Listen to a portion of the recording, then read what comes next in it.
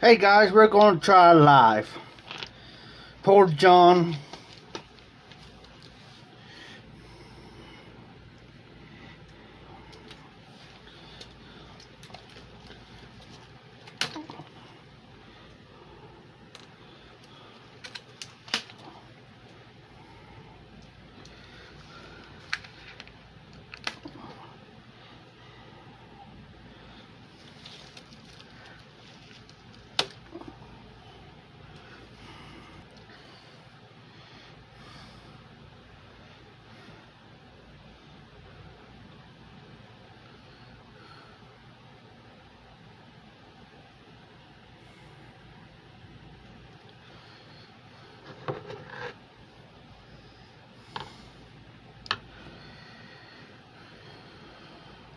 Hey Morgan.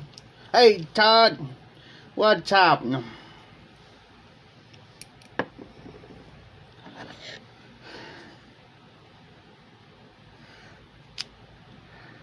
Hey John. Man, I feel bad for you, brother. I really do. No worries. We'll do that live tomorrow, brother. We got you. We understand. Well, I got a pair of scissors in my hand. That's normally what I do my package with. And no, I'm not going to do nothing crazy. Just trying to get them out of my sticking road.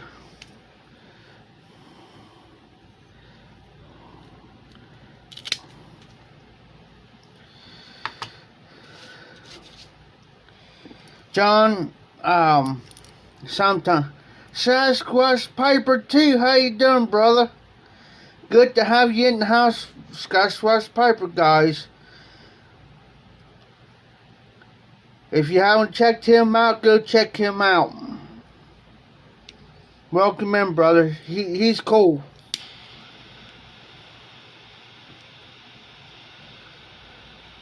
Finishing off this cigar. It's an HR. No, it is. Yes, it's HR 1845, I do believe. So how you doing, Sasquatch? Yeah, I'm doing fine, brother. Real fine. Doing real good. Hey, RD.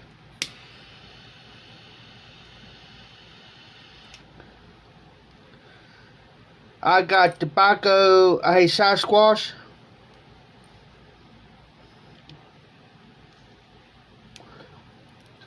I got cigar bombed twice. This was from Hillbilly Jim. And there's two in there from TPI Mark. Then the Ash Hole cigar clip from High. He really cigar bombed me. Hey RD. Good to see you. Yes, Sasquatch. It's a real good cigar. This from yesterday. They're about, I think, they're not the 5.5. I think they're like the 8.5, I think.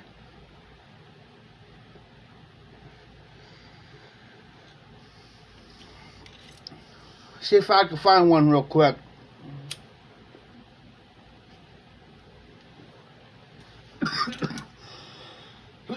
Excuse me. I think I found it.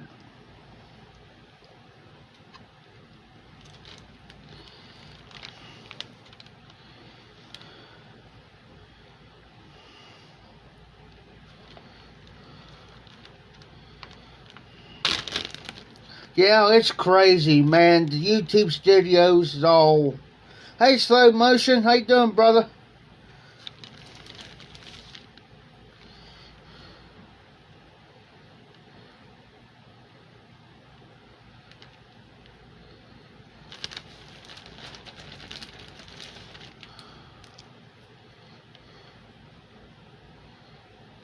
That ain't that one. Hold on, I know I got another one in here. I just gotta find it. No, it ain't that one. No. It's kind of close to this one. Sasquatch. It's kind of close to that cigar. Matter of fact, it is the same one. No. Hold on. I know where it's at.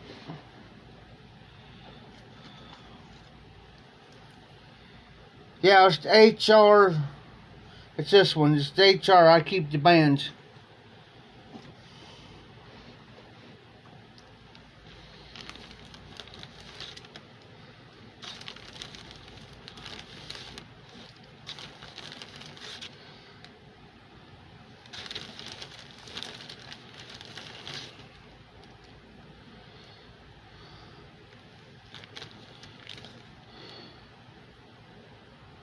Yes, sir. Yes, sir, Sasquatch.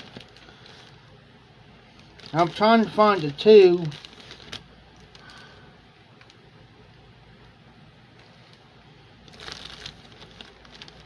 That Mark sent me.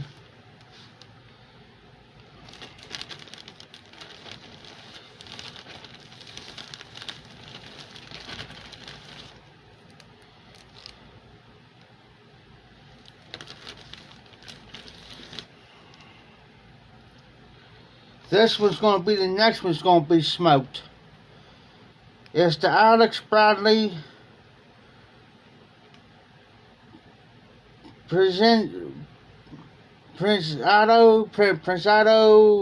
whatever you want to pronounce the cigar. That might be the next one. I had the Tabernacle.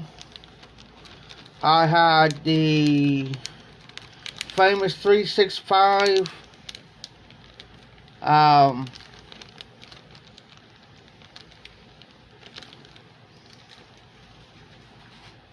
The Tabernacle was the one I like. Here it is. The Vegas Big 5. There's the one that came from TPI.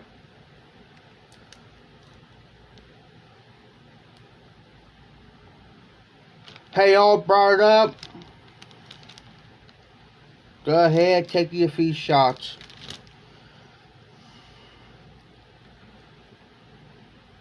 Aspera cigar. LRD, I read.com, I had to read.com it twice, just to make sure. And here is the cigar that I like, guys. It's the famous 365. Here's a cigar. Nice one.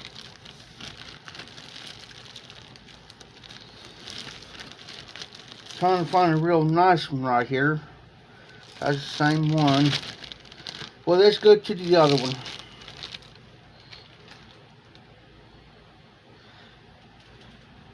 Hey, John. I'll give you a little hint. Get some of this with that cherry. Hint, hint.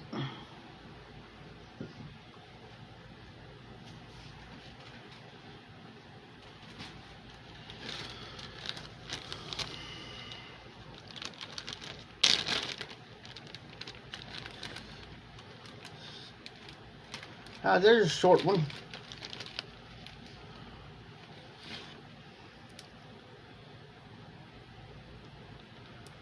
AJ Fernandez. A Hoyo cigar.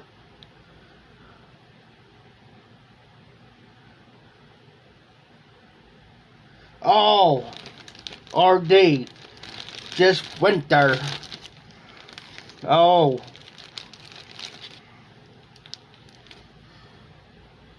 Oh, here's a good one, guys. Nightcap. Let's do nightcap for tonight, guys.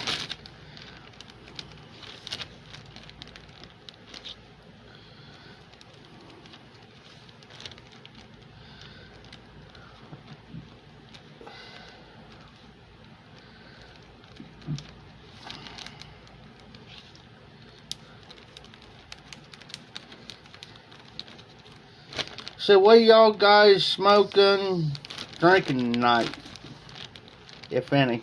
Now I think I know what RD's drinking.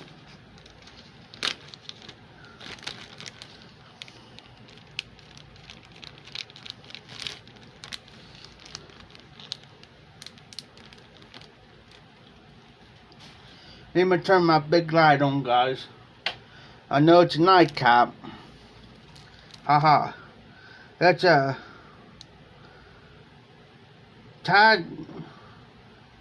Titania Classic Nightcap.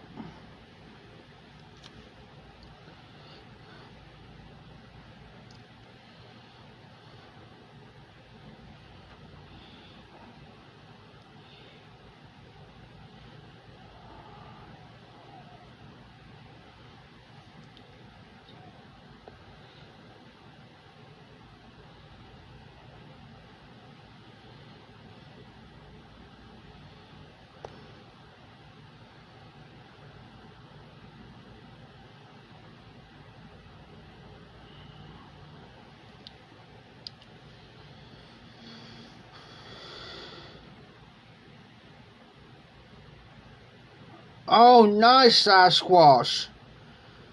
You're like me. Here, Sasquatch. There's how much left of the fireball. And on the back it says, ignite the night. What you have here is a smooth whiskey with a fiery kick of hot red cinnamon. It tastes like heaven, burns like hell. What happens next is up to you. Well, what happened? Well, we'll see. Oh.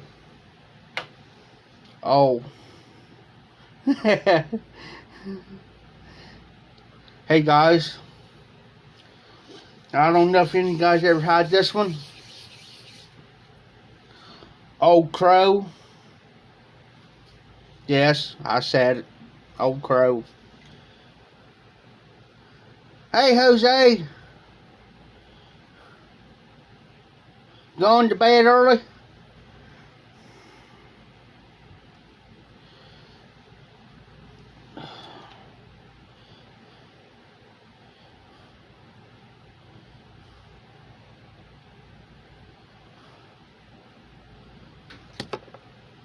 Oh no.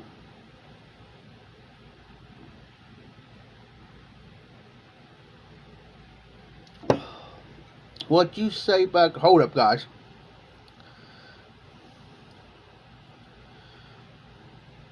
Hey, slow motion. Here it is. Here's the glass.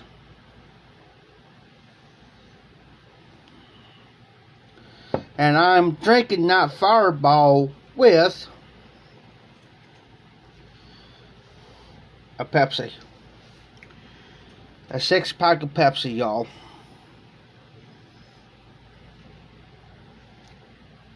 Third glass already tonight. But anywho,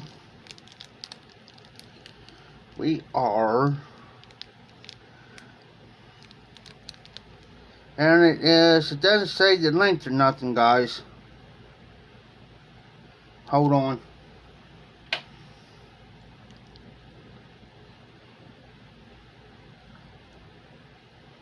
Hey, RD, I'll sleep like a baby tonight. And I'll tell you guys, hey, listen, I've learned this from my dad from years ago. Drinking, you get drunk, it ain't gonna solve your problems. Your problem's gonna be there the next day. Always will be. Because some people say, well, I got issues, I got problems, that's why I drink.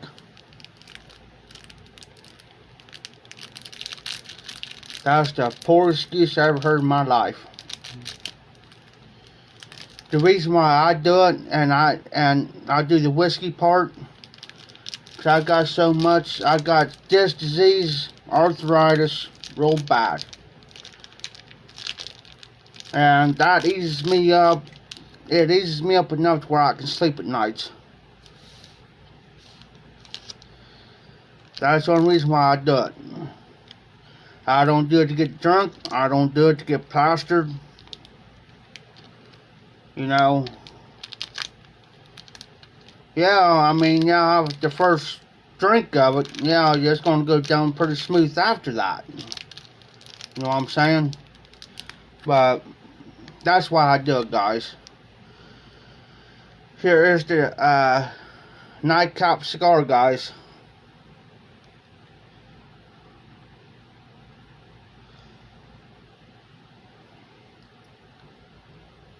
It's real spongy. I mean spongy. I mean not to the point where in other words, I don't want to squeeze too hard. It's going to break it.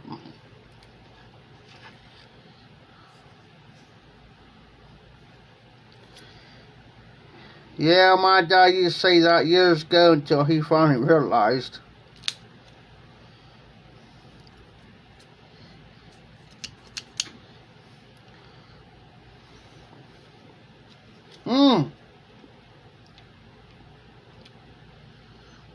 Hey, John. John.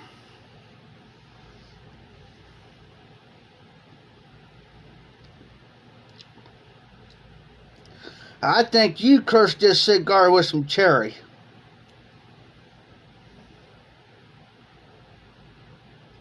Oh, I'll finish that bottle off before the live's over with. I'm getting a cherry flavor from this.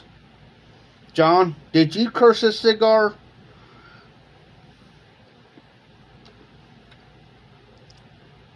Oh. Now I'm going to have to smoke it. Not going to need John.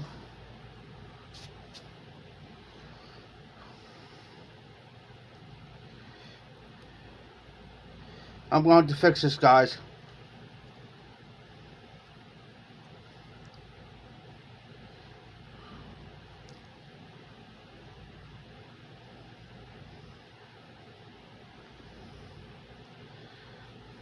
John, gonna blame them. Woo, bam. I'm gonna have to take a triple shot. Yeah, RD. Lord have mercy, I'm gonna have to take a triple shot. Woo. Let the fun begin.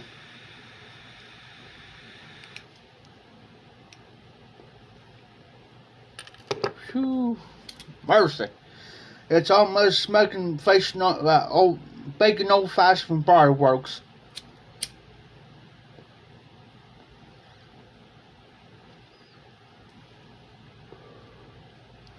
Man, I know how John felt from matches 860.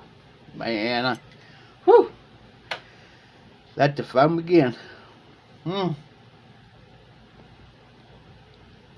Yeah, that's what I'm wondering.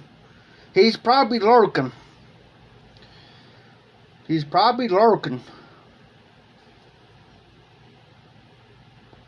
heard that cherry Pepsi and he got up and ran.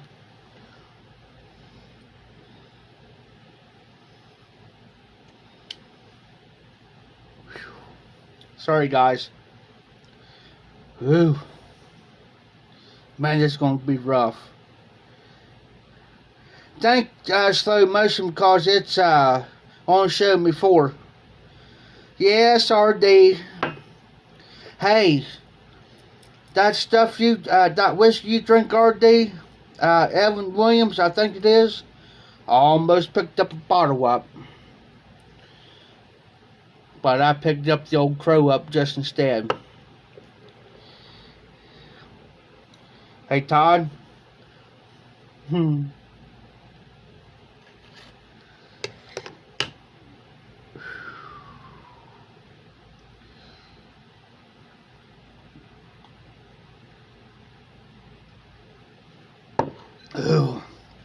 Oh.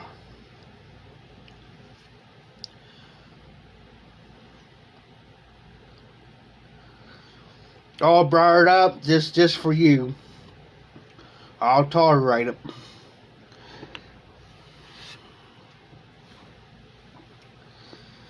I'll tolerate it. And I appreciate you guys keeping the numbers because I'm on this prize amount.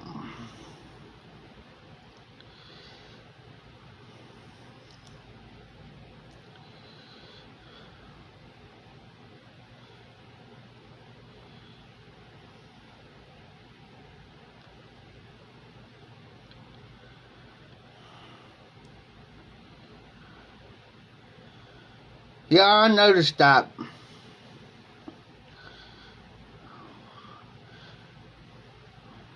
Everett usually jumps in. He usually hops in, usually. But I don't see him tonight. If I did, I'll miss you, Everett.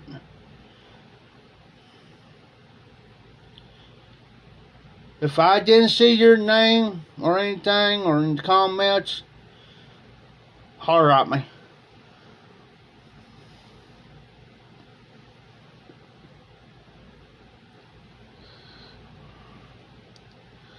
Hey,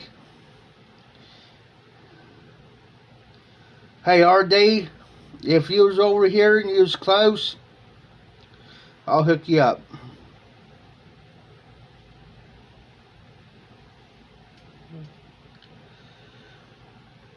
We'll go get a couple fifths.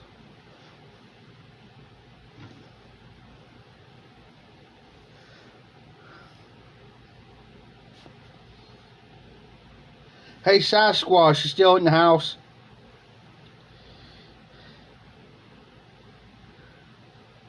Hey, Hillbilly. Hey, Donnie.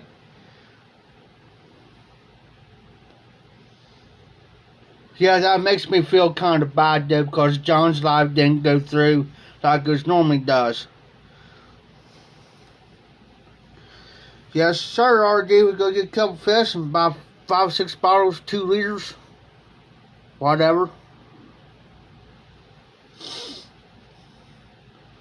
Oh, don't forget, guys, if those of you that don't know, August the 13th and 14th is the Columbus Pipe Show.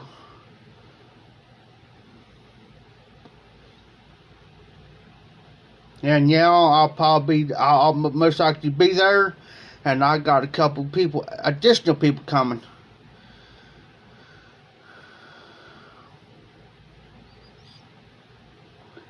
All brought up, be on tomorrow around 3 o'clock, guys. Around 3 o'clock. So keep an eye out for All Brought Up John tomorrow's live stream around 3. Here, and Jose's is tomorrow. What time is yours, Jose? I forget. You have to remind me.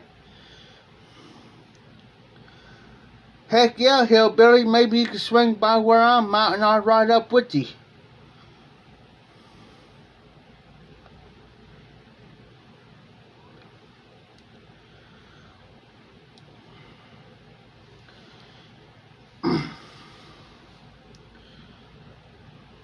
I will be bringing some of my pipes, tobacco, cigars.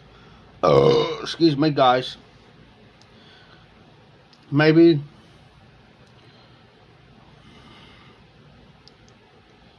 That's around, see. Don't wait a minute. I used to know military time. I have to look at my clock to know. See, 13, 14, 15, 16. Oh, yours at 5 o'clock. I can't do it off the top of my head to know this. I know military time because my brother was in the Army from 1980 to 1984 with the honorable discharge, and he's teaching me military time. So, but I have to look at a clock on my wall to actually could tell. I could look at it and I could tell.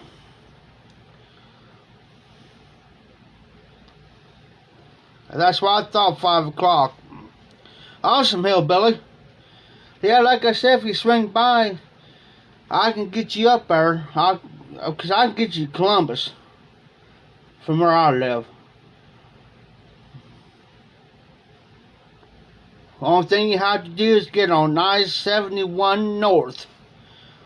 It'll take you right straight to Columbus. You'll go through Groveport. And when you once go through Groveport, I could take you up through that way, through Mount Sterling, Harrisonburg, Mount Sterling area. Then take it straight on past Groveport. Since you go past Groveport, it's like an overpass. Pass it, keep going.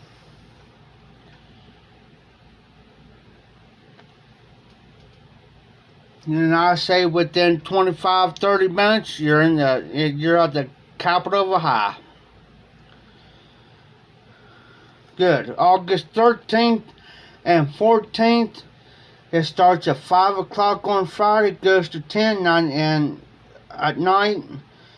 Then Saturday morning it starts at 9 o'clock. I have to see how far it goes. It's free of charge. So, the only thing you have to do is pay for your own expense. Like your hotel room, your food, adult beverages.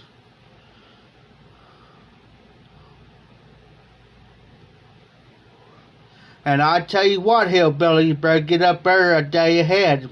And you better make sure you book ahead of time. Because it starts at 5 p.m. goes till 10 p.m. on a Friday. So that's the reason why if I kind of, in a way, ride with you or whatever, because I know the area, I can help you get there a little bit quicker.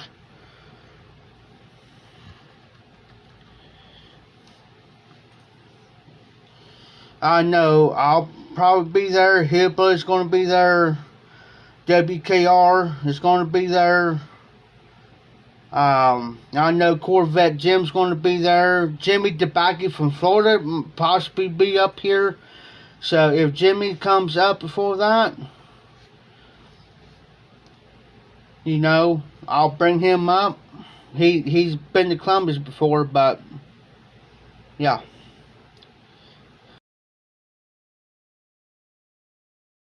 Hey, John, did you read Jose's comment? Jose says, if you take more time, don't worry, I'll just go after you. That's awesome. That's why I like the YTPC so well. Because everybody works around with everybody. Especially on live streams. That's why I like. Just like Dan. Dan wants to go live maybe one night. If he wants to take my Sunday night, I'm all for it. I'm all for it. You know what I'm saying? I'm all for that. And if, like you too, John, all brought up, if you think you can't do it 3 o'clock live stream for some, I'm just saying, I'm not confessing nothing. But if something would happen and you couldn't do it, if you want to take my spot tomorrow night at 11 o'clock, I'm all for it too, brother.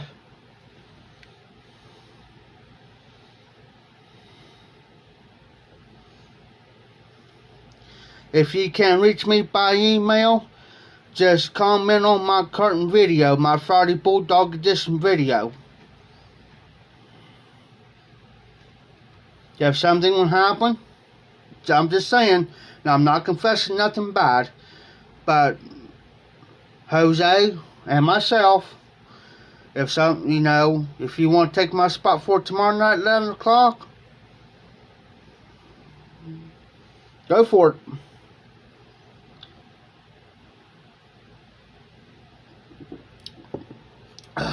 Because that's how we work. That's how we roll. Okay, guys, hold on for a second.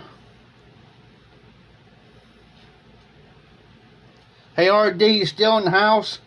Slow motion, you still in the house?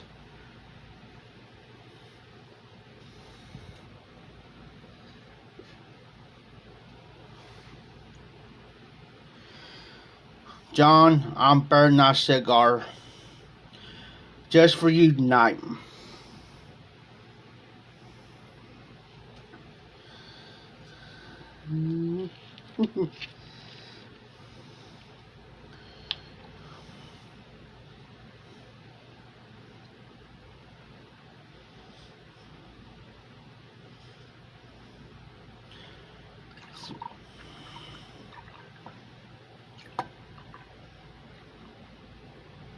This is how much is left of it. Anytime, John. That's what we're here for. There you go, RD. Okay, guys, before I pour this Pepsi in there, there's how much is in the glass. That's more than a triple. Hey, Morgan. I'm going to give you something. I gave it to Hillbilly. Just give me a second. I'm going to type it in. Just hold on for a second. Refill.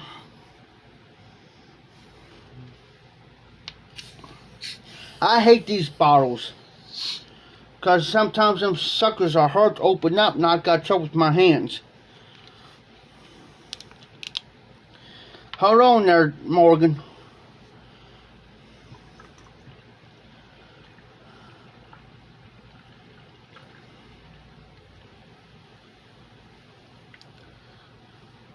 Yeah, it does there, Jose.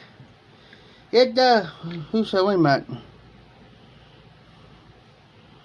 Hold up here, guys.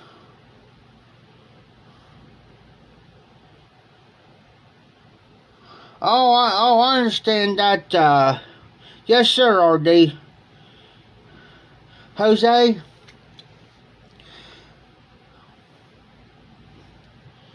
Yes, it looks like tea in the glass. And it looks like,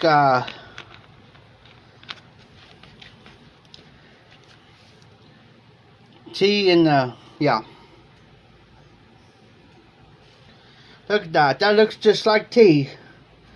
But that's actually cinnamon. Okay, Morgan. As promised. Yes, sir. Yes, sir, RD. There she is. Okay.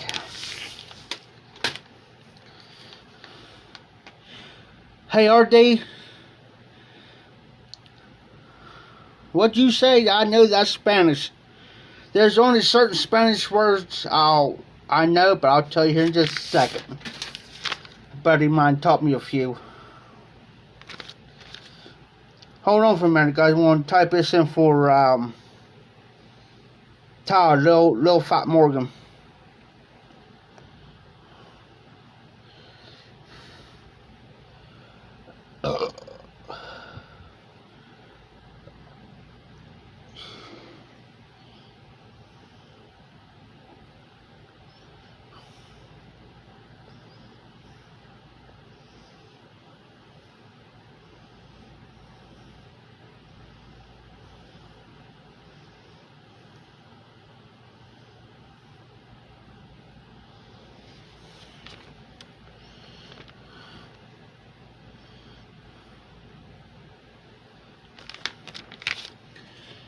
Oh yeah, by the way, I had an Arizona sweet tea earlier. Hey. Speaking of that regular tea, have you guys seen it?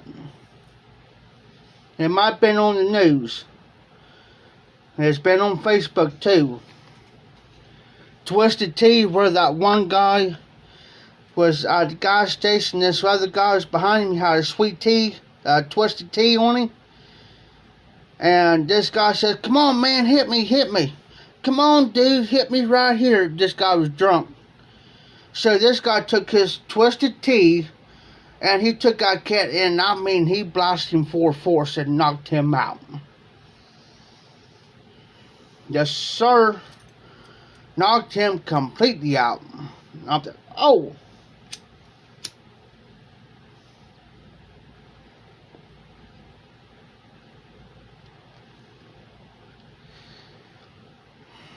John.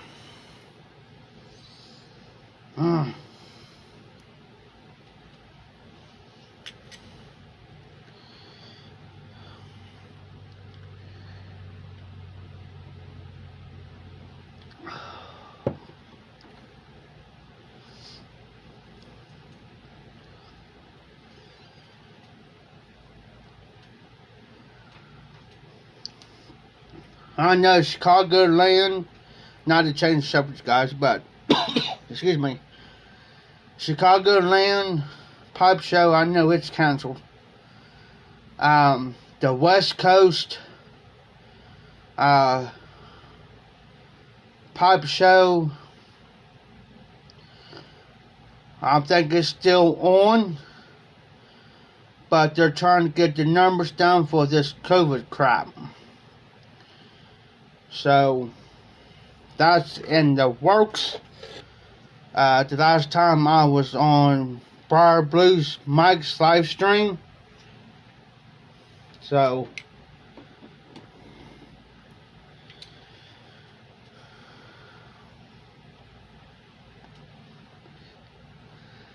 cheers, guys.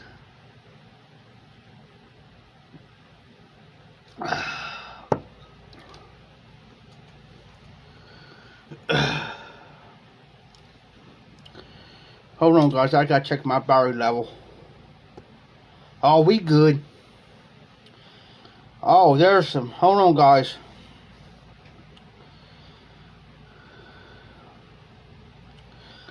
Hey, at 12:43, guys.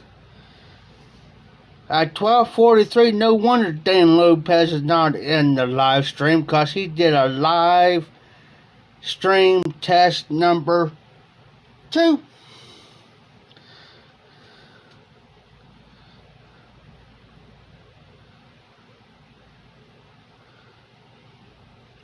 Hey, RD. Hey, guys. If some of you are new, and hey, John, that's real close. Open discussion on my channel. Open discussion. So anything could be said, or, well, basically said.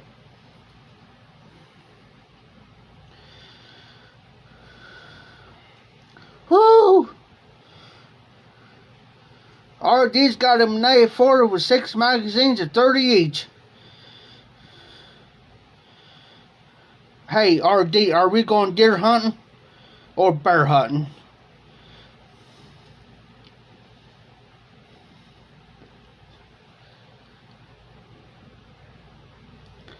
So it's open discussion.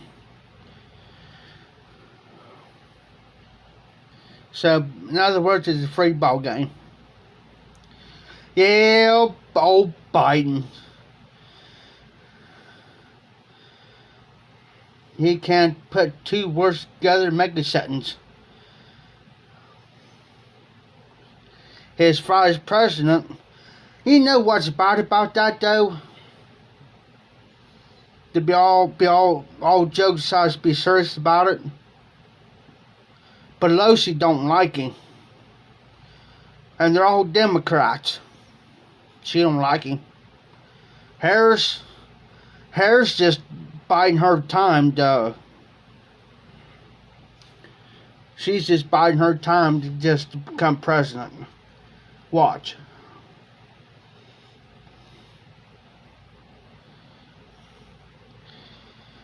Yes, Morgan. That's why I got Prism. I could do live streams without having 1,000 subscribers. Now, on my regular computer, I can do it. But since I'm on my cell phone, excuse me, if you got a cell phone, tablet, or anything like that, you got to have 1,000 subscribers to use a cell phone. That's the reason why I got Prism.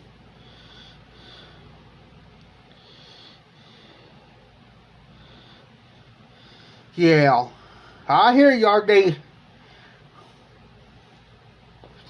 So I agree with you, RD, but here's the thing.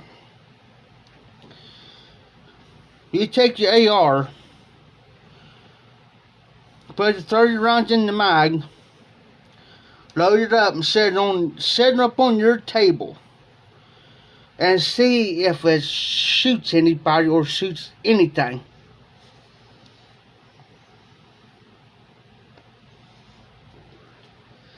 The simple thing is,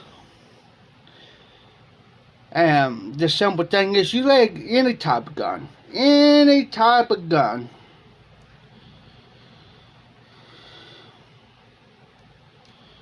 Sure can there, John. Appreciate you coming in. I totally understand, brother. Anytime, brother. Anytime I can help you out or anything. And if you can't if something would happen with your live tomorrow, give me a holler. And I will let you do my 11 o'clock one.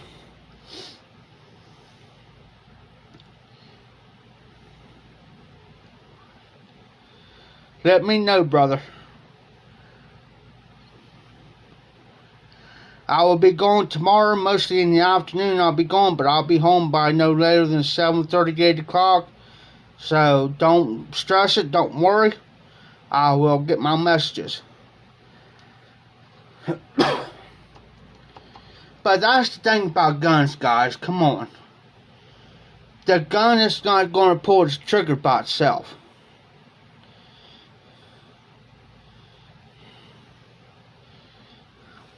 Anytime, brother.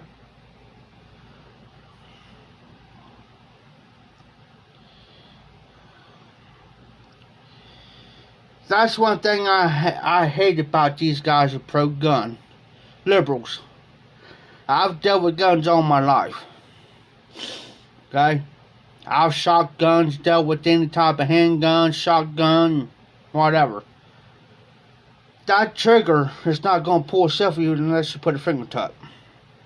And these guys want to do what they're going to do. Yeah.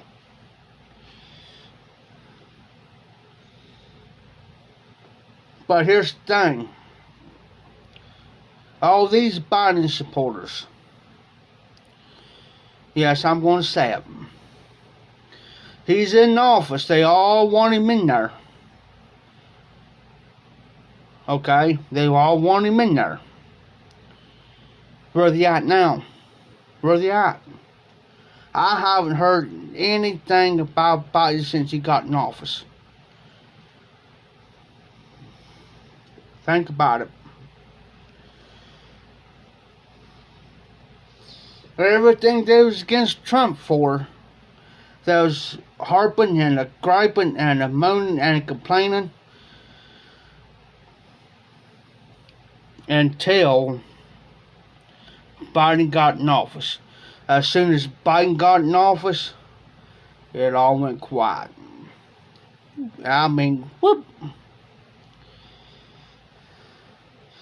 Exactly, RD. Exactly. I agree with you.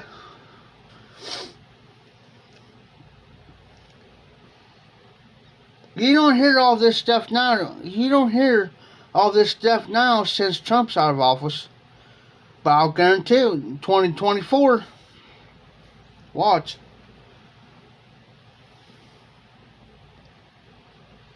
Watch 2024, guys.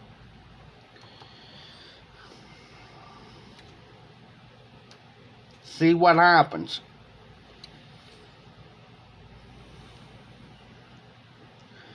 And yes, I'm a Republican. And yes, I will back Trump up.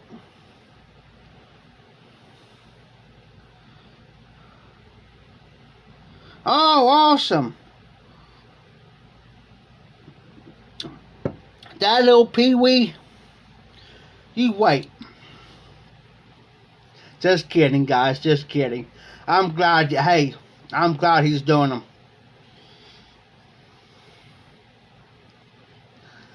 If I knew Dan was going to do it,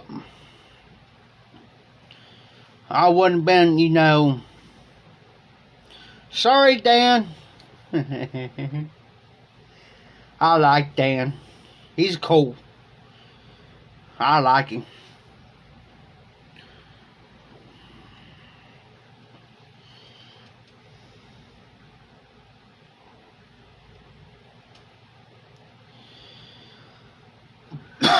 But see, with my computer, guys, too, I can even pull myself up on my computer, too, if I wanted to.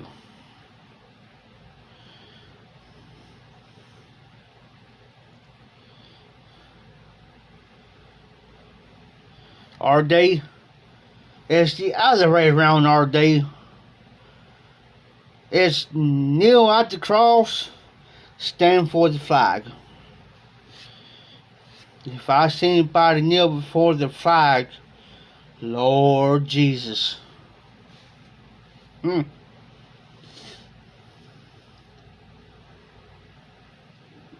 They'll get an earful. I'll tell you that much. They'll get an earful.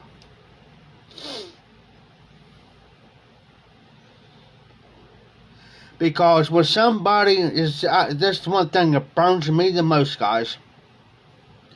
When these football players, soccer players, basketball players, and especially when the national anthem is being played and they kneel, you are disrespecting not only that flag, but you're disrespecting the American soldier and you're disrespecting my brother.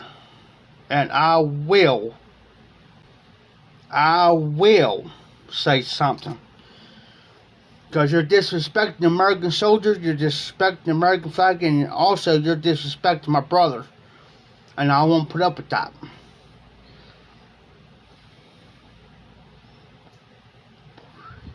Hey, RD, you better lay off some of that. They'll bite you in the hind end.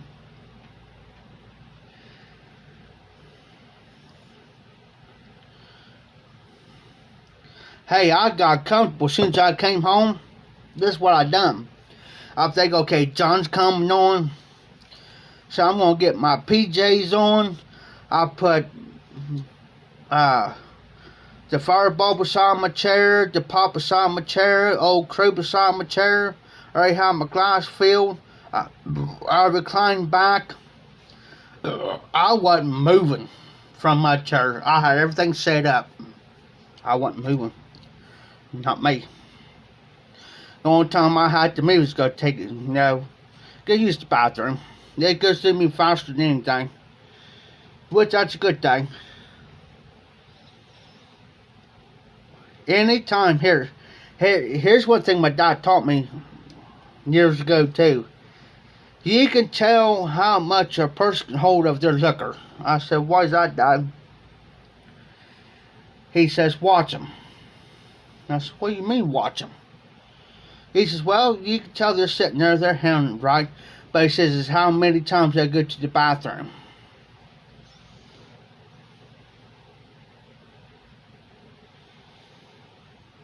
See, with me, guys, and I'm not trying to get too personal or anything like that, but I'm the type of person I can't hold my bladder long. And I can't. Sober, or drinking, or sober, whatever. If I got to go, I got to go right then and there. I've always had that problem. So, as far as the cigar goes, even though it tastes like cherries with the cinnamon, it doesn't taste good, that great. But for John,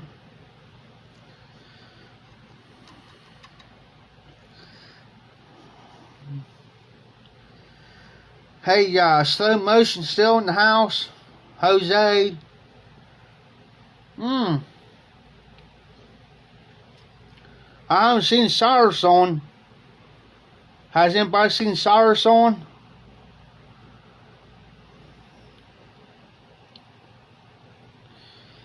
Okay, slow mo. Because Cyrus usually drops in. Now I haven't seen Cyrus, so if I missed you, Cyrus, I'm sorry.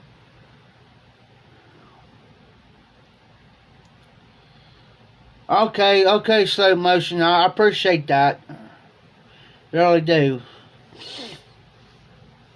I'm hoping you guys been enjoying these live streams. I really hope you guys really been enjoying them. You know, I just here to have fun. I don't mean to offend anybody or hurt anybody's feelings. If I did, you tell me straight out. Don't hesitate. Just tell me. I was laying in bed last night, early this morning, I was thinking about that. You know, I said, I hope I don't offend anybody. I hope I didn't offend the guys, you know, defend the brothers. You know, we're all here, have a good time, have a few drinks, whatever. Hey. And let me tell you, this kind of helps me out on my anxiety, depression too, guys. It does. The medication they prescribed me ain't nothing. This is what helps me.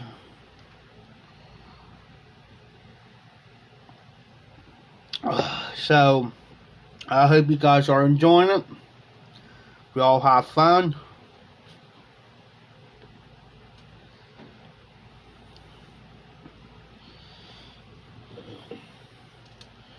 Cleaned this up after last night's live stream. I went ahead and cleaned the Peterson. This the 999. Pretty sure it's 999. Yep. The 999 Bulldog, guys. The Peterson.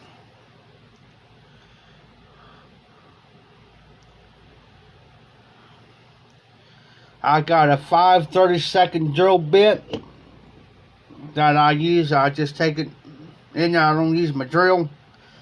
I just take it down there and make sure that drive toe is cleaned out. There's another thing I do too, guys. If there's a hole that's smaller than the 5/32s, the 5/32 drill bit, I'll take the drill to that and I'll make sure it's even in that drive toe, and I'll make a hole a little bit bigger.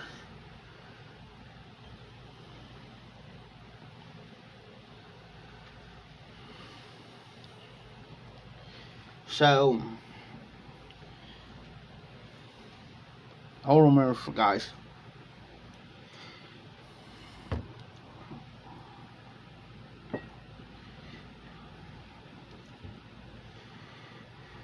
No, I'm not getting another shot.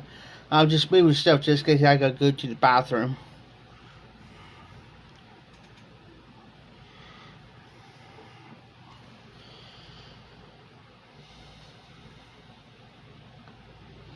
Hey RD, you still smoking the stogie?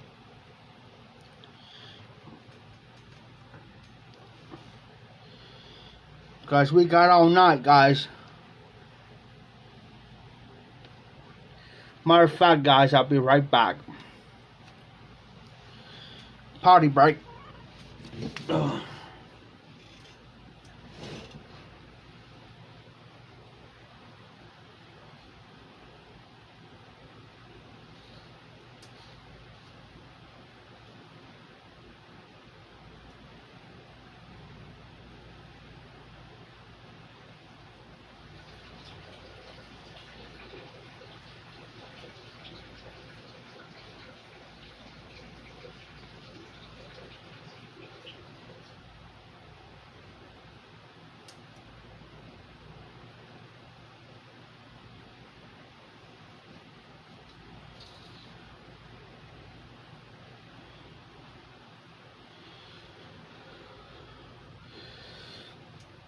RD still in the house, and guys still in the house.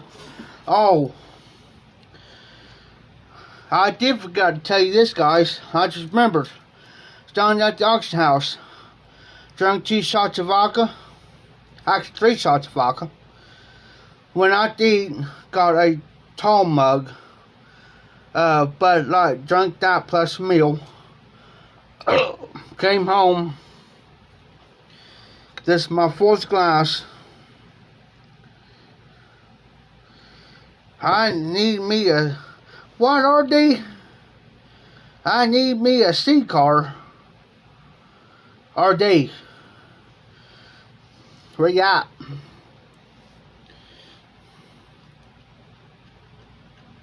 You alright tonight, RD? Huh? So, 3 shots of vodka, big tall mug with about 2.5 beers, came home.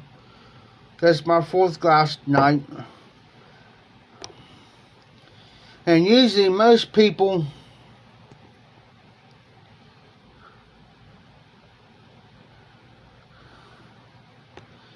I usually tell people this.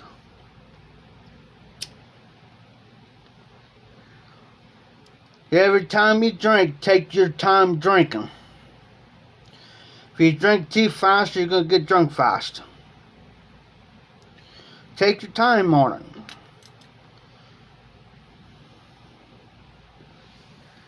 I still got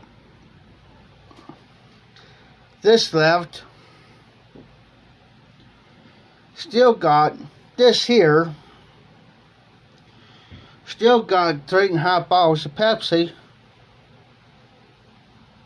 You know, speaking of that, I've drank myself sober before.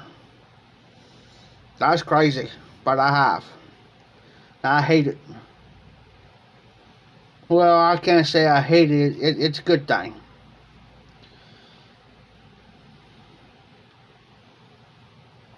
Now, if I mix my drinks like this here, I mix this, I'm good. I could drink all night, as long as it's mixed. Now, if you give it to me straight, might as well forget it. Oh, I got you. You're going to light you up a cigar. You're going to light you up a stogie. I got you now. You know, I always have fun with people when they're about half lit. And I'm not making fun of them, because I've been there. I know how it feels. And they'll say something, I say, what? And I know, it normally takes me the second time around to understand what they're saying. You know what I'm saying? And I say, what'd you say? Now I'm sitting there and I'm thinking, uh-oh.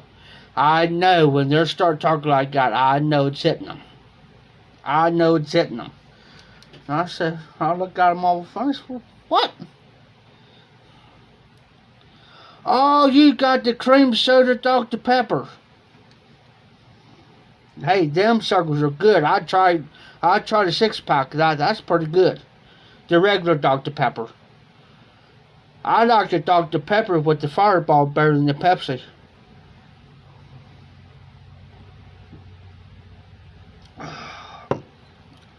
I tell you what, guys.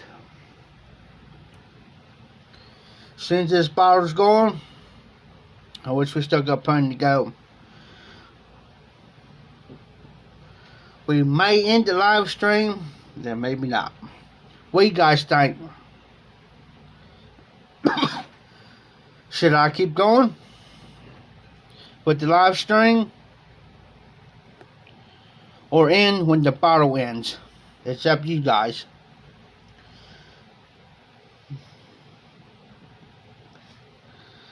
Oh no, RD's more than half lit. Hey RD, take a breather. Drinking some water or just a regular couple pops, whatever. Take a breather. Take a breather for a minute.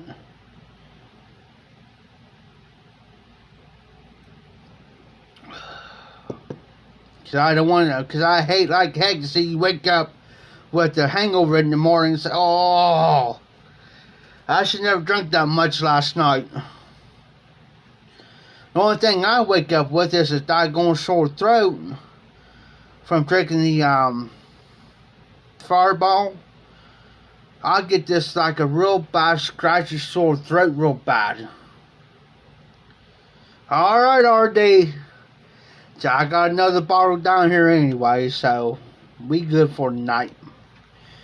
But no, seriously, I wake up, I love Fireball, and I do. I honestly God do, I really love Fireball. But if I don't drink, I'll show you. If I don't drink not that bottle. That still got a little bit of pop in it. But if I don't drink one of these full of water before I go to bed, oh, my throat feels like, man, I got a severe cold. Alright, slow motion. Proceed to stopping them, brother. I totally understand. I'm glad you're on. I'll see you tomorrow night. If anything doesn't happen to you, I'll bring it up live stream tomorrow afternoon. I should be on at 11 o'clock regular. I appreciate you so much coming in.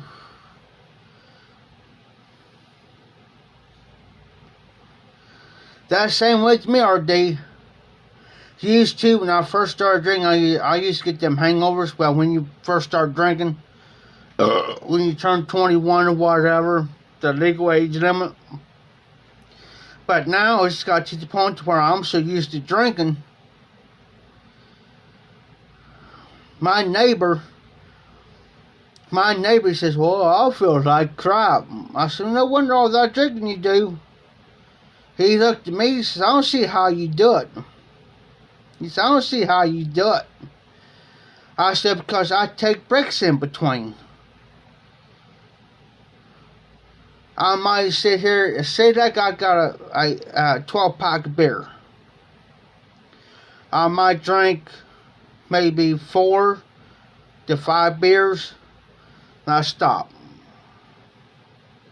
I might drink me some pop and some water, a bunch of water and stuff, or I'll drink me a couple of these here, a pop, and eat, and then I'll drink me some water and take a breather. Then I'll go back into it. I don't constantly sit there and drink. And I said I flush my kidneys out when I drink a bunch of water.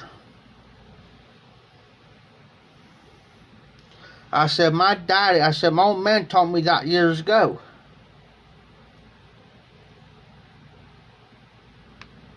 Because I can go all night. I can go all night long. As long as I got it there, we can go all night long on live stream. I haven't seen Jimmy DeBacki on. I haven't seen SARS.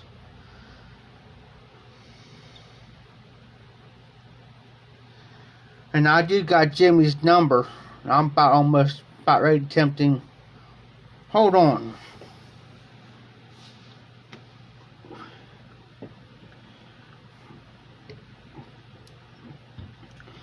Hold on for a second there, RD. Oh.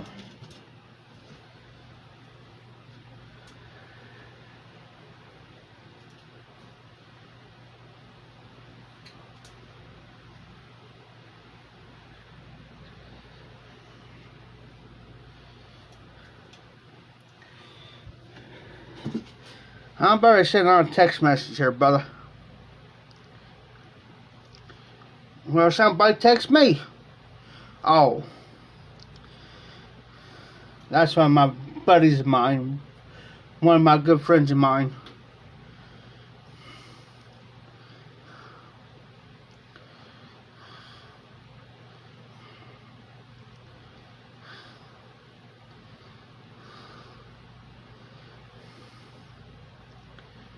Oh.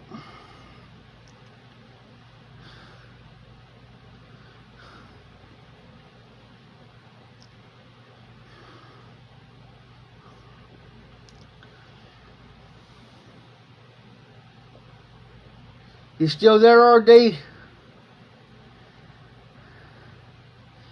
We'll see if a certain party pops on.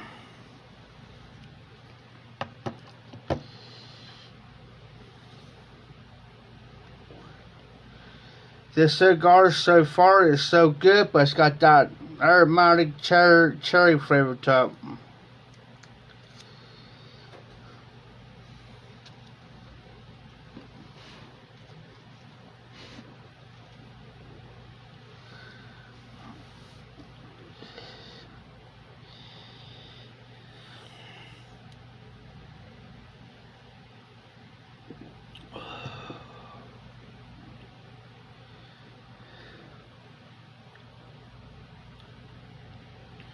I don't get hangovers anymore.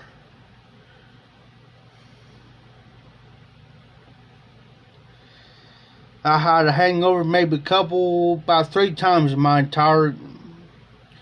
So I'll be 41 next month. I've been drinking since before I was 21, but I was 21. So for the last 20 years, I maybe got a hangover 3 times. That's it.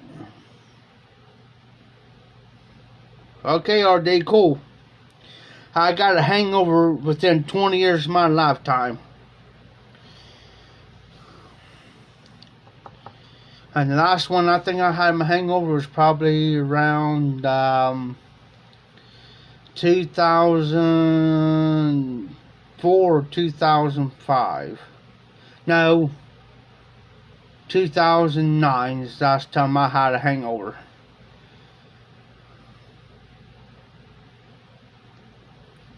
I mean, I got sick from drinking too much because I haven't ate. But since I've ate tonight, that's what I do. I take breaks there all day.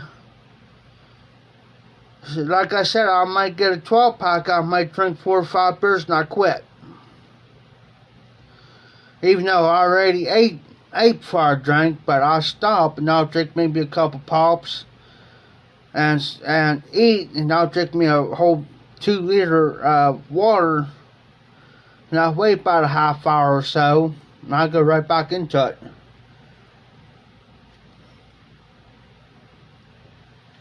I have people brag that they can hang with me. These young puppies. That's what I call them. Oh, I can hang with you. Probably after about 4 or 5 beers and about 3 shots, man. 3 or 4 shots. They're done.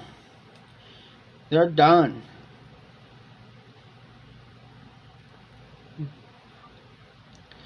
But I cannot party like I used to, though. Good night. It's 1:21 in the morning. I used to party till about 4 or 5, 6 o'clock in the morning.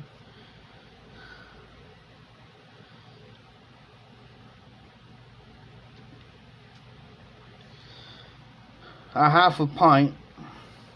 Let me see what this, how many is this, RD, almost called me Jimmy, sorry. I got Jimmy tobacco on my mind for a second. Sorry, RD.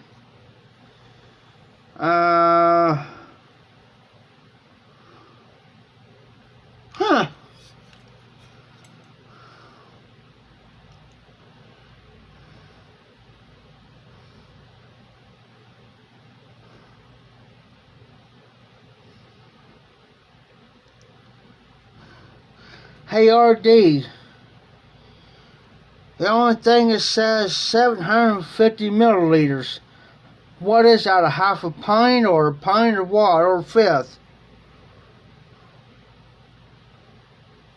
It says 750 ml. Help me out here.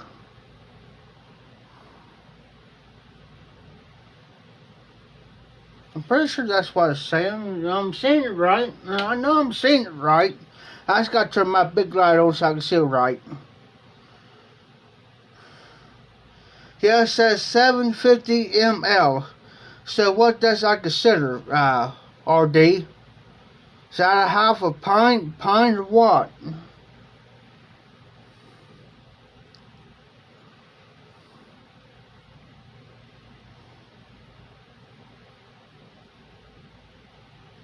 So I was looking on the front, doesn't say anything on the front.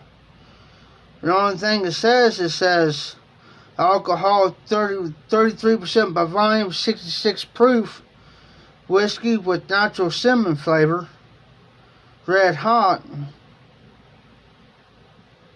That's something I know. Then it says on the back right here where I'm reading it.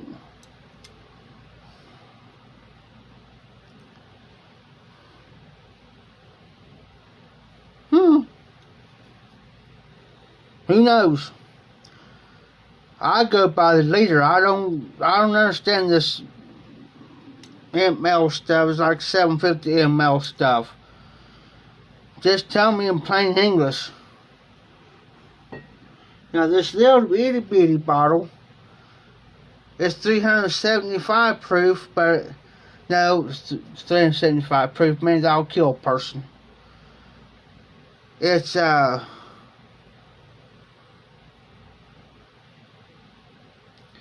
Morgan, you got to do it with your Google password. It'll be the same thing that you use for your YouTube channel. You got just follow the instructions. I know it takes a little time, but just take your time with it. If you don't understand it, reread it. And you know, because I go through the same thing, brother. It takes me a little time. Who was that two's having trouble? Hillbilly.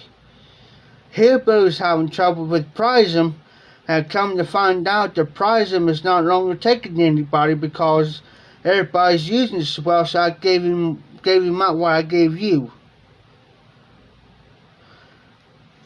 That's what I got, RD. Because I was sitting here trying to calculate in my head. Now, with math, I'm good with math. So I was calculating. Oh, I could have got a fifth.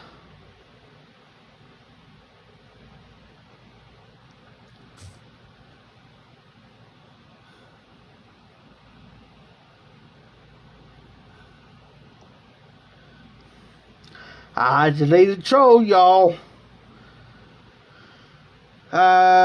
This here is 375, so this is probably not even a pint. I had this years ago, RD, Old Crow. Years ago, I'd probably say probably about 10 to 15 years ago, maybe longer, since I had this Old Crow. Last time I drank out, I was at my cousin's house.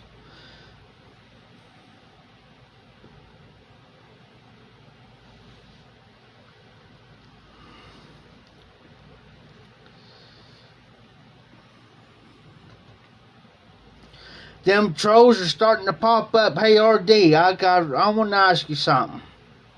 I'll wait till you respond.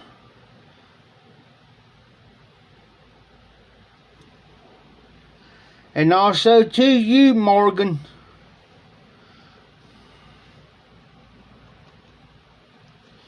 Todd, I got a bone to pick with you two. In a good way, guys. There's nothing wrong, in a good way. I just want to ask guys a question. In a good way. In a good way. There's nothing wrong. Nobody's no trouble. Hey, RD, how would you like to become a moderator also?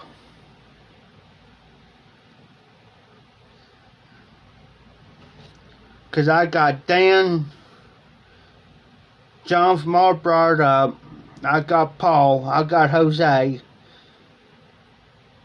And a lot of times they're not on my lives. Sometimes they're not on my lives through the week too, like you guys are. So how would you like to become one of my moderators? Hold on here, RD. There you are, brother. You are exactly a moderator, just like that. There you be, brother. Little Fat Morgan Todd, I'm going to ask you the same thing. How would you love to become a moderator on my channel? Also, it's better to have 5, 6, 7 people or moderators than having one or none at all. RD, just like that, not even 2 seconds, I made you a moderator. There you go, Morgan. Less than 2 seconds, you are a moderator. Because I just had a troll in my live stream, and I caught him. I make people important. I make people feel important. I make people honored in my live streams. That's just me. Hey, Jose. Hey, Jose. I just had a troll, dude. Say, hey, guess what? We got 2 more additional moderators. RD and Little Fat Morgan. I caught that little sucker just about not even about a minute ago. Caught him. Little troll. I like to roll him up in this cigar and smoke it. Just kidding.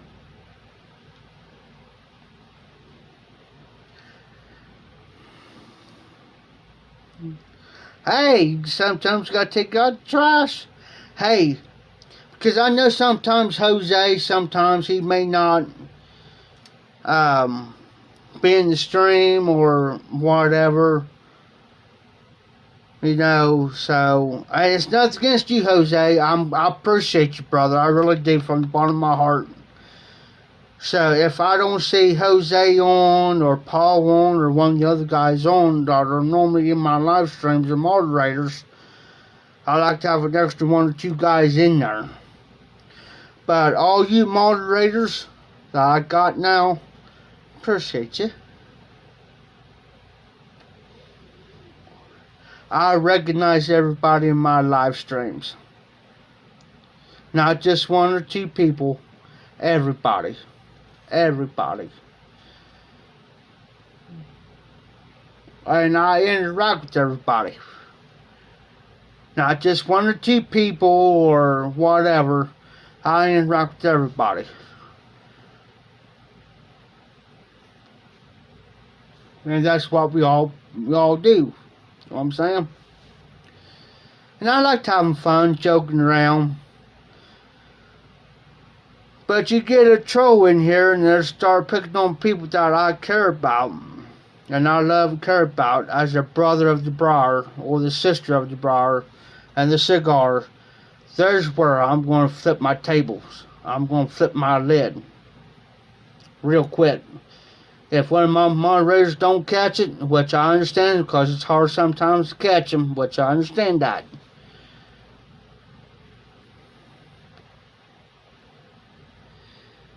Oh yeah. Pick on somebody that I care about. Oh yeah. I'll flip my switch.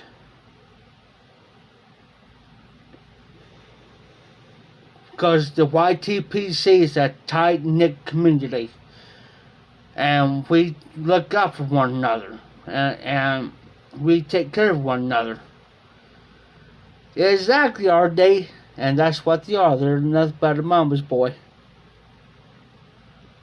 Lived inside of a basement or in the upstairs bedroom, back bedroom. Don't got nothing better to do than troll somebody's live stream.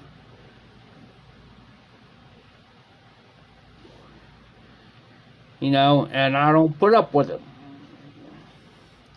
If I catch somebody in somebody's live stream that I know that is not one of the regulars, and I'm not a moderator, don't think I won't bring it up real quick. Because I will. Real fast. Just say like Jose. And Jose, I'm not trying not to mean thing out there. But if somebody come in Jose's live stream, for instance, and I catch somebody that's not supposed to be there, and I know them, and they're not a regular, I'm going to say, hey Jose, heads up. There's somebody, you know, heads up. Because it's not right. It's not fair to everybody else, and it's not fair to Jose. Going on the 6th shot, guys.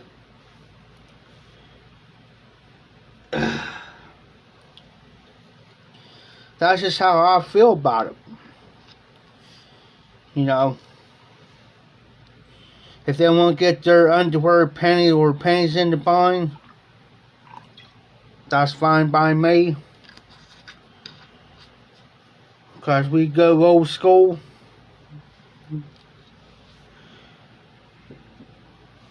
What can I say?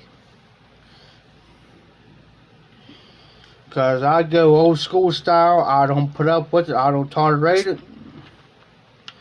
I got respect, morals, integrity, so forth and so on. I got respect for my fellow man, fellow lady.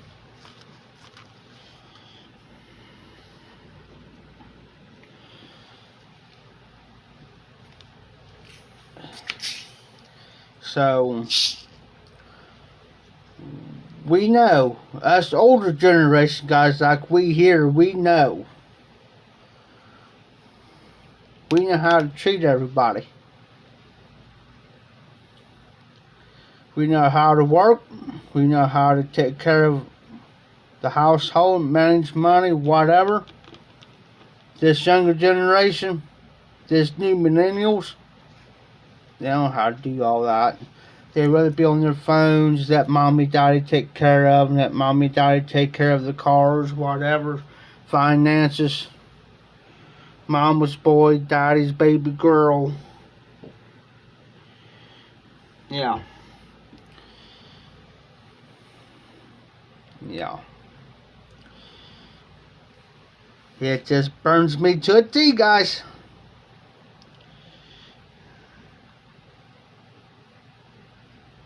And when they do a video, they don't have to act on video. Live videos, they go on this other stuff, social media. They don't know how to act. They don't know how to properly act. Be right back, guys. I'm not going to the bathroom. I gotta grab some. Oh.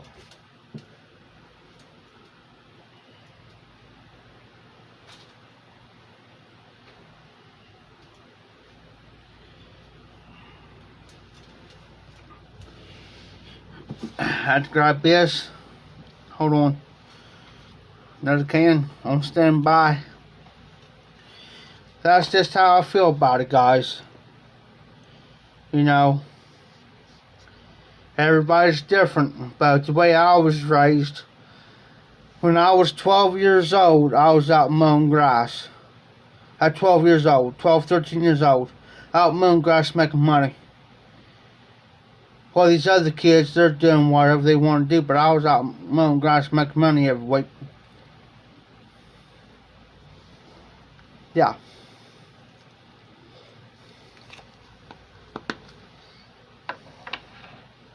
And I did that all up till I was about 17, 18 years old. So I was old enough to hold a regular job.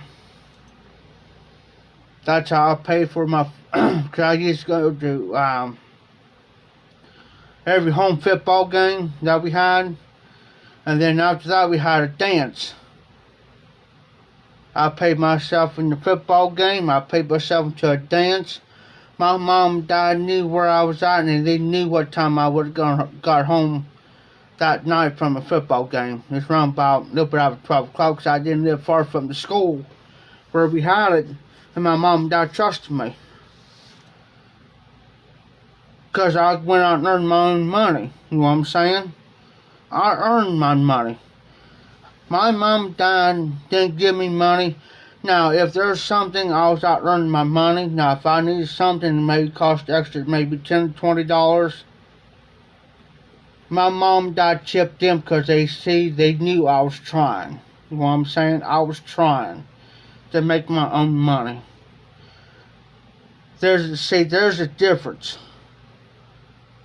My mom and dad see I was trying to make my own money, and I went to them. They said, "Jeff, what's wrong?" Well, I always wanted to get this, but it cost extra $10 to $15, maybe $20.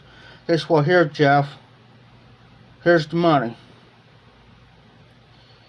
But I felt bad taking from my mom and dad. So what I did the following week when I was mowing my yard, I paid my mom and dad back that money. They got mad at me for it. They said, "No, Jeff, no, don't do that." Yes, come on, guys, it's right. You know what I'm saying? I didn't want to take money from my mom and dad. It made me feel bad. You know what I'm saying? It wasn't right. And like my dad said, and this one thing I reminded my dad, I said, Dad, you told me years ago that if you walked into a store and you didn't have enough money to buy that, you didn't need it. I gave my dad his words right back to him.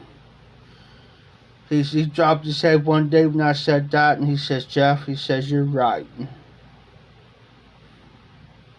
You're right.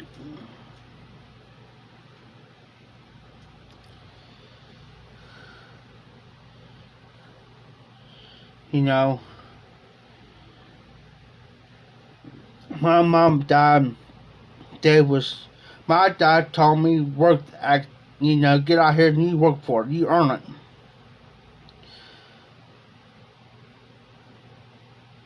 My mom and dad did not buy my first car.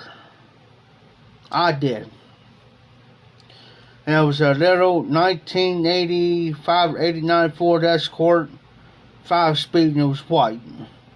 The only trouble with this car was the speedometer to tell you what your speed is didn't work. But I knew in what gear, I knew how fast I was going. And then I had a wreck in that car. Then my dad, my mom passed away in 97.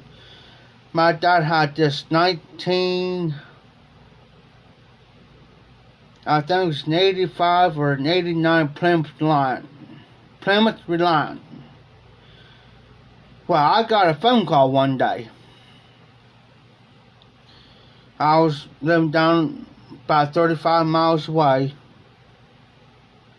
I got a phone call, and the only thing I would notice that a friend of mine, a close friend, was taking care of my dad, and she says, hey Jeff, your dad wants to talk to you, can you come up this weekend? I said, yeah, I can come up. So I went up and walked in.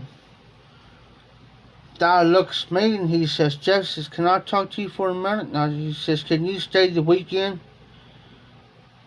I said, yeah. I said, sure, I can stay the weekend, Dad. I said, I think, okay, something's up, something's wrong.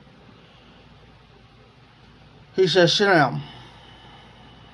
I had that Friday off. Well, I took that Friday off, so I had Friday, Saturday, Sunday. So I went down there Thursday night. Down home. Dad looks at me and he says, Jeff, he says, you don't got a car or nothing, do you? I said, no, Dad. I said, I don't. I said, right now, I said, I'm working at a job now. And I said, I got stuff that I gotta pay for, and that's I'm trying to save for a car. You know what I mean? I'm trying to save money up. He says, well, he said, I got something for you.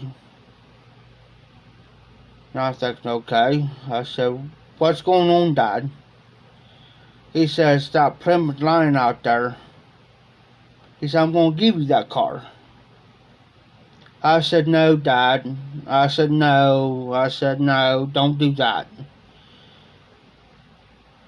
I said, if something's going to happen, I said, something will happen that you're going to need that car around here. That's something I can drive you to wherever you need to go, or take you for the ride in the car or whatever. He said, I don't need that car. He said, I can't drive no more. He said, I want to give it to you. Now, he got mad. He said, now, Doc going to Jeff. He says, take the car. Alright, Dad.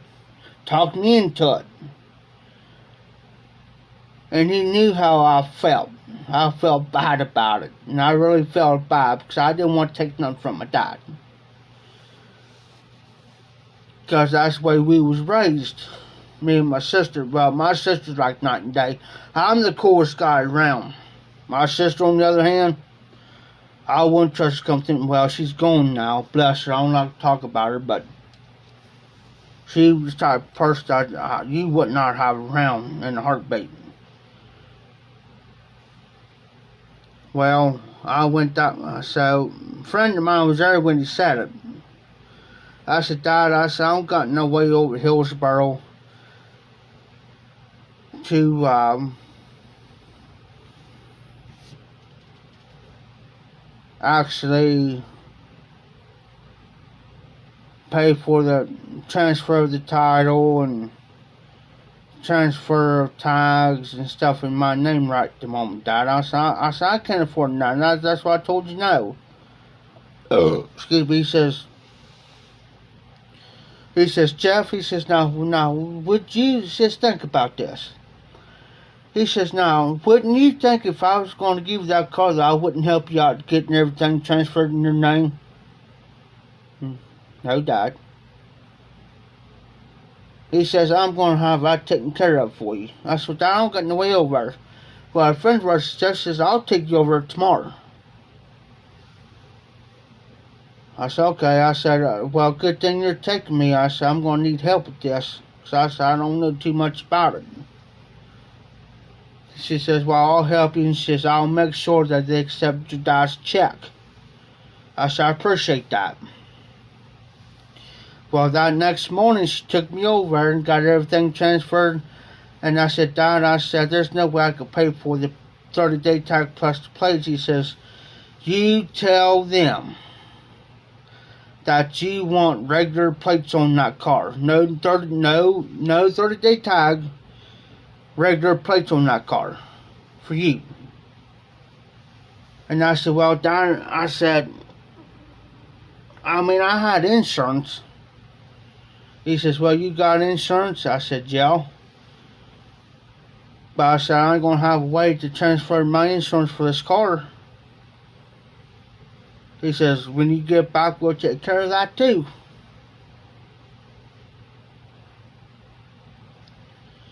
So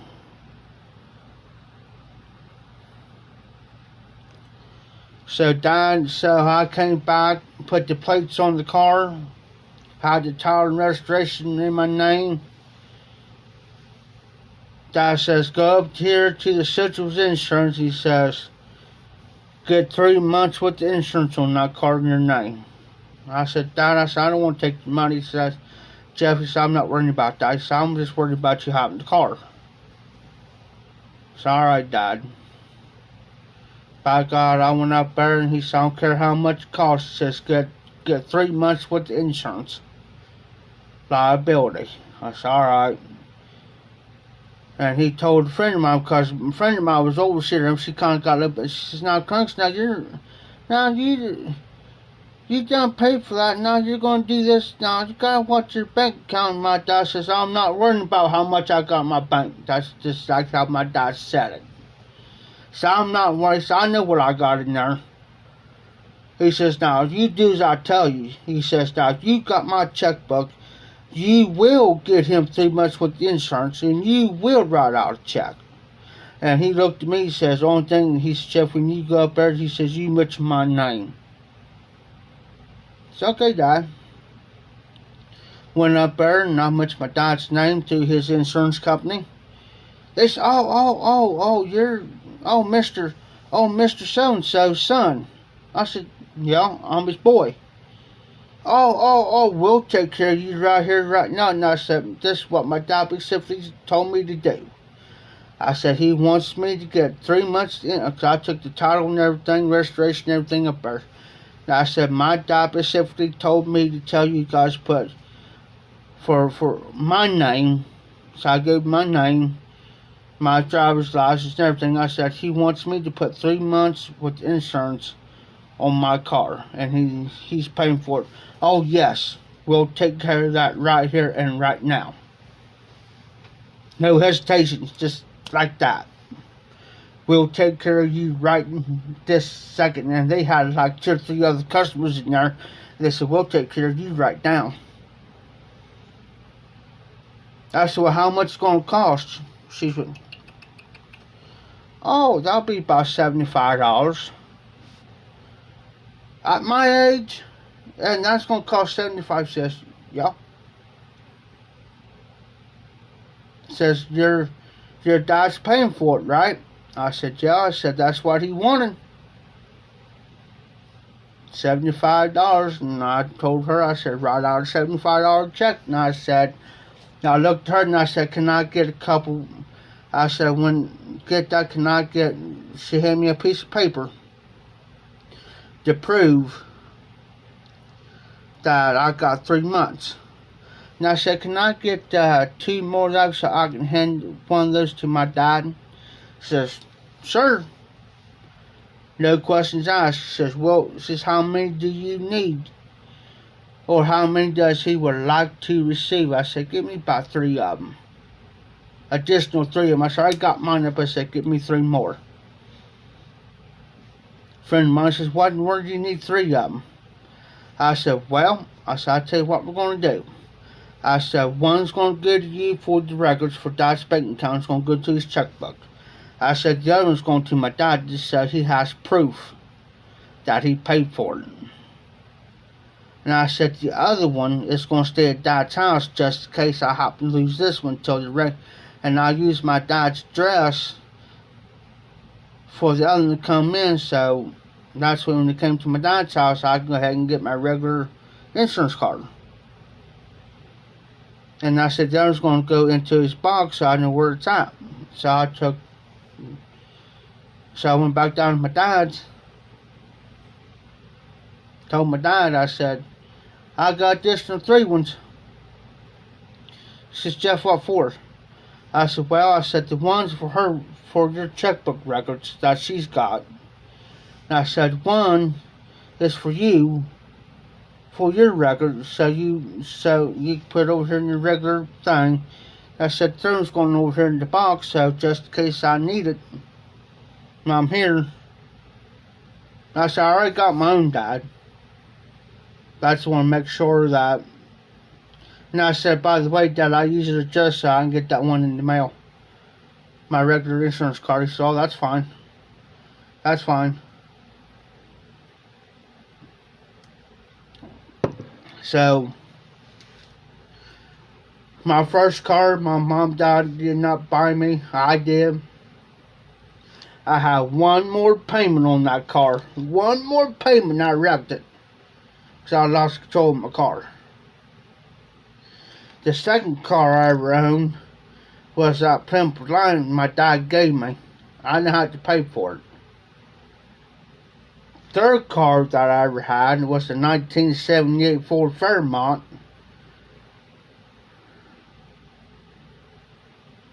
And then I had another car given to me, was an 89 Chevy Corsica.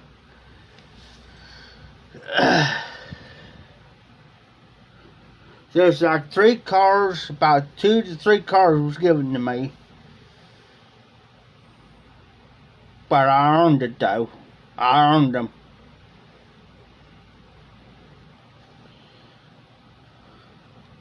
So what I did with my dad was, since he gave me that car every time I came up, I had money on me. I said, Dad, what you want? What do you want? What do you want? You want something to eat? Something, you need something for the house or whatever. I knew Dad had money, but I want to give back. He gave me that car, but still, I want to give something back to my dad, though. You know what I'm saying? So I felt guilty about it. And I tell you one thing my dad liked was Dutch loaf and that round cheese. I got him out every time I came up. My dad was disabled. He couldn't do things on his own. I had to help him. But I gave back that was my dad's favorite sandwich. It's lunch meat, Dutch loaf, and the round cheese. I always go over and get about a pound, 2 pounds of each. About a pound, 2 pounds Dutch loaf, about a pound, 2 pounds of round cheese, and he liked potato logs. And I'll get those for him. I'll go down there and I'll go to Charlie's Market and get the Dutch loaf and stuff, and I'll go out to it's community markets now, but it used to be Yoles and Bob and Carl's before it came community market. And I'll go out there and get him some potato logs at the same time, and I'll take them over and give them to him. Boy, he used to get so mad at me. Jeff, he would say, Jeff, by God, you don't need to be doing this. Why are you spending your money on me? You don't have. I said, Dad, I'm giving back. So you said, look of all the things you and Mom done for us kids. Us kids sacrificed. So we had make sure we had a roof over our head, food in our bellies, a bed to sleep in, make sure if we needed anything we had it. And I said, no, by God, no, it's my turn. So hush. That's what I told him. Hush. It's my turn. He just gets so mad at me for doing it, but I did it anyways. Because I loved him. I love my mom and dad, but I sure do miss them. I would not have them back with all the health issues that both my parents had. I would not have them back. Yes, RD, but they got so expensive up here where I'm at. I used to go in there and get those, and they start getting expensive. Whoo! But I tell you, I went to street size 62 tonight. And I got the triple pig. It's like a wrap. The triple pig and fries, man, for $9.99. They bring you out a tray. No kidding, about this freaking long. About this wide. Full of it. Okay, Jose, good to have you. Thanks for stopping in. Thanks for supporting the channel. Hopefully I'm around tomorrow. I don't have to do anything tomorrow, hopefully. I might have to. I'm not for sure, but hopefully I can make it to your live stream. If not, I'll rewatch it.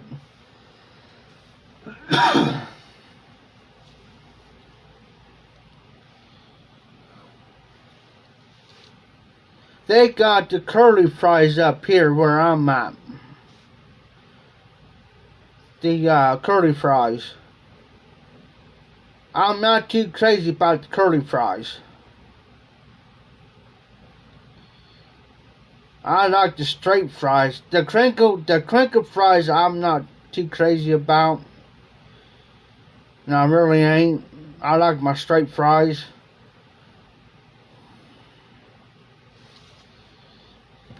Adios. Let me go. Jose.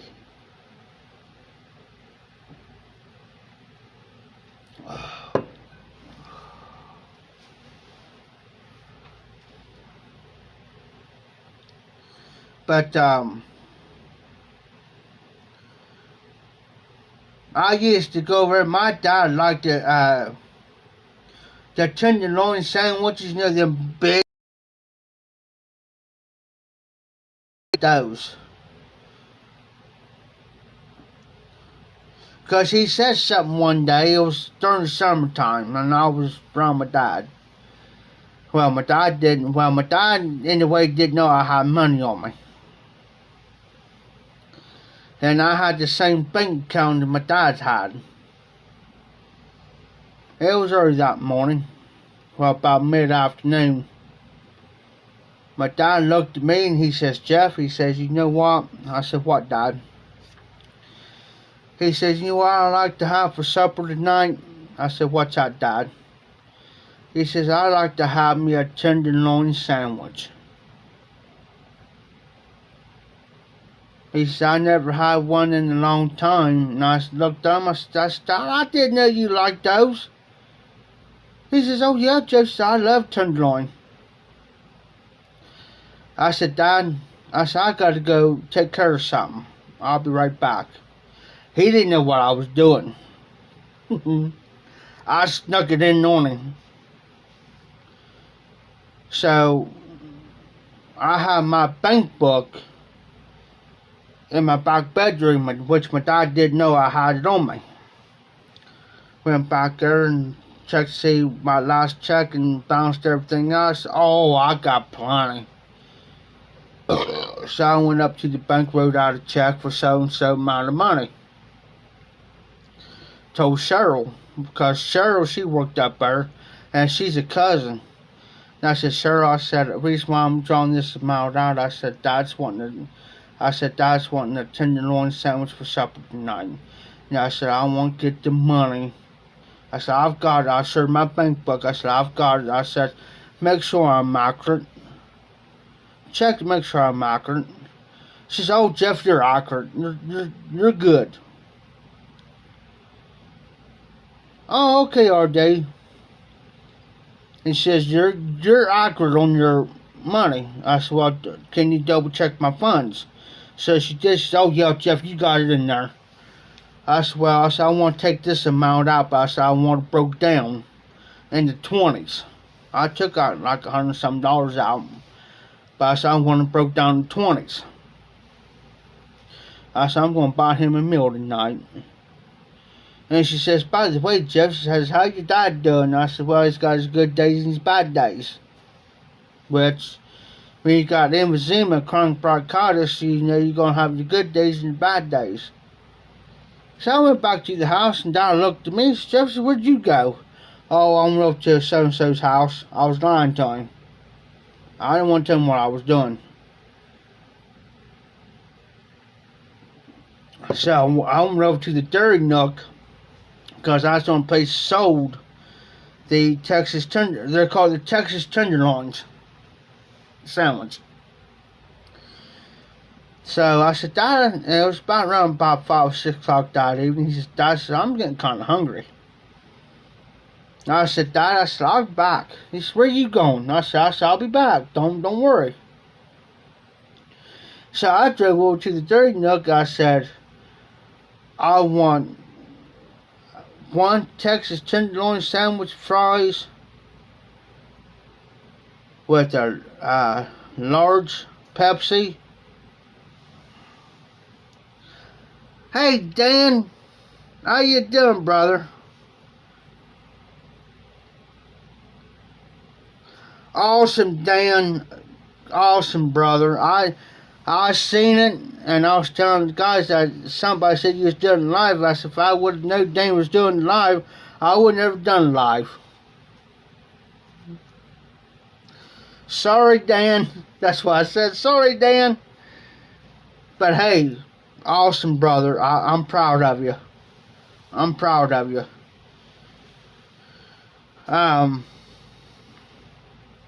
So I said, I want a large Texas tenderloin sandwich. Just a sandwich. One large Pepsi with no ice. And I said, I want a green filter, which is a hamburger, cheeseburger, with everything on it. By the time everything got done, guys, this sandwich is this big with the green filter. I mean, it was this big. It was like a double patty. Patty cheese with everything on it. And I said, I want everything on it except for lettuce. I said, I don't like lettuce. And the pickles. Hold the pickles. Because I don't like pickles. Unless they're bread and butter pickles. No, I need those all day long. Sandwich about this big. And I said, I want the same thing. Large Pepsi, no ice. So, took it home.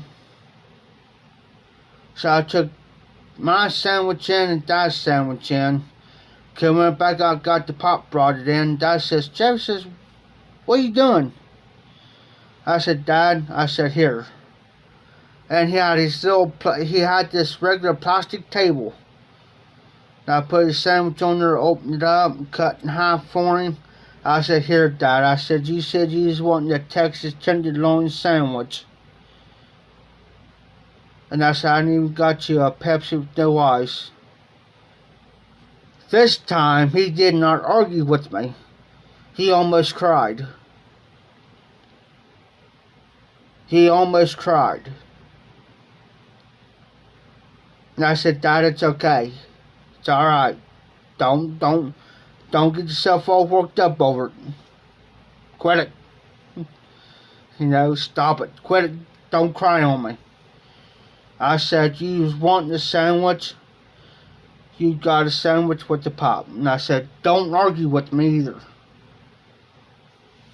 He says, he looked at me and said, well, did you get you anything to eat?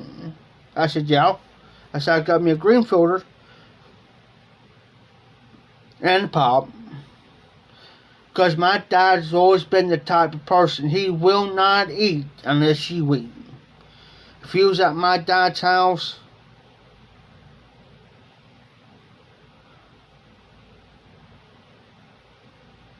hey Dan, that's a start, brother.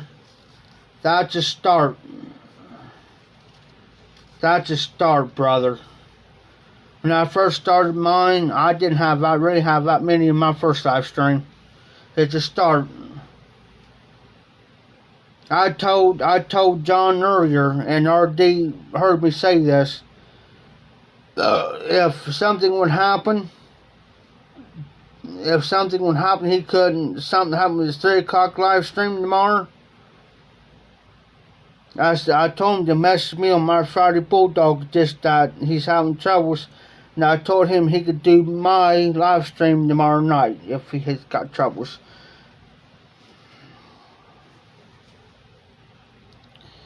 And Dan, you are the same way, brother. If you want to take a Sunday night also, be my guest, brother. That's how we do it. We take care of one another. It's a tight-knit community. We take care of one another. And, oh, Dan, before I forget, let me know when you get that in. Because I wanted to make sure it's made safe and sound. And that better be in all one piece or you're going to see somebody get mad.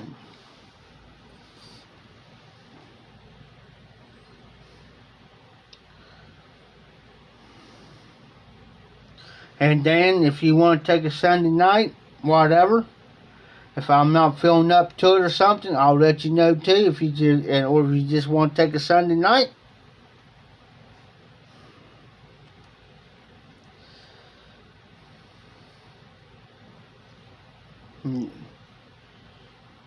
Be my honor. I'll be glad. Because that's how I do it. I get everybody an opportunity.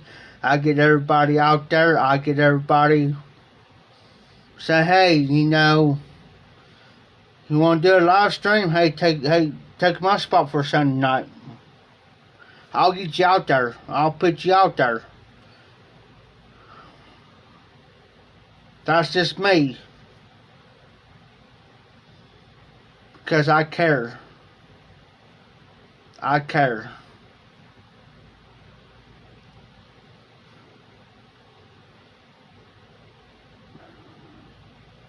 I take care. I'm a type of person that I take care of everybody else before I take care of myself.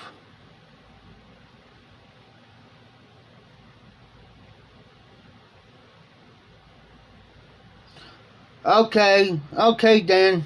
Thank you.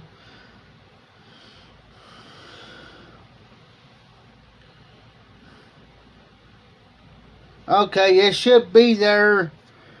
It should be there Monday.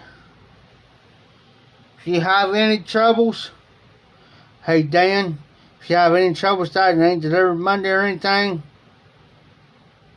go ahead and just rip them. Rip them. Because I had a guy here last week when I got that package from the Asshole Cigar Club. It was supposed to be delivered that Wednesday. Well, they forgot to put the keys into my mailbox so I can get it. I didn't get that package till Monday, and I told him what happened. Oh, he was mad. And both of us thought that something happened to them. They were sitting down here in the mailbox since that Wednesday, and I didn't get the package till Monday. And the way I got that package is she was down there, and I happened to see my box in that package area.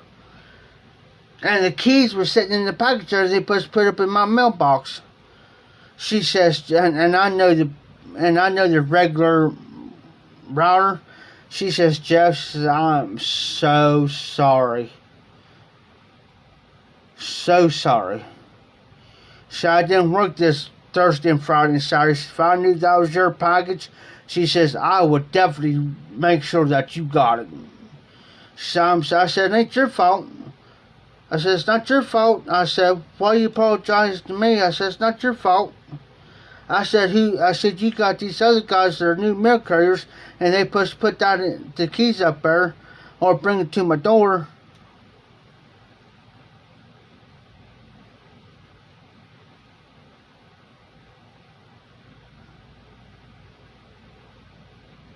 Yeah, Dan, I'm truly sorry on that. Because I was trying to get a regular box and then wrapping it. And the bubble wrap deal. Well, they didn't have it, so I'll put it in a package like an envelope that excuse me. So I put it in an envelope that was padded. That's what I'm worried about too. Because she asked me, says, anything fragile in there? I said, yeah, so I got tobacco pipe in there, and I said, I'm telling you. And I told her. She said, well, is there anything else in there besides that? I said, no, but I said, I'm telling you. I'm telling you. If something happens. And I said, something happens, and I'll find out about it. You're going to see somebody who's going to be hot. Oh, yeah. My face, when I get mad, my face gets about red as that.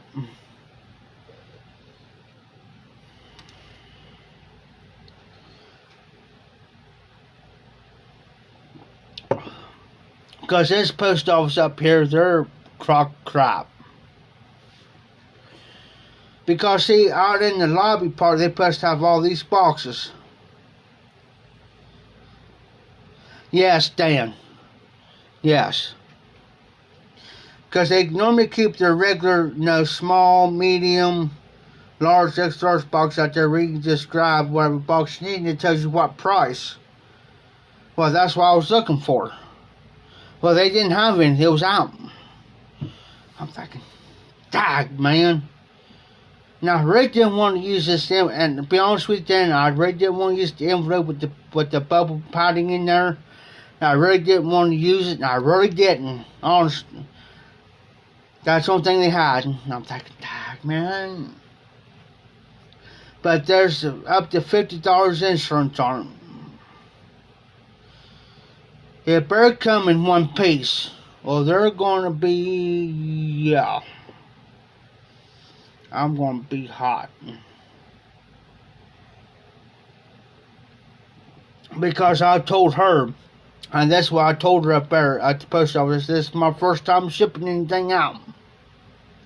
My first time shipping anything out to anybody. I said, I've never done this before. And that's what I told her, and I was being honest. This is the first time I've ever done anything like this. I said, I'm learning stuff.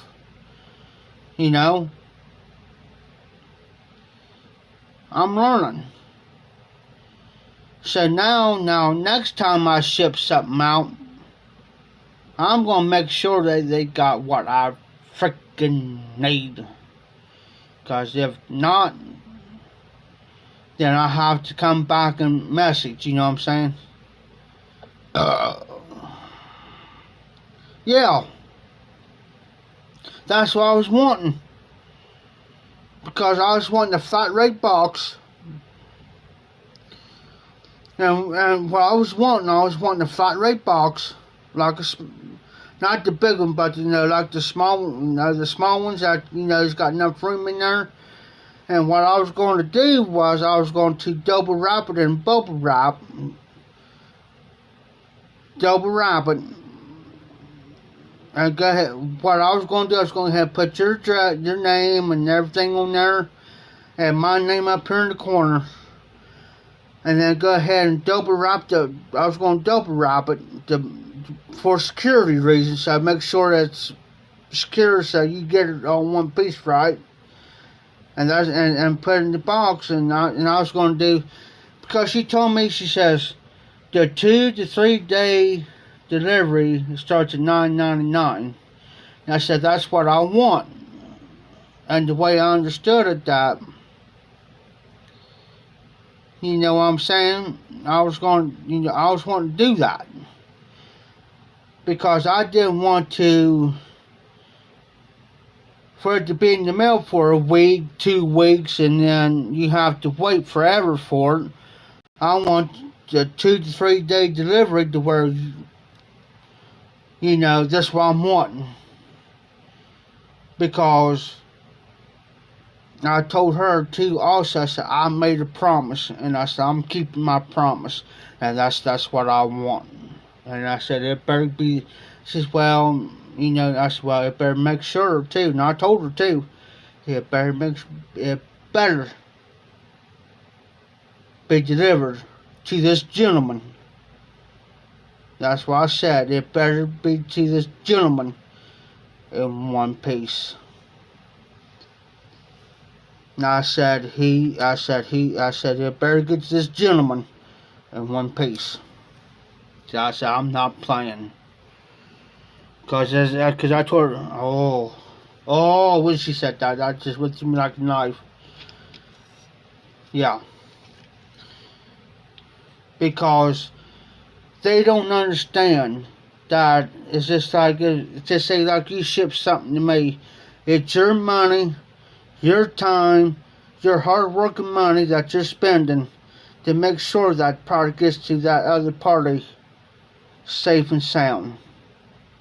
That's the way I look at it.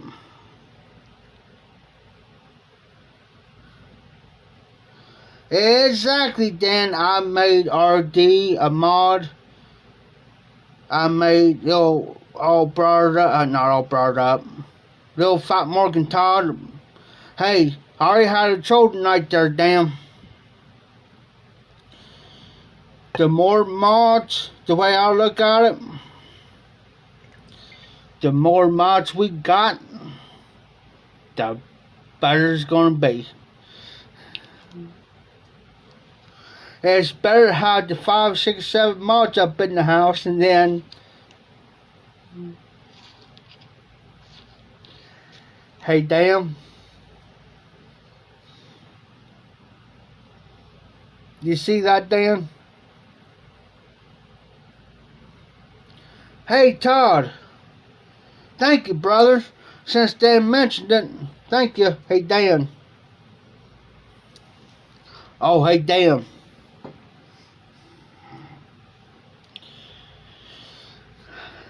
I was down at the auction house earlier, and Tim paid me up extra money.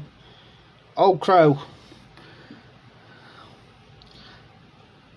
Now, since you guys, and Dan, I think it was Dan brought this to my attention here. I think it was last week, or week before last. I think it was Dan.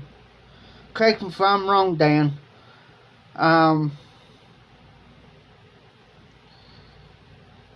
You mentioned something to me about that you moderators can put them in timeout, but it's up to me to block them. Correct me if I'm wrong, Dan. Because I learned, that's how I learn. If you explain to me how things go, then if you don't tell me, I ain't gonna know. That's how, if you cannot tell me, I can't learn it. Until you say something to me, then I learn. That's how I learn. Just like Dan explained to me about the flat rate boxes. Okay? That's how I learn. Because I don't know. This is... Okay, Dan, I thought you said something. Okay. Thank you. I appreciate that, brother. I'm just filling my glass up, guys. And yes, I'm keeping track. Hey, RD. 8th glass of Fireball tonight.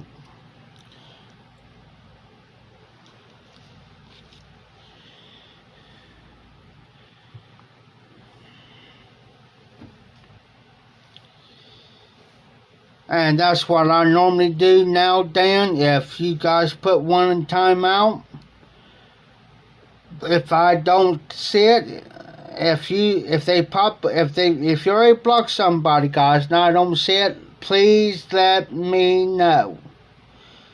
Just in case they pop up again, let me know. And I will personally block them from the live stream. Because sometimes I don't see the comments. Sometimes, like I said, guys, sometimes my comments don't pop up regularly. Then all of a sudden they'll pop up real quick on me. So I do appreciate you guys doing that for me. Because it helps me out. And Todd, I appreciate you doing that. It makes so much easier on me.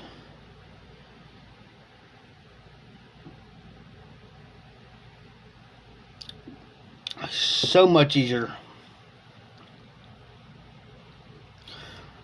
Damn. Good thing you brought that up and reminded me of, but just give me a second here. I gotta go bathroom. And I will explain it to you. It will happen tomorrow, but let me explain. I'll be right back, guys. You guys talk among yourselves if you want to, but I'll be right back, guys. I apologize.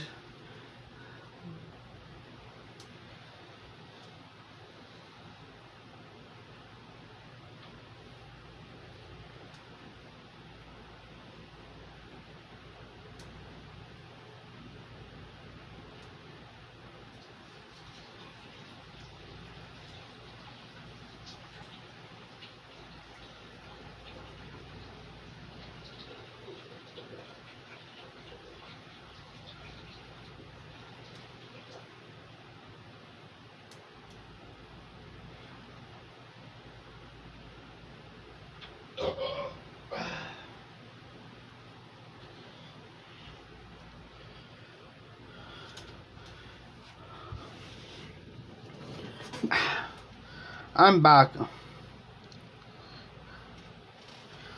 Hey, hillbilly. It's easy. I don't think I got you. Just click on your name and hit moderator. You're a moderator. It only takes 2 seconds. Hey, Dan. That's what was going to happen. I was down at the auction house today.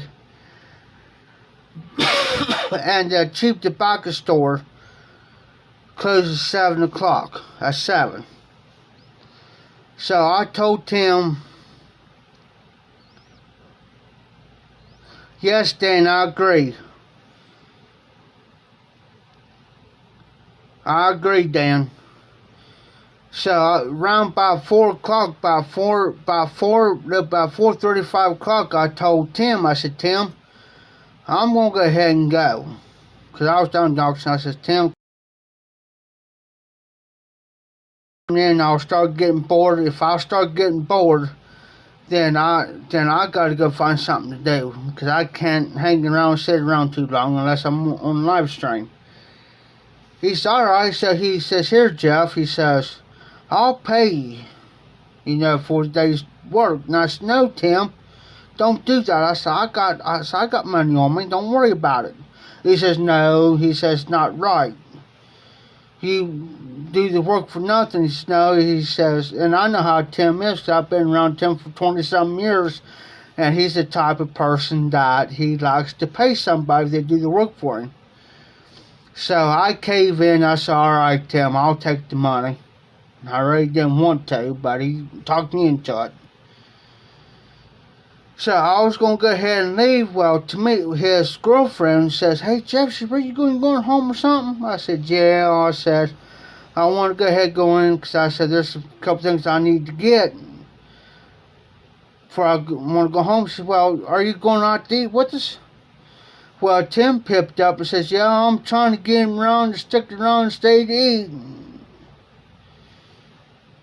And I said, well, Tim, if you would come out and told me, I said, if you would said, Jeff, because Tim's the type of person, people like me, Tim drinks beer, I drink beer, and he figured, he If I said, okay, that's all right, Tim, I'll do it because it makes him feel a little bit comfortable that he's got somebody there that he could talk to and drink a beer with while eating their food.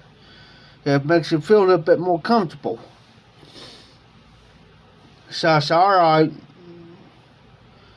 Well, I knew that this cheap tobacco store is closed at 7 o'clock, and I wanted to get this pipe. It's a Dr. Greyboat, and I think it's a lark, and it's got a military mount to it, but on the end of it, it looks like a P-lip. But I couldn't get a better look at it. So what I'm going to do, Dan, is because they open up at noon tomorrow, from noon to 6. So tomorrow, I'm going to go in there, I'm going to grab that pipe. I'm going to get it. It's like 41 something for it. I'm going to grab it. I'm not a big, it's got a medium-sized bowl to it, but it's got a military mount on it. And this is the first Dr. Grey bows that's got a military mount, so I'm going to grab it tomorrow, and hopefully tomorrow night, I'll get it. I'll get it tomorrow. I'm going to put the trigger on it. And I will show that pipe, and I won't even keep it in the package. I might go ahead and take it out of the package, but I'll wait till tomorrow night to do the first smoke out of it. So that's what happened. I do apologize, but I am going to do something for Cyrus. I promise Cyrus I'm going to do it. That he wants me to, because he sent me some pipe tobacco, and he wants me to do the Drew Estates meat pie, which is no longer in production, guys. It's no longer in production. That's what I'm going to do it on my live stream. And I promised him that I'm going to do it, and I'm going to do it in that new pipe. So look for that tomorrow night, guys. And here's another thing too, and I've said this in the past. If there is a pipe tobacco that is no longer in production, I will not do a Friday Bulldog edition on it. Will not. Because it's not fair to everybody else to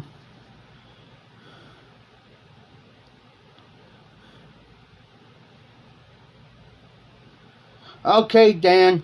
Like I said, it was laying flat, like flat in the case, and I really couldn't.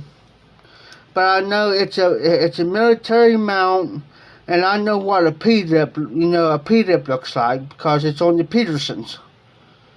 You get a Peterson pipe, it's got that P-lip. This is a Peterson here, but it does not got the P-lip. It's just a regular flat stem on this one right here. There's the 999 Bulldog. This here does not have the P-lip on it. This one don't. This is my Peterson. It's got a flat part like this. Like this part here, but it's just wider. It's just like this here. The button part. The only thing I can see, it was laying flat like this in the case, Dan. Flat like this. And it's turned about like this flat, and I recognized on the end of the stem on the button part it's got that P-lip part. You know what I'm saying? So that's the one I'm going to grab, and I think it's the Lark. Don't quote me on it, Dan, but I think it's the Lark. But they do got the Omega. They got the Lark, the Omega. See, I know there's the Lark, the Omega.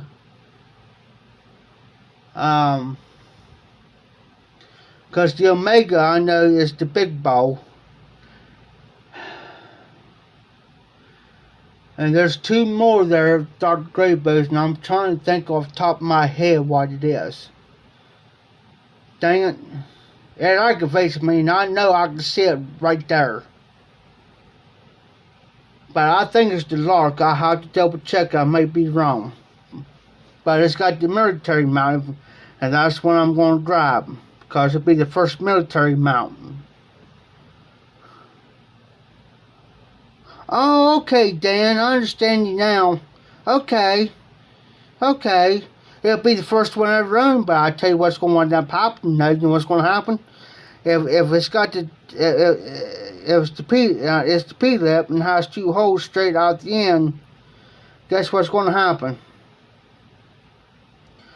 One of these going over it. Because I heard some people that had back springs with those P lips, you know what I'm saying? The one I'm thinking about might have some age to it. Yeah, Dan, I appreciate that. I'm crossing my fingers. It's still there. If it's still there, I will have it. I'm going to pull the trigger on it. That's what I was going to do today, but I was on the other end of town. I was going to walk. And I walked, and I'm thinking, oh, please, because I know, because they switched their hours a lot. Because through the week, they're open until 8 o'clock. Well, I was thinking, I got closer, I looked at my time, it said 7:47. I said, well, I think I got enough time. I got about 12 minutes. Well, when I got down to the shop, to the tobacco store, it says they close at 7 o'clock. And I said, daggone it. And I might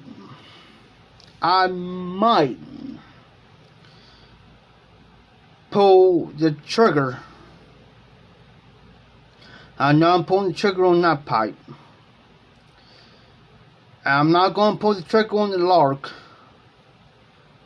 No, on the Omega pipe. I'm not going to pull the trigger on that. But if the other one's the right price, I might pull the trigger on 2 pipes. But if the other pipe ain't what I'm really wanting, I'm definitely putting the trigger on the one, on the military mount.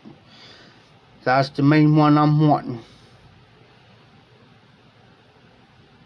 I gotta make a change anyway, so that ain't, I'm just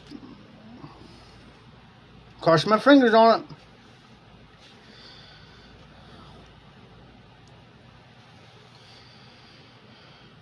RD, you still in the house? But yeah, Dan, I'm just Morgan, Todd, you still in the house? Yeah, Dan, I know I'm getting that pipe from you. Well, not there. But I'll just want to make it I'm trying to balance out my pipe collection. So therefore, that one pipe I'll make two pipes. Thanks, Todd. Because I'm trying to get pipes evened up. You know what I'm saying? Like 2 7Ls, 2 Medicos. I already got 2 estate Dr. Graybos, but I want to add a new one to it, which I'll go on the back side of my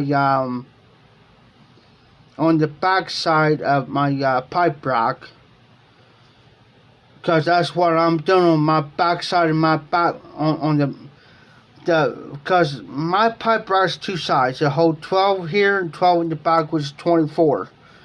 So all my pipes here in the front are estate pipes. Then on my back side, I want to put my new pipes on. You know what I'm saying? So that's why I balance them out. This here is a veneer pipe, but it's up front with my estates. With my other new pipe is the not the Medico, the Molina.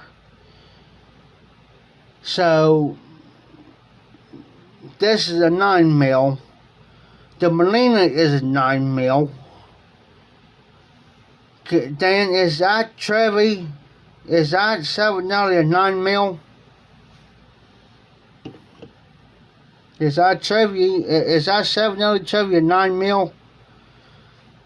In other words, this is a 9 mil. This is 9 millimeter. This is 9 mil.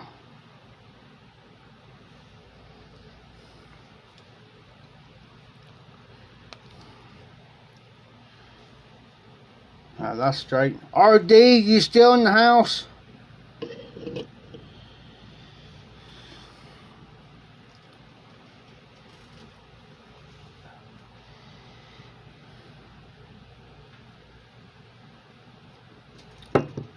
Then the reason why I shipped that pipe out when I did, because I had the money. I had the money. That's the reason why I done what I done. That's the reason why I done like that. Okay, that's fine. That's cool. That's cool. That's fine.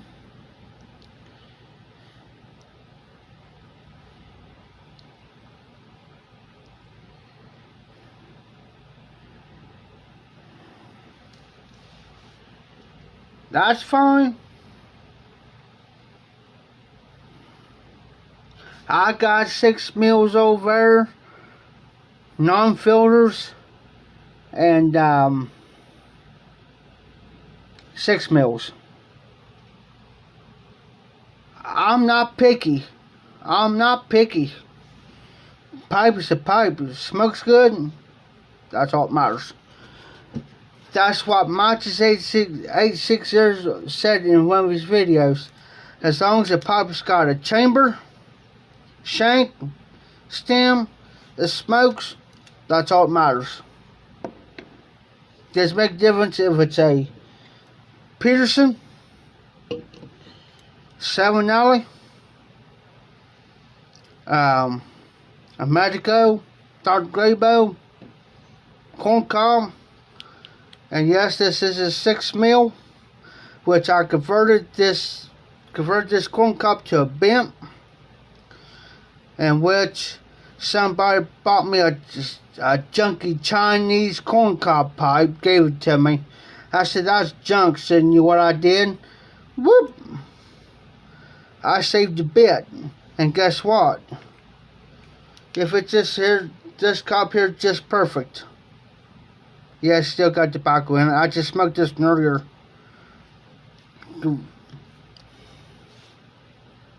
It hangs. So,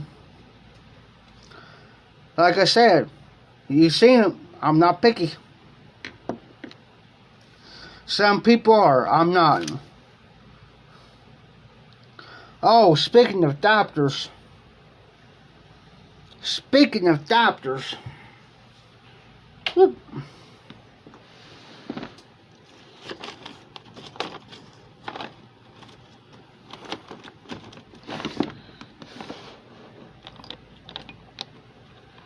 Here it is. Here's an adapter that goes to my Medico. Not Medico. Hold on.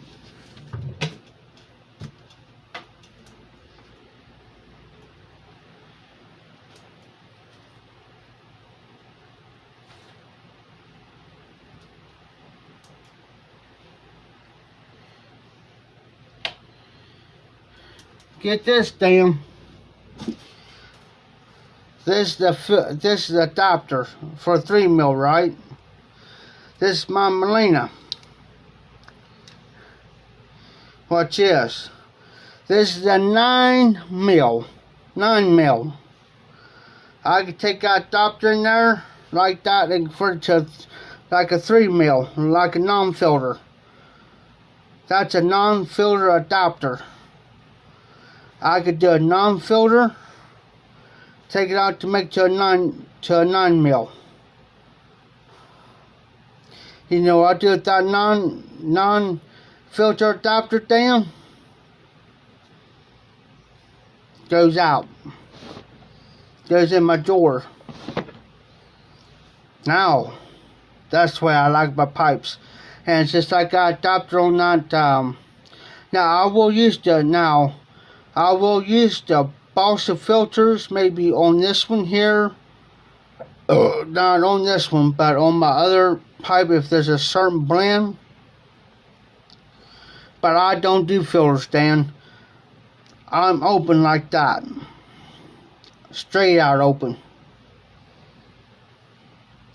I want this pipe here. This here, look at it. Look at that stem. I won that pipe in Garbage Man Piper Skull. want it. And let me tell you, this is brand new. I very rarely, I mean, I'll smoke it, but if this here smokes, speaking of drilling out there, damn, I just bought a DeWalt 5/32 drill, and there's one pipe I drilled out, but you have to be very careful doing it. That 5/32 drill wouldn't fit through the hole, so I got a cordless drill. I put that in there and I eased it in because Northwest Pipe Smoker did it, and I watched how he done it, and he said you have to be very careful. You gotta keep it straight. And I put that in there, drilled that out, and pulled it out. Oh, smokes wonderful. Smokes wonderful. I'm going to show you guys real quick. If you see, I don't know if you can see it or not, but my drawers, I got a drawer thing. It's got 3 drawers to it. I keep all my pipe accessories, all my pipe tools, all my pipe tampers and stuff in these drawers. So if I'm at my desk, I can pull open. I know where everything's at. I can pull that open. So I need this, I grab it, boop, clean, do what I gotta do.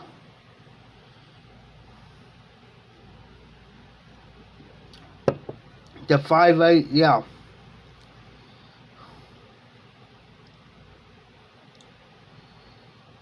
Yes.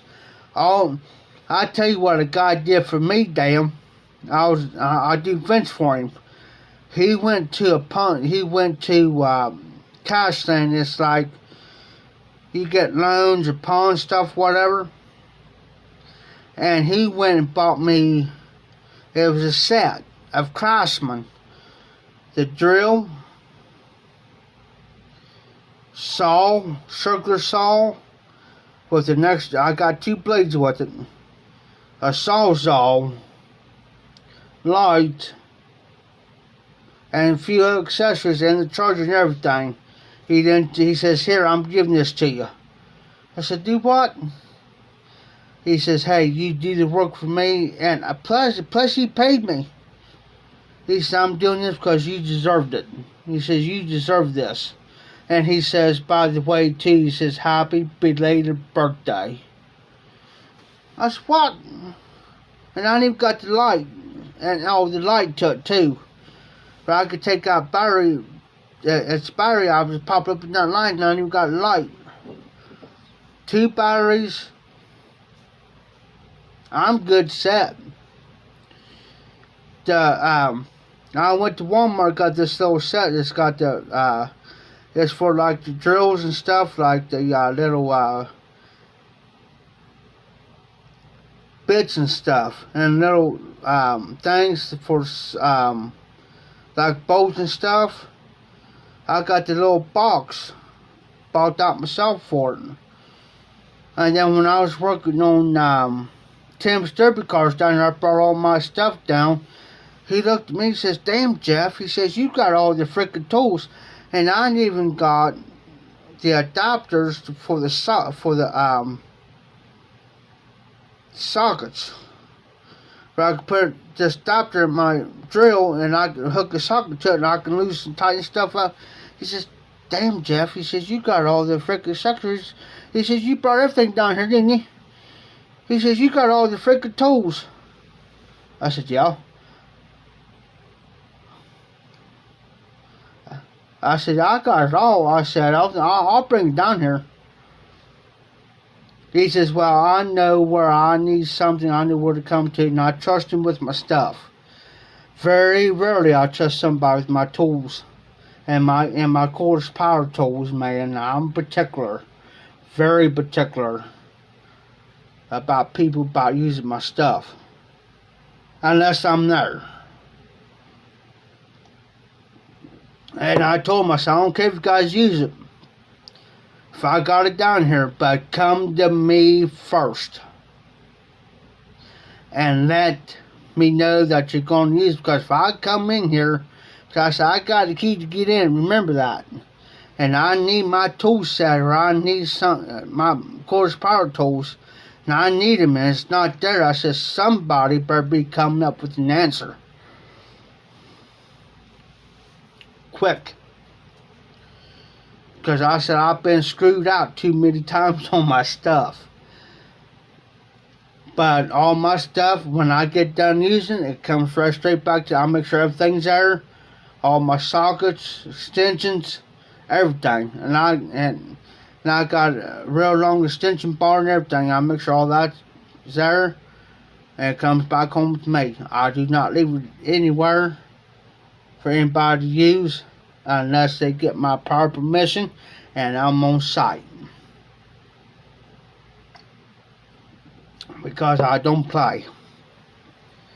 Because it's going to come out somebody's hide. Because there's one day I was running a 10mm socket. That's the most famous socket, the 10mm. I looked at it and I said, where's my 10mm at? Tim says, do what? I said, where's my 10mm socket? I was mad too, boy. I was hot. I said, he said, Jeff, says, calm down, it's around here. We'll find it. And I said, y'all better be finding it. Because I said, that 10mm socket is the famous socket. And I said, you all better be finding it. It wasn't even 10 minutes later I found it. I found it myself. Because his boy was using it. We was using the 10mm socket. And I told Tim's boy, I told him, I said, when you get done with that socket or that ratchet, put it back in my tool case. Put it back where you got it. I don't loan tools out unless I'm there doing it myself or I'm watching them. Oh yes, Dan, I agree with you. When I worked at Lower Oaks and agricultural industrial diesel mechanics, I paid over $700. $700. I had tools, sockets, and wrenches and everything else in between to break down the semi, combine, tractor. Well, I worked on combines and tractors. And I had big enough tools to break them down. I didn't need a tool. And then my ex-wife, get this, Dan, this is what pissed me off. I was going insane. She took my tools and took them in and pawned my tools for $55. $700 something worth of tools, damn. I didn't know it. Until I went and I said, where's my tools? I need my tools. I went down to Sunset Place and pawned them. I said, you did. I was going to pass out. I said, you did what? You did what? Oh, talk about mad. Yeah. I said, you know how long it took me I said, it took 2 years to pay them tools off, and by God, you sold them for $55 so you can have money. Oh, talk about hot. I was mad. Yeah. And then I went down there and I said, did so-and-so come in here and sold you a bunch of tools in a brown toolbox about a year long? And I specifically said everything. And here's the thing I did, Dan. Every toolbox I had, every tool that I had, I put my initials on.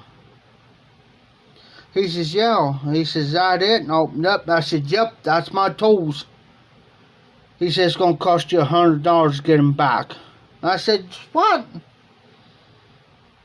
I said, she stole those tools off me and come down here and you're going to charge me $100 to get my tools back.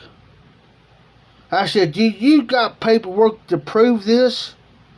Well, no. I said, I tell you what. I said, I can walk out here right now with my tools. He said, yeah, you do that. He said, I'll have you arrested for stealing. I said, you stole off me. You stole off me. So I went down there and I told my dad about it. My dad was furious. I mean, mad. He says, here, Jeff. He says, go up to the bank real quick, get the money out, go over and get your tools. I went back over and get my tools. He already sold my tools. Sold my tools. And I had the money to... I was mad, boy. I was hot. I was mad, boy. Selling my tools. And I didn't have to want for a tool. I had the tools. I didn't have to want for a socket. I didn't have to want for a wrench. I didn't have to want for an extended bar, breaker bar, or nothing. Didn't have to want for it. I had it. And she does this on me.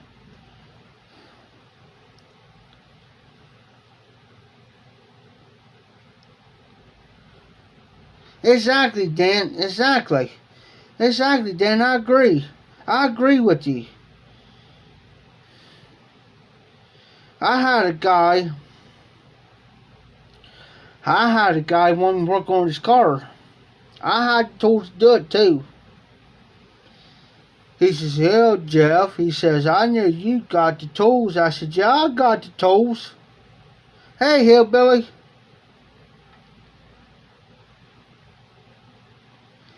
Hey, hillbilly, I ain't done with my live yet. It usually uploads when I get done. I'm gonna grab my charger, guys.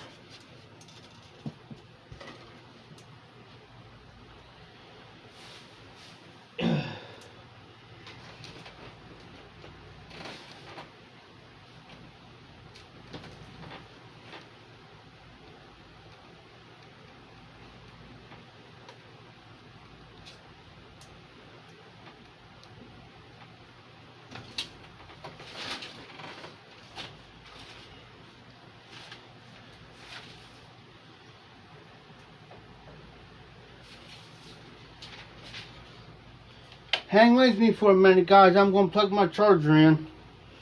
Just hang with me. Yeah, hillbilly hasn't uploaded yet until I get done. And we ain't done yet.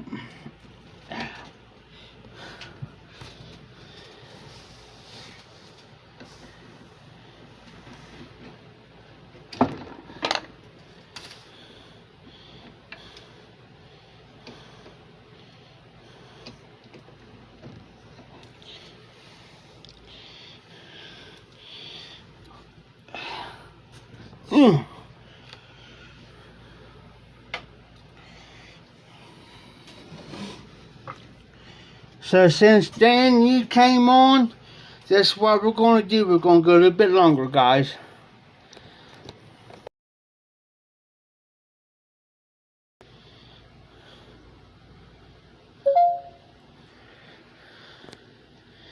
If you heard a little, like a little bell, there we go.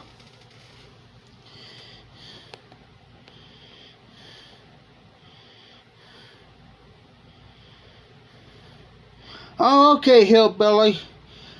I thought you was talking to me. You must be talking to Dan. I'm sorry. I didn't know which one you was talking to. That's my fault. That's my bad.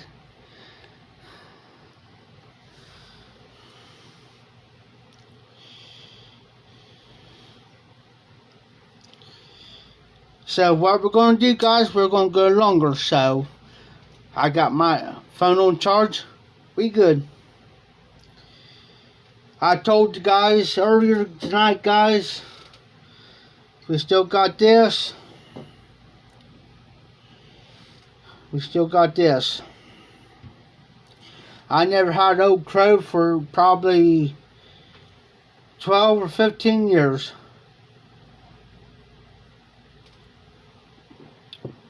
I am using Pepsi. So, yeah, Dan, I agree with you. I don't, because that's what I was going to say. This guy said, man, you got tools, man. Can you, because there's something wrong with his steering column. Your steering wheel, your steering column. He's the old man. He says, why don't you bring your tools over to use them? I said, well, no. I said, I'm not going to do that. We're going to go, because you can go to Advanced Auto Parts, any auto parts place, and they normally let you loan the tool out for free, but you got some amount of time to bring it back.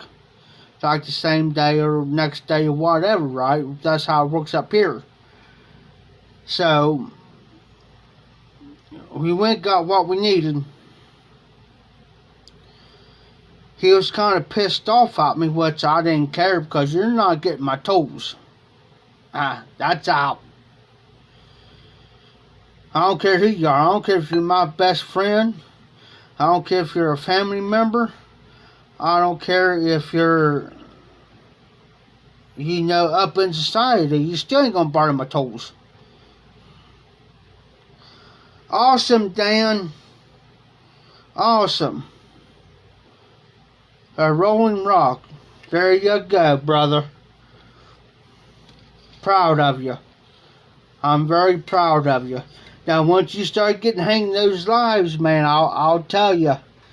I'll tell you, Dan. Once you start getting the first to maybe two, the second, third live, you'll get hooked onto them.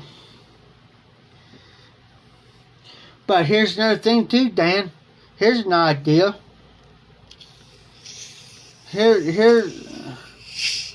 Hey, here's what we can do, Dan. Here's an idea. I'm just going to throw this out there. I want to get your opinion on this. Nights, you know what I'm saying? Say like, well, of course, John does his on Mondays, Tuesdays and Saturdays. So, say like Monday night, you take Monday night like around about a little bit after 11 o'clock, 11:30, 12, take Monday night. Then John does his on Tuesdays. And then maybe Wednesday night I can do one late. Thursday night you do it. Friday night I do it. If you want to do mine on a Sunday,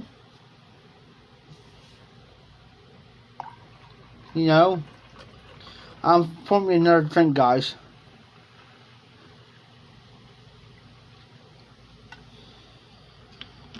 Well, we're out of Fireball, so the next one's going to be the Old Crow, which that's fine by me because we can go all night. As long as we got the pop, we good. So, just think about that way, Dan. We could alternate every other night. If you want to do 2 nights, 3 nights, I'm cool with it.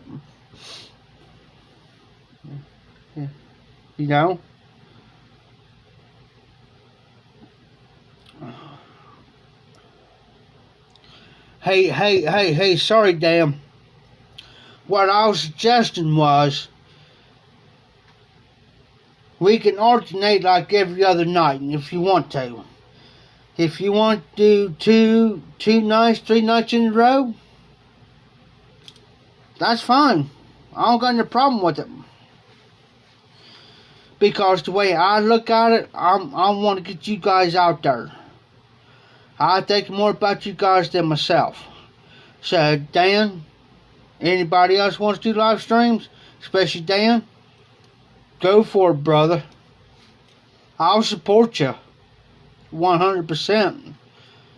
I'll be on your live stream if you want a good 2 hours, 3 hours, 4 hours, 5 hours. I don't got nothing else to do. them guys down at the auction house and everything else can wait on me.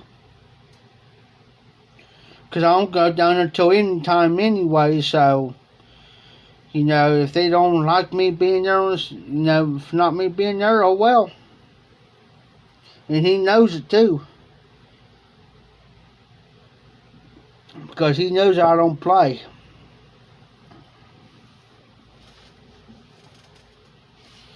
So, if you want to do 2 nights in a row, 3 nights in a row, 4 nights in a row, around about 11:30, 12 o'clock at night, go for it.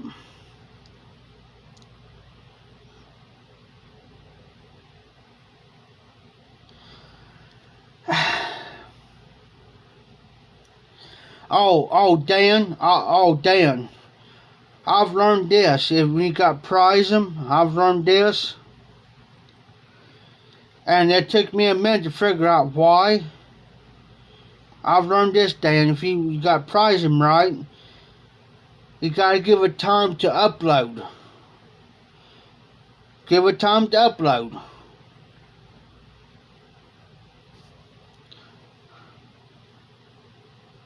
Hey, Morgan, give it time to upload, brother. I learned that the hard way, and it should automatically be, because see the way I got mine set up is where it automatically uploads, but it takes like forever. It depends on how long you're on. So, cool, Dan. Hey, Morgan, make sure that you put Dan's name in correctly.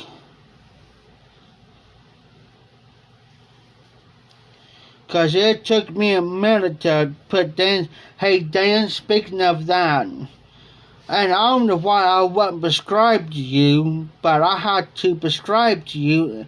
And I thought I was already prescribed to you, but I had to go back and re-prescribe to you.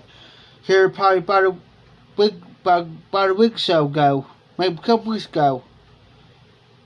And I couldn't figure out why, because I'm prescribed to everybody.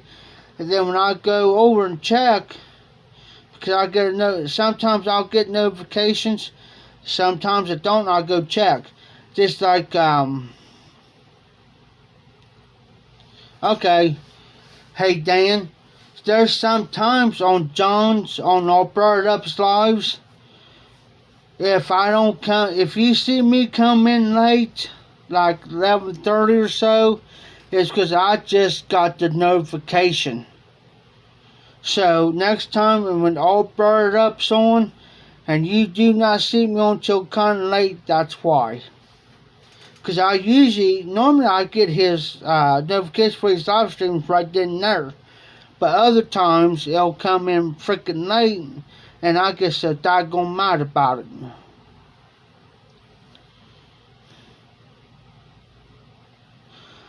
The only person, let me think here, Hillbilly.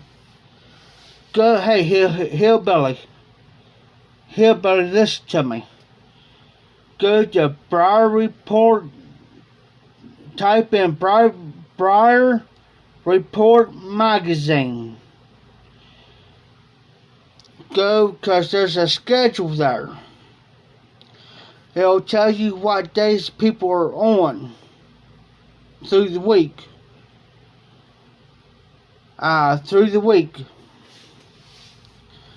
Briar Report Magazine.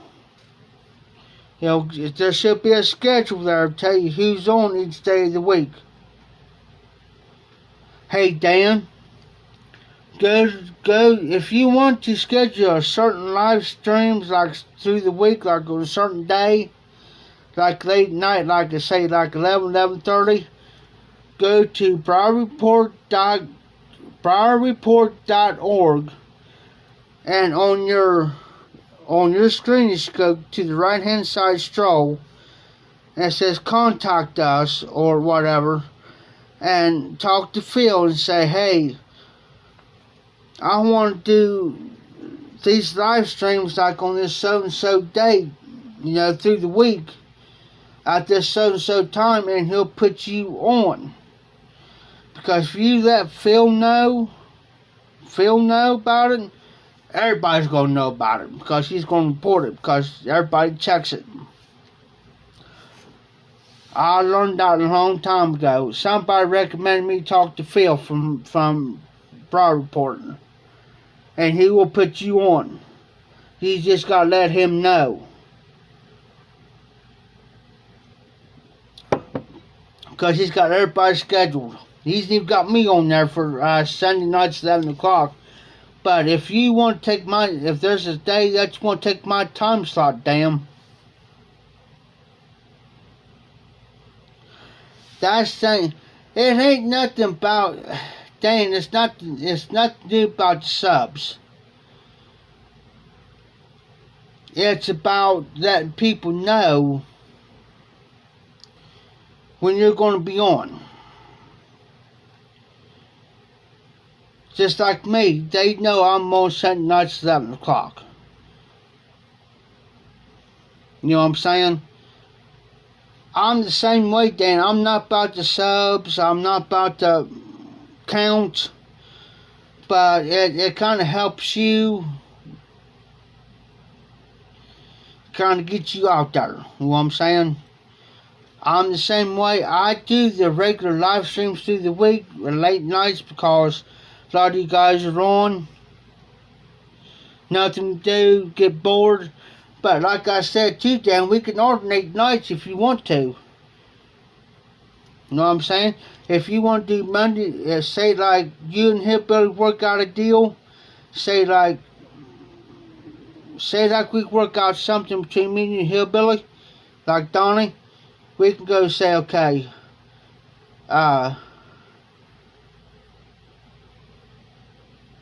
cause Tuesday nights, I don't know about Mondays, but I know Tuesdays there is the Pipe Club at 8 o'clock, and then they go to about 10 o'clock. So if you want to go from 10 till 11 before our Brought Up John comes on, you got an hour on Tuesdays. So if you guys want to jump on and do it live between 10 and 11 on Tuesdays, or you want to wait till after John's done, that's fine. You could do a pre-show between that hour. If you want to, like tomorrow night, if you guys want to do like Dan, for instance, if Dan wants to do like a 10 o'clock, exactly, Dan. I'm the same way, because I know who's who. Like my regular guys here on my live streams that I know, and I'm comfortable with that. Very comfortable with that. You know, it's like Sasquatch Piper 2 came on earlier tonight. That was awesome. Sasquatch Piper 2, go check him out. Hey, he's a great dude. He's great, man. He's awesome. First time being on my live tonight. So if you see a Sasquatch Piper 2 come up, Dan, that's a thumbs up right there. If you see Briar Blues come on, oh, Phil Vera, oh, Skip and Kane and Skip, because these guys got over 1,000 subscribers and they're coming on your live. That's a plus, brother. That's a plus, because these guys are taking time out of their day to come on your live stream. That there is showing respect to say, hey, we care. I was shocked when Bar Blues come on mine. I'm thinking, say what? Say what? You know. But just like you guys know who the regulars are. It's like I know who the regulars are in my live streams. So if I see some oddballs not on there, you know that I just said an oddball, an odd person on my live streams. Check them out. I agree with Dan. You give them guys a second chance. If they start, if you give them the second chance and they start acting ignorant, off the wall crap, you guys take care of it. If it proceeds and they still come back on like the third or fourth time, then you let me know. And I trust Dan. I trust Todd. You guys say, hey, go ahead and block him. I'll block him. Because I trust you. I trust you. So if you guys want to alternate, I'm cool with it. I don't got a problem. I will support you guys at channel 110%. Because that's just me. Because some of these guys get 1,000, 2, 3, 4, 5, 10,000 subscribers. They don't got time to go through everybody's comments. They don't got time to. But the ones that do come in, that's a plus. That's a plus. Onion's one of them. Garbage Man Piper's another one. Stephen Kane. Skip. Skip comes on. Every so often, Skip comes on my lives, Every so often, Bar Blues comes on. Anybody's welcome. And trust me, excuse me, the word gets passed. The word gets passed. I've been on YouTube for almost 6 years now, guys. And trust me, the word gets passed. And that's a plus. It ain't nothing to boast about. It ain't nothing to say, well, he needs subs or she needs. It ain't nothing about that. Because we look out for one another. You see what I'm saying? We look out to take care of everybody in the YTPC. So don't take anybody wrong when they say, hey, Piper's over there doing live streams. Hey, man, he's been having good live streams. He's been doing great. He jokes around, laughs around, have a few drink, adult beverages, has fun on his live streams. Hey, go check him out. Or say, hey, go check Dan out. Man, he's cool. He's been doing good on his live streams. Hey, go check him out. It gets around. So don't ever think anything about anything.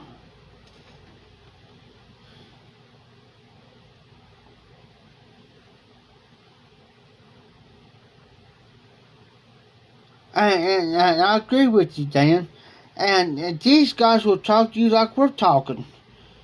They ain't gonna think no better. If just because somebody's got over 1,000 subs, 2,000, 3,000, or 4,000 subs, they ain't gonna think they treat you the same way they would treat anybody else. Anybody else.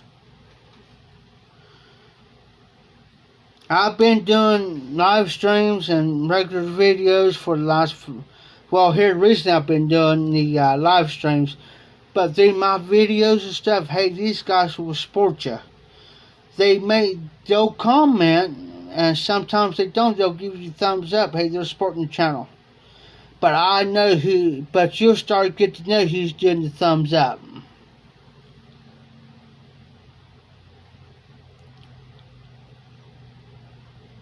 Exactly, Dan. Just like me, I'm the same way. I'm the same way. But I don't get on my live stream on my regular videos, live streams. Normally I don't talk about these guys, and I don't. You know what I'm saying? You know, if I see, because I know who's doing live streams and who's doing what. Normally I'll mention it. It's like, okay, Phil Vera. If Phil Vera's on, just like here the other night I seen Phil Vera on. I say, hey guys, let's go over and support Phil Vera. I'm getting off. Go over and support Phil Vera. I'll see you guys over there. Let's jump on his live and chit chat. That's how I am. Say like I'm doing live streaming, Dan gets on, and I forgot about Dan being on. Sorry, Dan, I do apologize. If I would have known it sooner, before I got on live, I would say, hey, go over and support Dan. I'm getting off. Let's go over and jump on his live stream. Let's support him.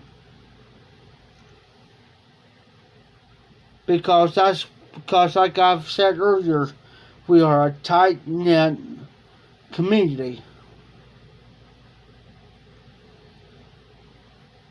A tight-knit. You'll get to know who's who and who's what. You'll get to know the certain ones that you may not appreciate. I don't like to use that word. I don't like to put it that way. Because for the simple fact that some people, and these, I'm not talking about the YTPC. I'm not talking about the YTPC. But you got these other guys, YouTubers out here. They get these so many subscribers, and they get so many views. They get so big-headed that they think that somebody that's low numbers like me, I'm at 373 subscribers, and I got, say, like over 10,000 views. They're going to look at me and laugh at me and say, ha ha, he ain't worth nothing. He's a nobody. So what? So what?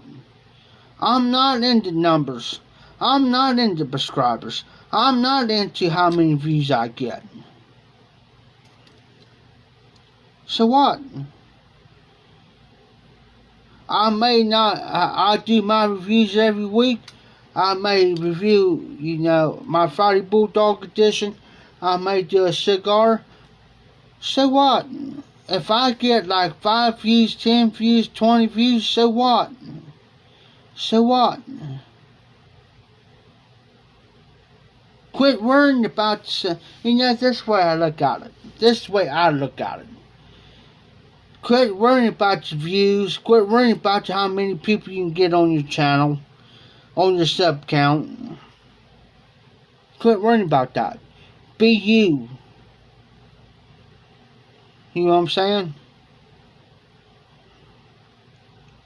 Exactly, Dan. That's how I feel. That's how I feel. I'd rather have my regulars on my live streams to talk to than I would somebody's got 1,000, 2,000, 3,000, 4,000, 5,000 subscribers. That to me is stupid. To me, that's stupidity and ignorance.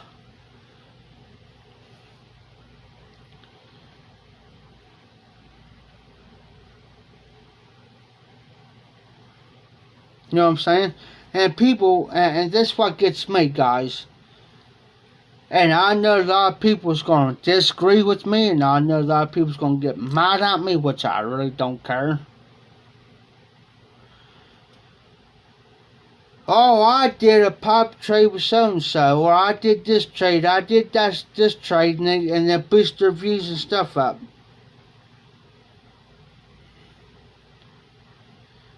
As I said here the other night on my live stream, I said I did a trade with somebody,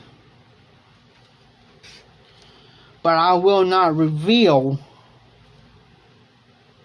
will not reveal until I get this certain thing in my hands. And I was in discussion. But I also said that it may be somebody from this so-and-so state. Or this so-and-so state. Okay, if I say a certain state, like, for example, like Dan, nobody ain't gonna know. Exactly, Dan. I'm the same way. It's the honesty, the trueness, the honesty is what comes from the heart.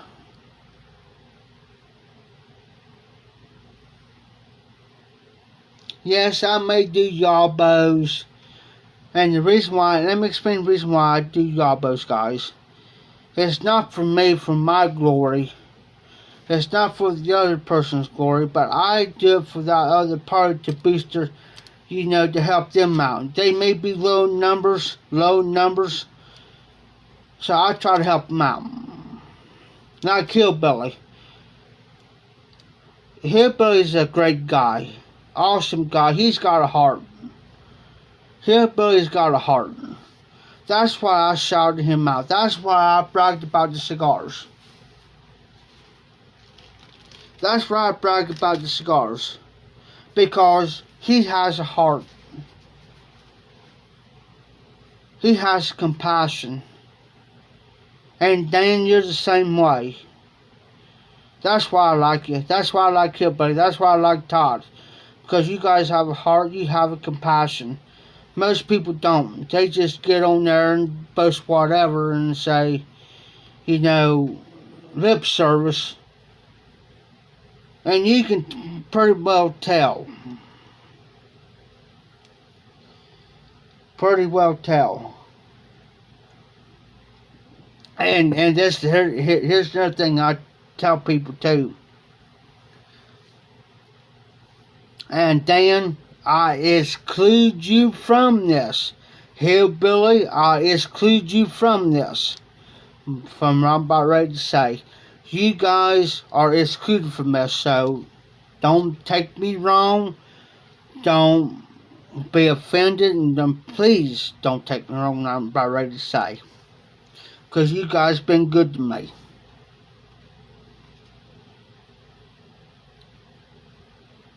Here about a year or so ago, I had people email me, so I'm going to send you this, send you that. And also our whole cigar club too is excluded from this. Also, I have people say, well, and Garbage Man Piper, TMI, Tobacco Pipe International, Stephen Kane,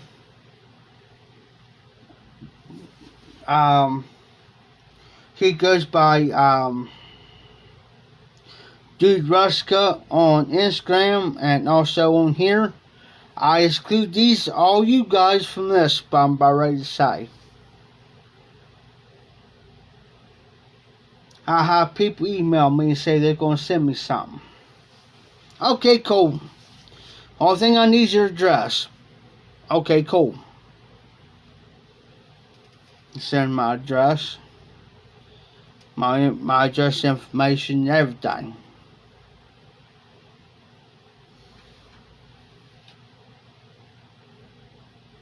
About 2 weeks go by, nothing. 3 weeks go by, nothing. Nothing.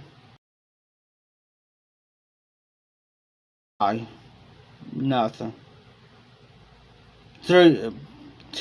months go by, nothing.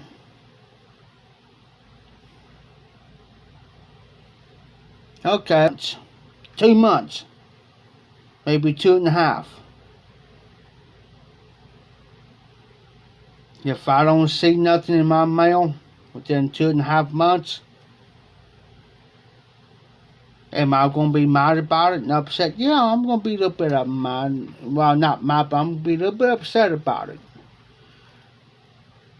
But I'm not going to beg you. And I won't beg you.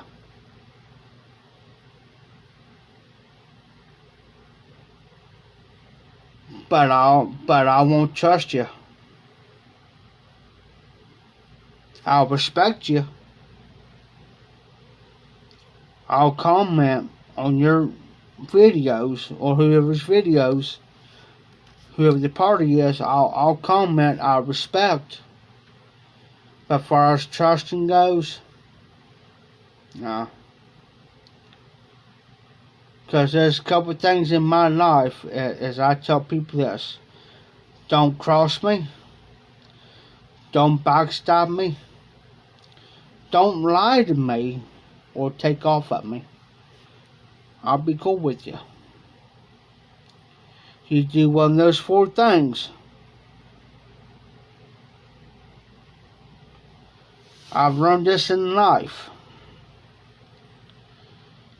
Respect and trust is earned.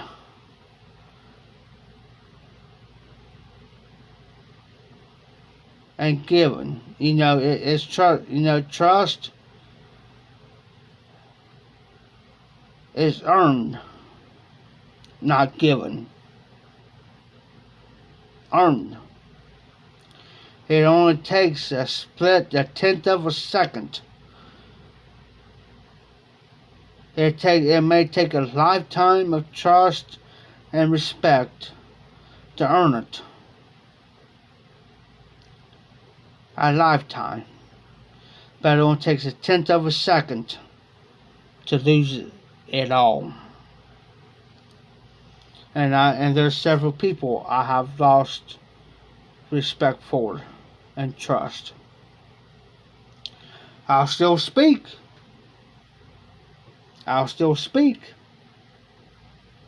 But for us trusting and respect, no.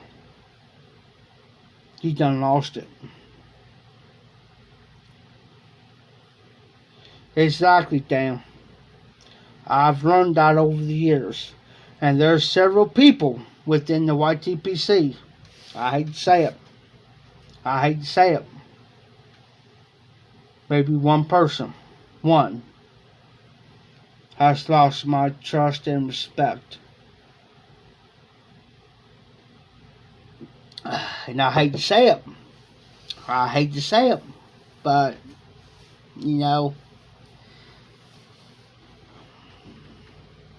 and there's nobody here and the names that I mentioned.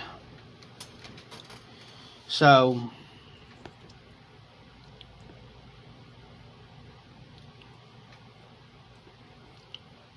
sorry about my friend, guys.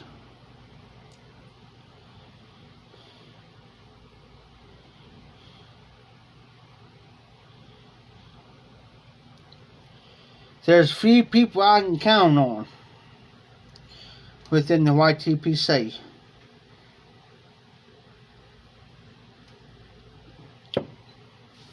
But I got enough tobaccos and enough cigars now that it'll last me probably for almost the rest of the year.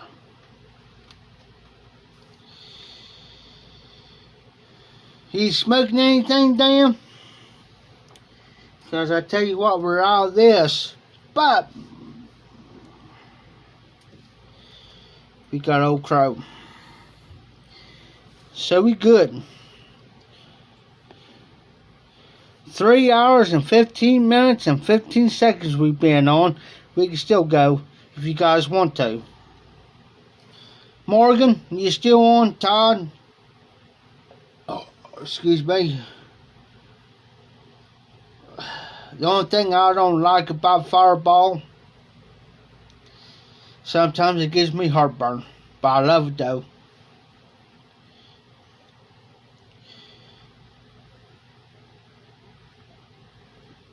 Okay, Morgan. We're about to start on the Old Crow here in a minute.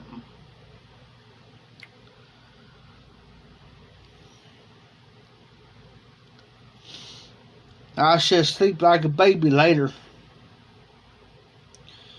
It helps me sleep and helps ease the pain, and plus it helps me sleep at night, guys. No, I ain't gonna smoke it, Dan. Dan says he's going to smoke some. Oh, no, Dan. No. Unless I take some tobacco and put it in the bowl and then put some Old Crow in there a little bit. Just a tiny bit of Old Crow.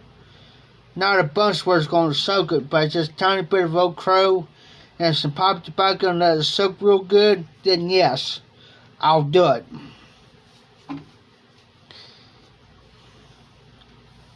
No, Dan. That'd be kind of hard to do. No, Dan. See what the back of the bottle says. Age for, it says this is Old Crow. Age for a full 3 years in a new charred white oak barrels. 3 years, huh? It's been washed out, and yes, I'm going to crack it.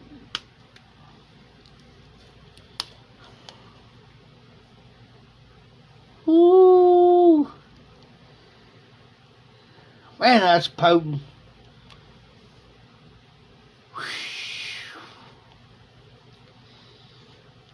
I better go easy on the Old Crow tonight. Woo. Man, I can still smell it.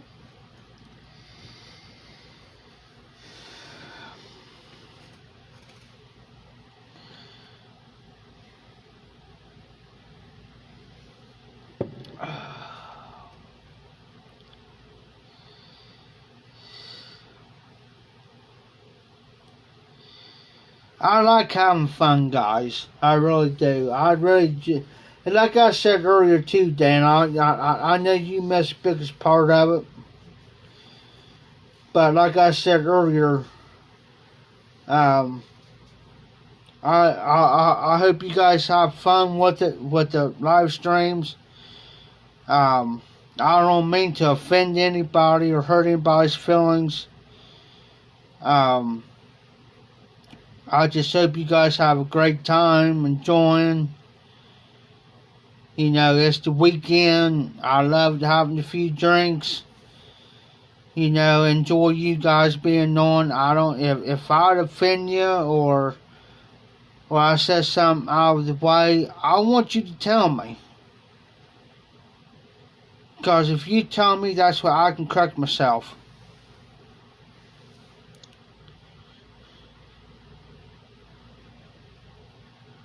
Oh no, Dan. On the Apache reservation, they're Indians. Oh no. Oh yeah, them guys will. Them guys will find if they can even smoke coffee grounds, they'll smoke coffee grounds. Find a way. Yes, sir. That's crazy. I've seen somebody did that one time. I forget who it was did it. It was somebody in the YTPC. Smoked a Girl Scout. No, they smoked a Girl Scout cookie in a pipe. I'm trying to think which one that did that. Somebody did. I don't want to say the name because I may be wrong. You know what I'm saying?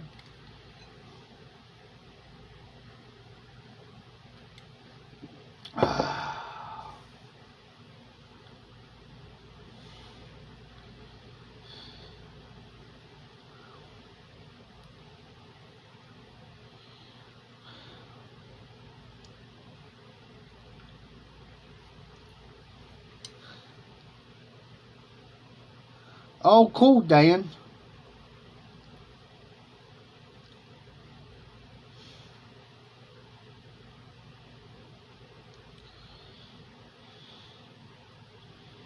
I know there's several reservations out that way.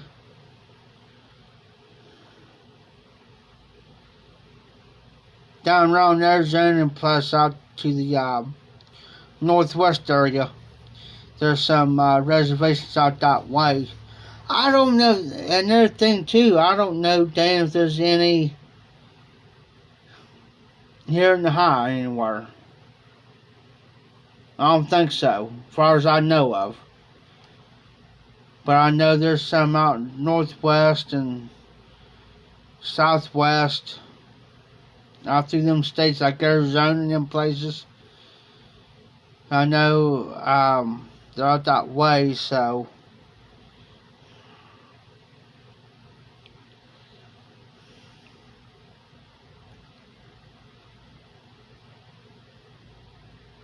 exactly, Dan. Exactly. Them guys can drink anybody underneath the table.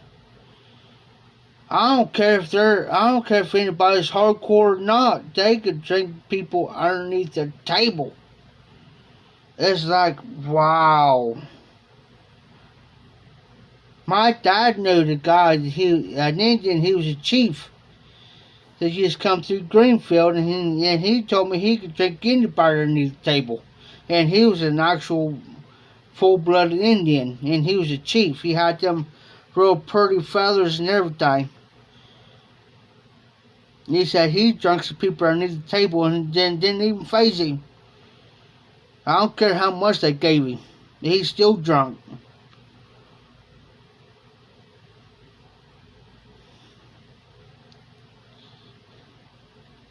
It's like them guys don't got no soul. Or they got pure ice running through their veins or something.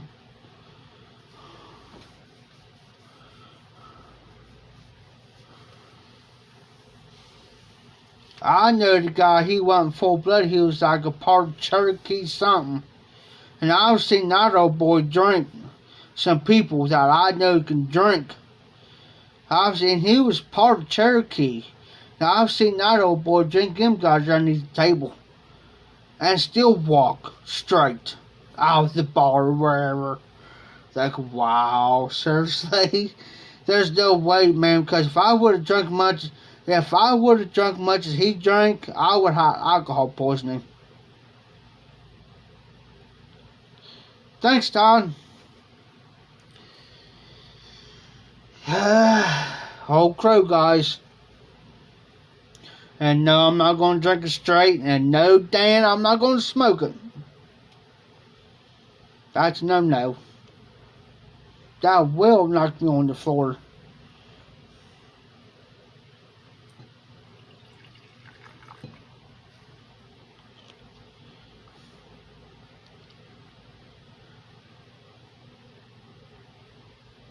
Yes, Dan.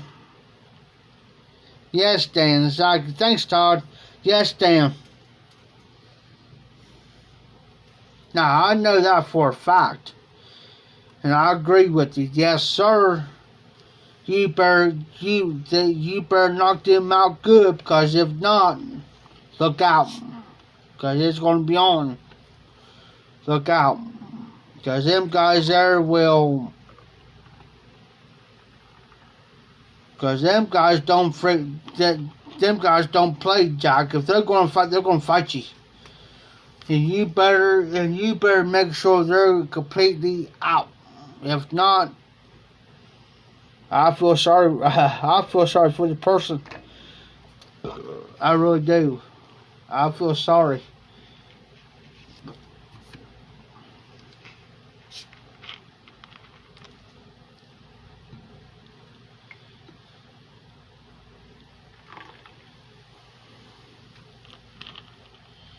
Cause them guys are them Native Americans, man. Woo. And don't make them mad either. I don't want to be around if one of them gets mad. I'll get as far away from as I can.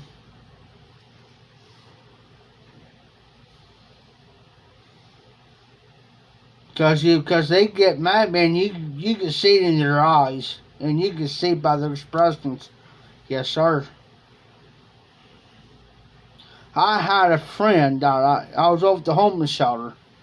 And he was a Cherokee. He was a full-blooded Indian. And there's not too many people that he got along with. In the homeless shelter deal, he got along with me just like just like that. Got along with me, man. And I asked him one day, I said, man, I said, why you get along with me so doggone well, but not too much everybody else in here? I said, what is it, man? And he says, because I could see something in you that he talk, because most the Indian reservation, them guys, they'll talk about the spirits and all this, that, and the other, and they talk about the gods. He said, there's something about you that is different than anybody else around here. And he said, that's the reason why I get along with you. He said, I'm planning on, I forget where he said he was going back out to. There's a reservation. I think it's out close to you, Dan, or somewhere in one of them states close to you, that he says he was planning on going back to the reservation, because that's where he came from. And I'm thinking, wow, dude. And because I was not even there a week, and me and him was like this. We hung out together. We ate, separate time. He always sat with me. We hung out outside. We walked up through town together. Everywhere you see him, you see me. Everywhere you see me, you seen him. And we hung out. Now I've seen him get mad. Dan says, yep, I grew up with the Apache and the Navajo. The last hang us at Indian Wars. They have never forgotten what was. Yes, Dan. And that's sad. They stole the land from them. They stole, the people stole the land from the Indians. That's the reason why they got reservations now, to protect them.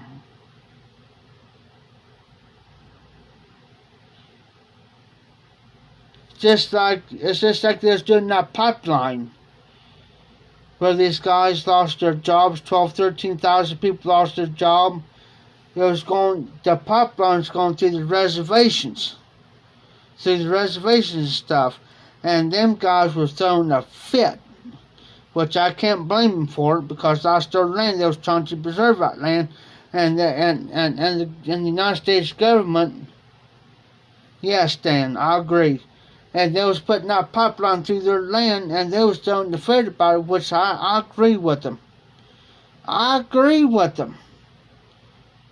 That's their land out there, and you guys are putting that pipeline through there to go to Alaska, where it's going. Come on. Used to be they respected them. Now today they don't.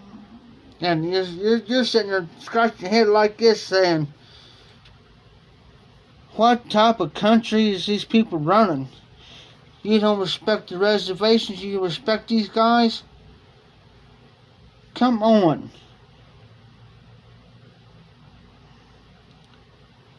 I'm a type of person, if I went to a reservation, I would respectfully ask if I could talk to the chief. Or whoever, the chief or whoever's over that reservation, and say, and not for me to step on that reservation, but come out from my reservation and say, hey, I like to learn your guys' culture, and I like to see how you guys do things, maybe live, how you cook. Is it okay for me to, come visit? Yes, Dan, I totally agree. Out of respect, because I want to learn. Reservation, the head honcho,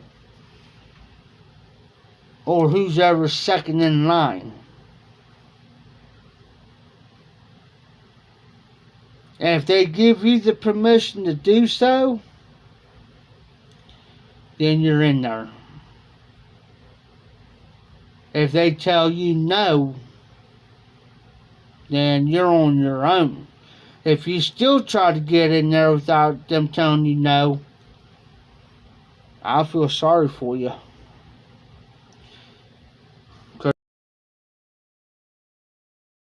And nobody will ever know where you're at. Nobody.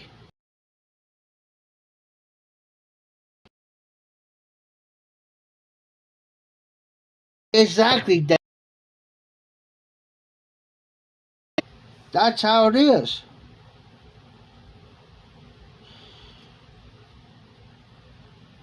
It ain't like the way it used to be when we was growing up.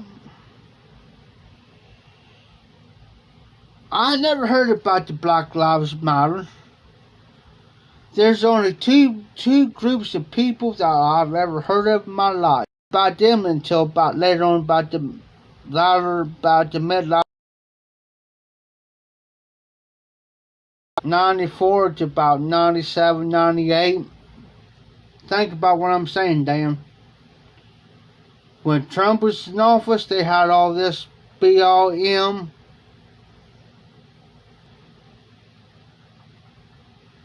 And all those rights that they had. You remember the rights they had?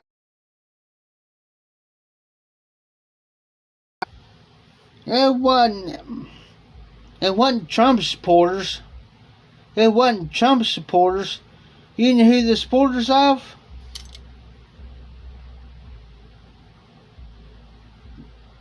Think about what I'm saying. They broke in Pelosi's office and all them guys' offices. It wasn't Trump. They blamed Trump, but it wasn't Trump.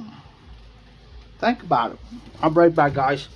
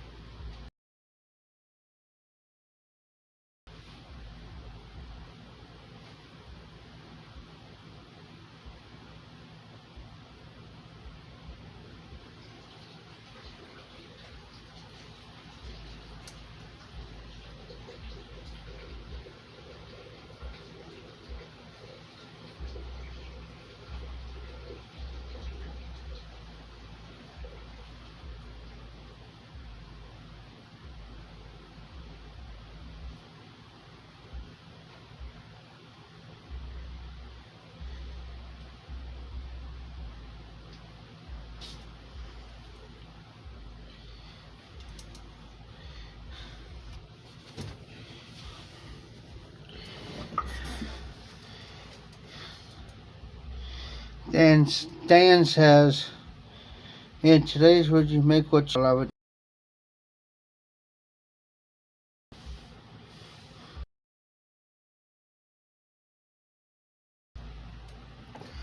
I agree.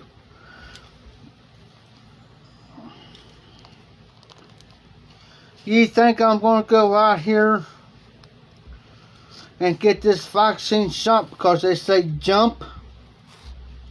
Nah.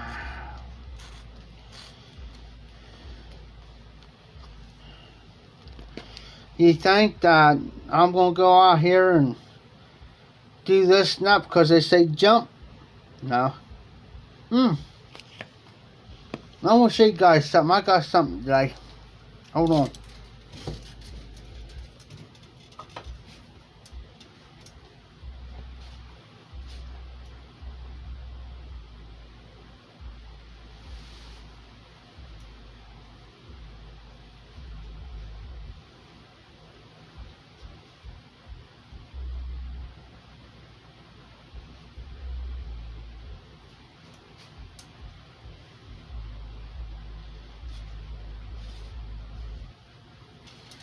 I thought this was neat.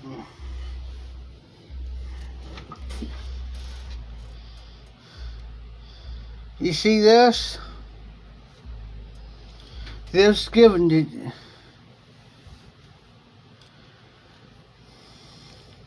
Hey Dan, Todd, see this? Check this out. I thought this freaking cool was given to me today.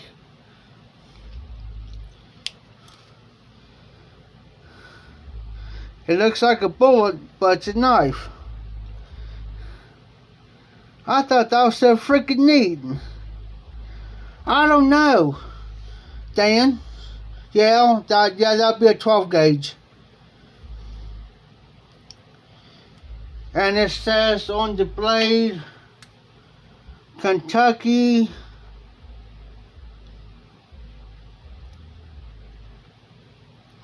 something company on the blade. But if you look at that, it's a knife. That was given to me earlier today when I was at the auction house. But I closed it. I had to be careful that sucker's sharp. But I closed it. But it's snow. So what he did was he pulled this out and he opened it up. And I said, oh, that is so neat.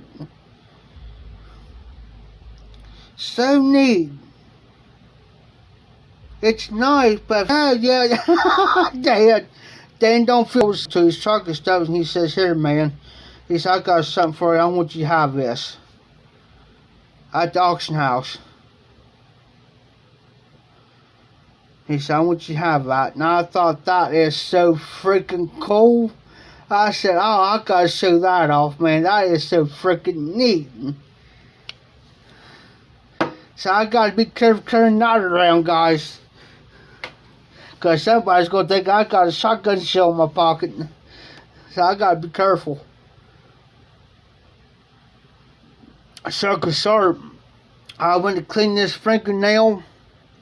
This fingernail with it. Earlier, no, this one. As you can tell, it almost took. I went to clean, I accidentally cut my nail. It almost took completely my freaking fingernail off. Yeah, sucker sharp. But I thought, well, ain't that something? So it's going to stay here at the house. So it's going in my thing with the rest of my collection. It's done been put in my drawer. So that's part of my collection that I keep. So I thought that was so freaking neat. Which one did you sub her, Todd?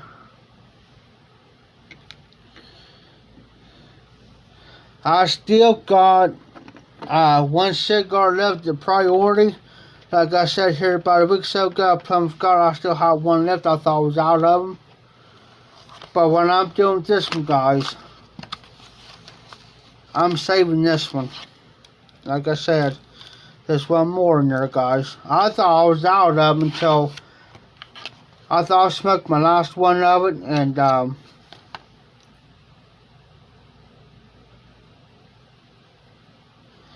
hey, yeah. And I didn't, well, I already had 2 shots of vodka earlier today there, Dan. So I really didn't feel nothing. I don't know, I'll feel that finger tomorrow. I cut these 2 fingers last week because I thought that my other knife, which I use for box openings, brand new knife, guys. It's made out of ceramic, I think Dan said it, I'm not sure. Well, this finger is healed.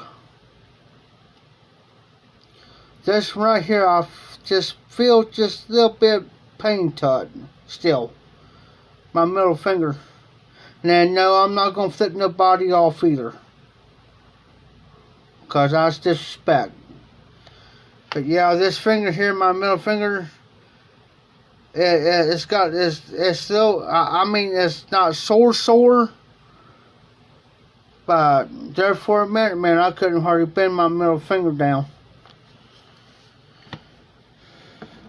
I got short fingernails anyways, guys. My next door neighbor's got short fingernails and he can't even open the beer up, but I can. I hate Dan and Todd, I'm so glad you guys hang out with me. It's 3 hours and 42 minutes. I'm so, you won't believe how much this means to me that you guys hanging out with me. It means a lot. It really does. All jokes aside, it really means a lot to me. Because not too many people hangs out with me this long. And I know it's the weekend, I know today's Sunday. But that ain't the point of it. The point is that you guys hung out with me this long.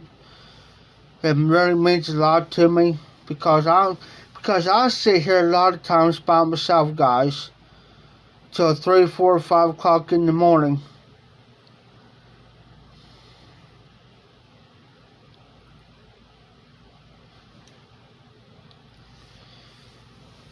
I sit here a lot of times, guys, by myself, nobody to talk to.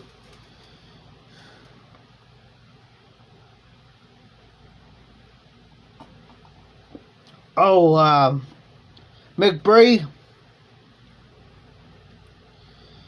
I'm just drinking a Pepsi out of my glass.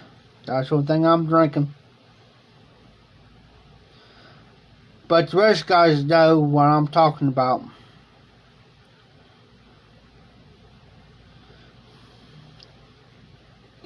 Dan knows what's up.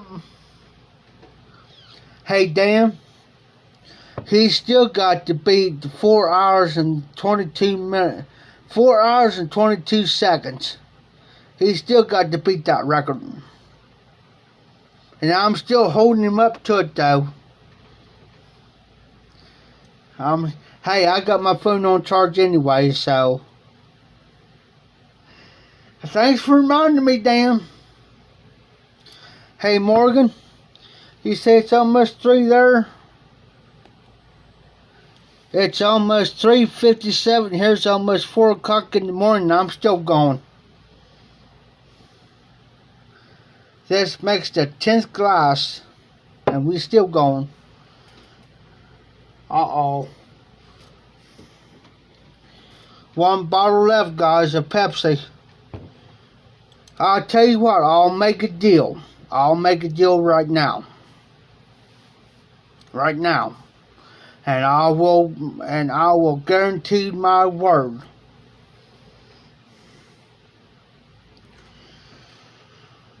I'll take another shot as soon as, no, I'll take that back. As soon as this is going, as soon as this Pepsi's going, excuse me, this is my last Pepsi. Because I still got plenty of this, which I'll turn the bottle around, I'll cover.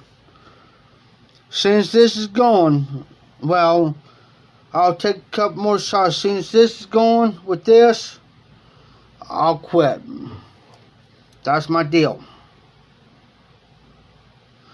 Awesome, Dan. There you go, brother.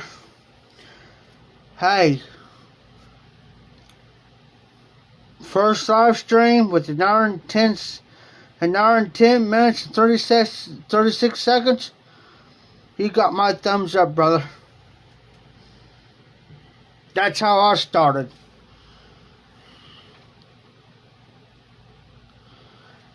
It is a record, Dan. It is a record. For your first live stream, it is a record. Because you made an accomplishment. Think about it. First live stream with an hour and 10 minutes, 36 seconds. Be proud of it. Be proud of it. Because that's how I started out. I set it for, I did a little bit to see how I would have done. When I first started out, I started out to see how long I can go. You know what I'm saying? But with the prize like we got, your number up here where I'm pointing out, where my finger is, it may, sometimes it'll be accurate, other times it may not be accurate until you're off, until you end it, and it'll tell you actually how many people got on. But here's the thing, Dan. Always ask how many's in the house. Because this number where I'm pointing at right here, because right now it's saying 4, and I know that's not accurate. It's telling me 4 people, and I know that's not accurate. My timing is 3 hours and 47 minutes and 40 seconds. That's accurate. But the numbers tell me in the house now is not accurate. Sometimes always ask, this one was, hey, I'll say, hey, Dan, you still in the house? Or Todd, you still in the house? Or slow motion still in the house? Cyrus is still in the house? Okay, Morgan said there's 2 people. Okay, up here's telling me 4. Always ask, because that number is not going to be accurate every time. You see what I'm saying? So, always ask if so-and-so is still in the house, because that number is not going to be accurate every time. That's why you always hear me say, hey, Dan, you still in the house? Todd, you still in the house? Cyrus, you still in the house? Or slow motion, you still in the house? Or Jimmy, you still in the house? I ask that question. It's not to be disrespectful, it's just because I know that number is not accurate. The 2 people I know is in the house right now is Todd and you, Dan. It's the only 2 people's in the house. And I appreciate you guys, because I sit here a lot of times by myself. Hey, Dan, I could be on my phone. Now, I showed you guys this here the other night. And I think Todd was on too. I'm not for sure. But I can pull it up on my computer. Up on my TV. Let me point. Right here. Where I'm pointing my TV.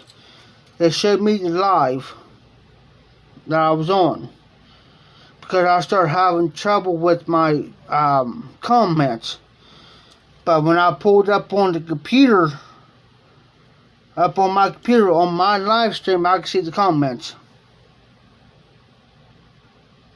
Okay, yeah, Morgan, I've got about that makes 3.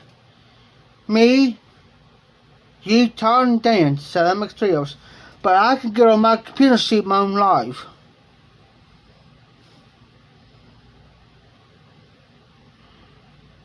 And that's what I was trying to tell you, Dan. When we do this slow motion competition, is what I got to do. When you send me that email, when we do it, I can do it on this phone, and I can do it on my computer, and I can do everything up on my computer, on my big screen. So, we good.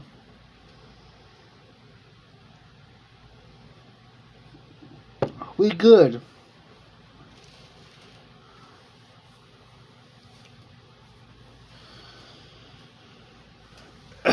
And what I can do too, I could do it on, I could watch on my phone here. That's the same way with me. Now, Dan, what I can do, I'll get this, because I got it up here in my head. I could do this when we do the slow motion competition. I could do it with the phone, and I can set my chair, and I can also pop it up on my big screen right here. As you see my TV behind me, I can go to my mail, my Gmail, through my computer. And I can pull it up on my screen too. So if you see a double, and when I join on this, I'll go on my computer, and you might see another join. That's me, because I could do it through I'll be watching on my phone and on my 32-inch flat screen, which is big, which I can see about everybody. Oh, nice.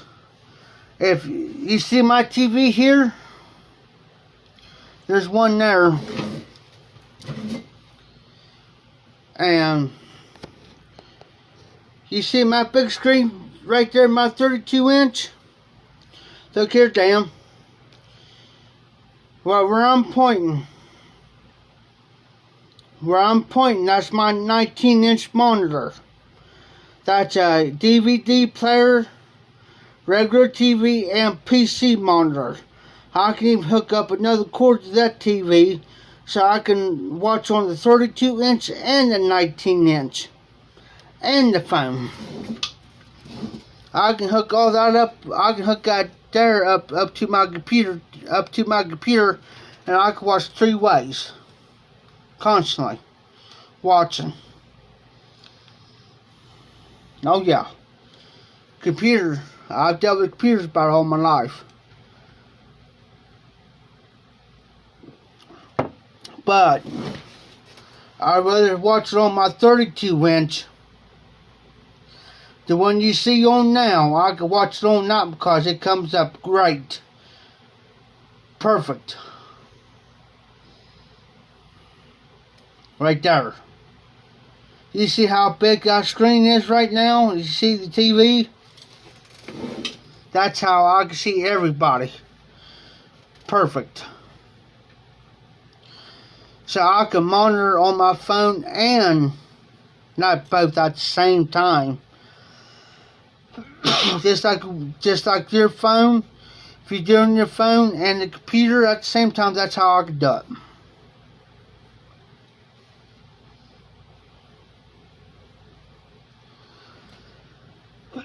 Because I got Windows 10 and I also got a laptop, but I gotta get the laptop redone because it's goofing up. I got 2 laptops, one I have for over 12 years. I gotta get that redone.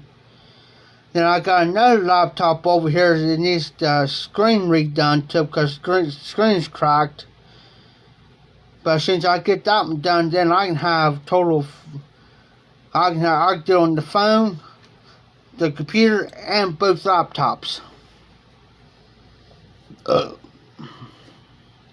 It's gonna cost me about $100 to get it done. But I'd rather have my main computer done. The only thing I want them to do is upgrade it for me. I got over 1,000 some songs I want them to take off and put it on an external hard drive, redo the computer completely, and then put all my music back on there. And then I want them change the memory out of it, where I can hold Windows 10 to stick new memory in there, memory sticks, if you know what I'm talking about.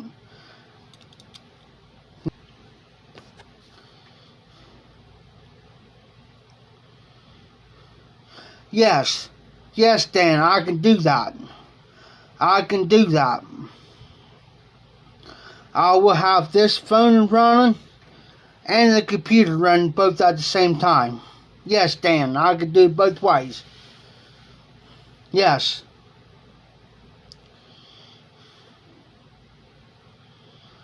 Yes, Dan, I can do it on this phone and the computer both. That's the reason why I said, when you send me that email for the Google meeting, I got a camera for that too. For my computer, I got a camera and a mic for that. See me both ways, at a different angle. So that's the reason why I said, when I click Google meeting on my phone, that you'll get another to where it says join. That's why I say you probably see me hit it twice, because I'm going to monitor from my phone and from my computer both. So we good. I could do it from that. I could do it from my computer. I could do it from my computer. Yes, I could do it. That's a guarantee, Dan. And on my phone, too, I can see everybody on this phone here. And the computer both. But I'll do it from my computer, because I can see better from my computer on this 32-inch flat screen than I can my phone. So we good. We good.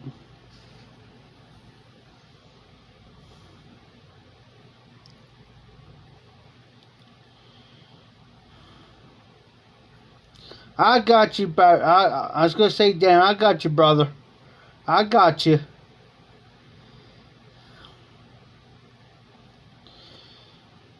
And then that's why, if now the internet's okay out here, it's good.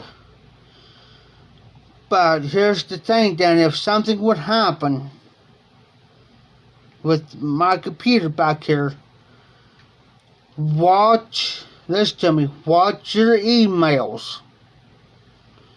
Because I might email you from this phone here saying, hey, I got a little bit of trouble or whatever. Just give me a few minutes, I'll be back on. Remember that, Dan. Because I get better internet service. I get...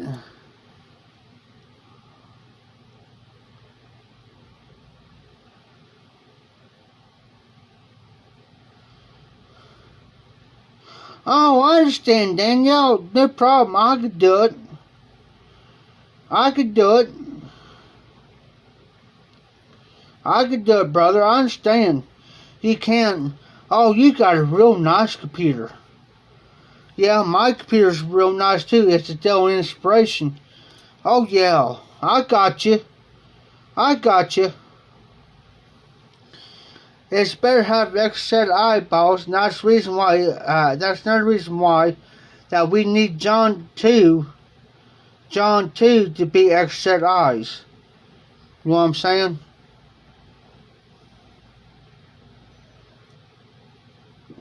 You won't be on your own. I'll be watching. I'll have my camera. Because I can move my camera anywhere I want to move it off my computer. So you ain't gonna be alone, brother.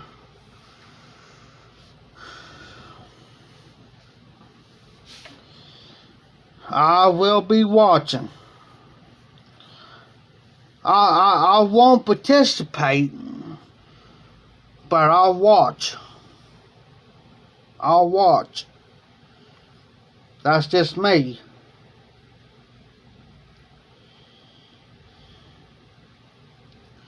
Because it's hard to watch by yourself. It really is.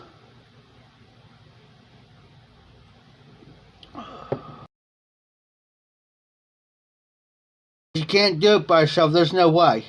There's no way.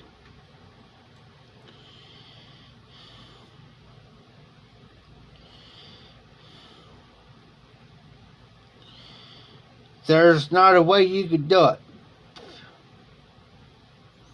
Because it's hard. It's like down at Doc's house. It's hard for one floor worker to try to catch all the bids. And just like me, I'm the main floor worker.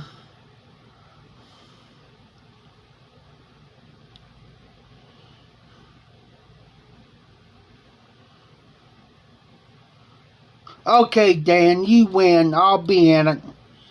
I'll be in it. You win.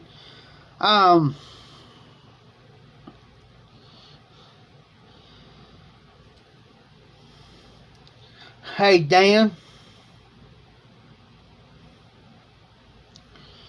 Dan, can I make a suggestion? We can have 2 extra people watching. Can I recommend 2 extra people? Can I recommend 2 extra people to watch to it? You know, watch it too. I want to nominate 2 people, Dan, but I want your opinion on them.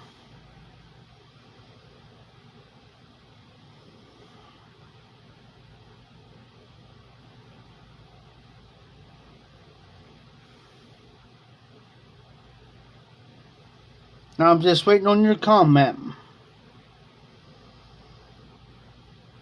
Because I want these 2 people to be a part of it and feel important. That I know personally in my heart, I could trust. And I just want to recommend them, but I want your opinion on them. And no, I'm not drunk or anything like that, but there's two people I'm thinking of right now, two additional people.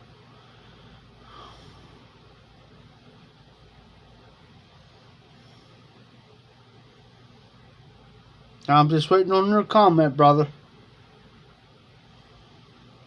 Now, I'm not going to say until I hear, until I hear from you.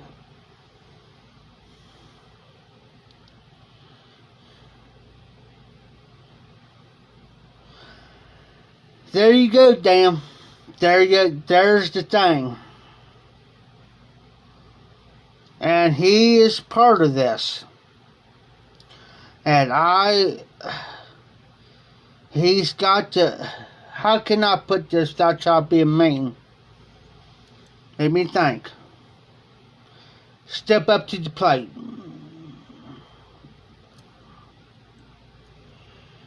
Because it's not on me and you to do this. You know what I'm saying? And I'm not trying to be mean or rude or a prick or dick or anything. You know what I'm saying? I don't want to sound like that. But the two additional people I'm thinking of, Dan, is Jose and Todd. Now, I throw those two names out there. What do you think? What do you think?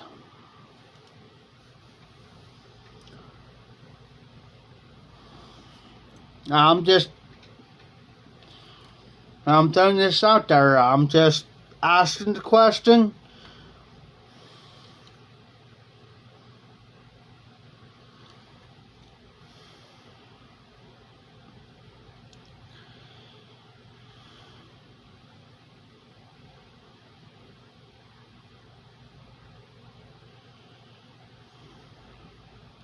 I'm just throwing it out there, Todd.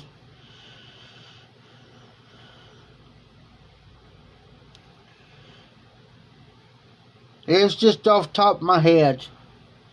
I'm just off the top of my head.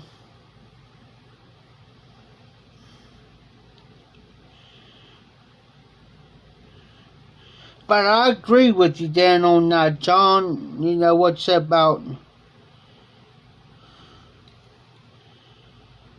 That's the thing too, Dan. We got to get John on the Google Meet too with the three of us. Excuse me.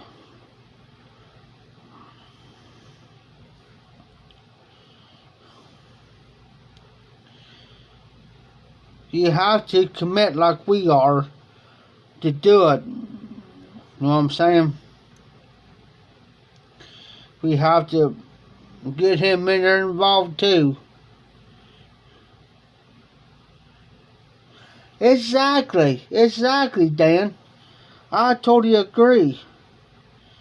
Because it's so hard. It's so hard if me and you talk on Google Meet, and then you're talking to John through your video. It's so hard. So hard. If we can do it all at once on Google Meet, just the three of us, it makes it 10 times easier. That's the reason why I kind of said we do on Google Meet, so I can write stuff down how we're going to do it, so I can take notes, so I know I go over my notes. Because what I could do is I could put Google Meet, the date, time, and then put underneath that for slow smoking competition, and that's why I could put notes down, so it could be 10 times easier for me to remember, because there's a lot of things I do forget because I've got so much going on. So that's why when it does come time for it, I go over my notes. I'll say, okay, we're supposed to do this, what's for this, what's for that, and do this and that, you know. I can go down my notes and say, okay, we're supposed to do this, that, what's for this and that, and this, that, and the other, so when the day comes, I can have my notes right there while I'm watching at the same time. And that's why I can have everything down my list. What's supposed to be done exactly, you know what I'm saying? That's why I can remember. Because sometimes I can't remember up here.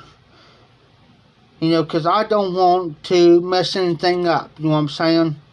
It's just like today at the auction house, there's a lady there that was kind of new to me. And I told Tim, I had Tim come over and I said, Tim, I said, is this the right person to get this stuff? Because I don't want to mess their order up of what they got over your live stream. I don't want to mess them up. As I asked him, is this correct? And then he physically showed me, said, yes, Jeff, this right here belongs to her. Belongs to so-and-so. You know what I'm saying? That's okay. I said, I just don't want to give them the wrong stuff. That's how I am. I'll ask questions. You know, so I don't goof up.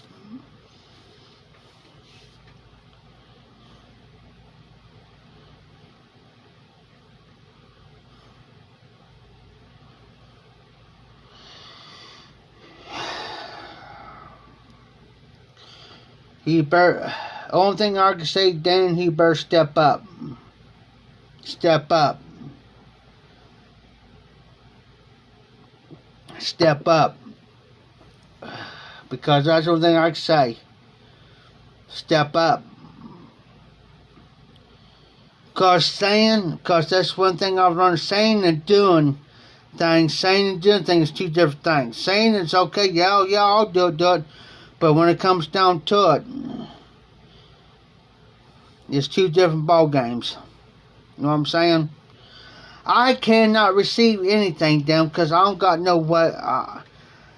If I had the income coming in, financially income coming in, brother, I'll be glad to do it. But right now, I really don't got the means. I really don't, brother. And I hate, to me, honestly, I hate to put everything up on your shoulders, brother. I really do, because I know how it is financially wise. You know, money's tight, you know, and I understand that. You know, and I understand that. And I really do. If I was financially stable, I would have said, hey, yeah, Dan, ship it to me. I'll take care of you. Yeah, and I'm telling you the truth. You know, I'm not going to beat around the bush about it. Don't say something, and this, how can I put this without being mean? Without offending anybody. Give me a minute. Don't say something that you cannot back up. That's the only way I can say it. You know what I'm saying? And I'm not trying to say it in a mean, rude way. You know. And I know you got stuff coming in next week. And I know you're shipping stuff out. And it takes time, money, energy to do it. And I'm a type of person, I don't like to put someone on somebody else's shoulders, you know what I'm saying? I really don't. That's just me talking. So what we got to do is we got to get John to actually do a Google meeting with us and actually come straight forward with it. straightforward. Because if it cannot happen, you lost basically really out on money for this. Really. You know what I'm saying? I'm not saying anything negative, but I'm just looking ahead of time, you know what I'm saying? I really don't hate to see it.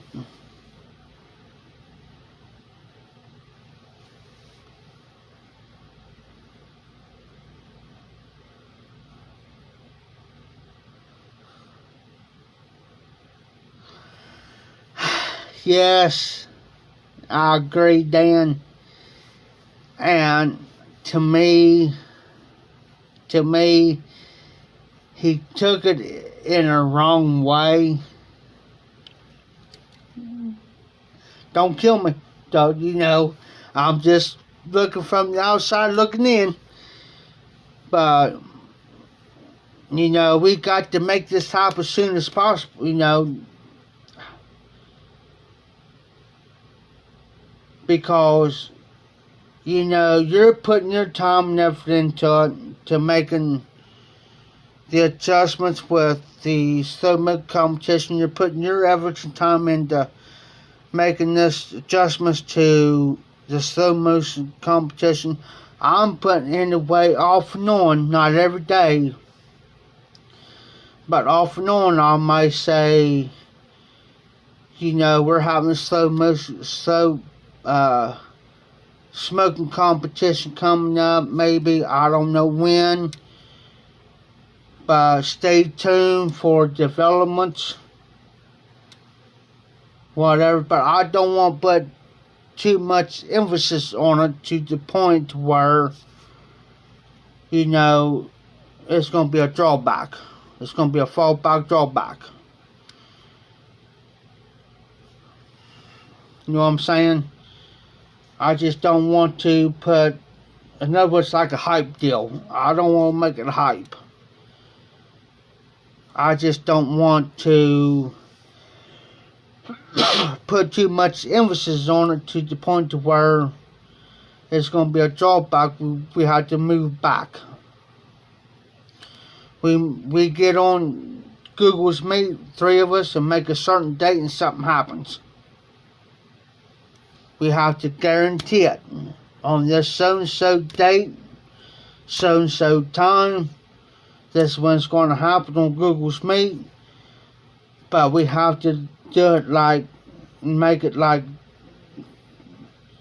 ahead of time, say like 2 weeks ahead, 2.5 weeks ahead of time. That gives everybody enough time, and then have a deadline. Say, okay, we're going to give you guys this at this so-and-so date, at this so-and-so time. This when it's going to end for you to enter. And then when this date and time comes, when it's said and done, say like, okay, say like we have it on the 30th this month. Okay, you guys got till the April 30th this so-and-so time to enter. Say like at 12 midnight on April 30th at 12 midnight. You guys have this time to enter. After midnight, it is officially closed. No more entries. You know what I'm saying? That's it. And we will have it say like, let me look. And say like we have it on the 15th.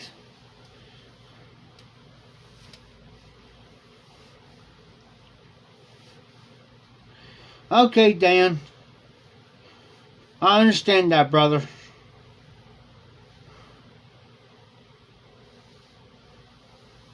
Okay, I understand. And say like on the 30th at 12 midnight. That's the end of it. And say like we have it on the 15th of May, which is on a Saturday, and we say like, okay, May 15th at this so and so time. Okay, cool, Dan. Cool.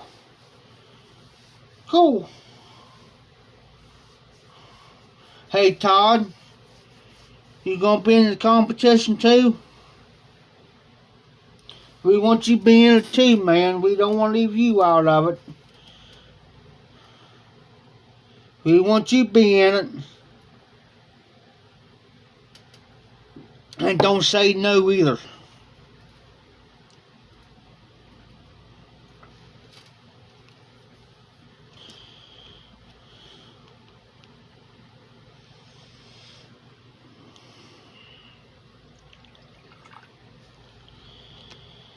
And you know, say like May the 15th at this so and so time, from this so and so time, say like we start at 3 o'clock to whenever. You know what I'm saying?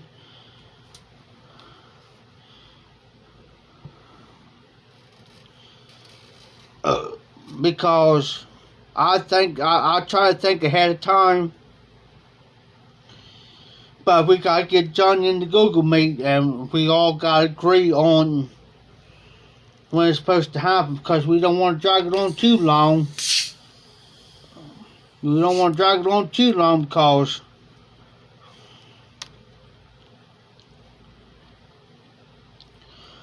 I understand, Morgan. I understand, Todd.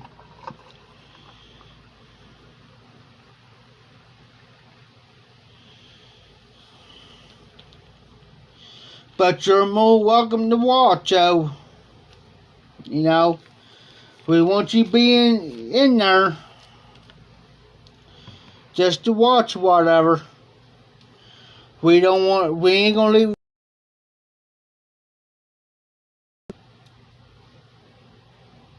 And that's the main thing. If you're just there to watch, hey, you're welcome to do it.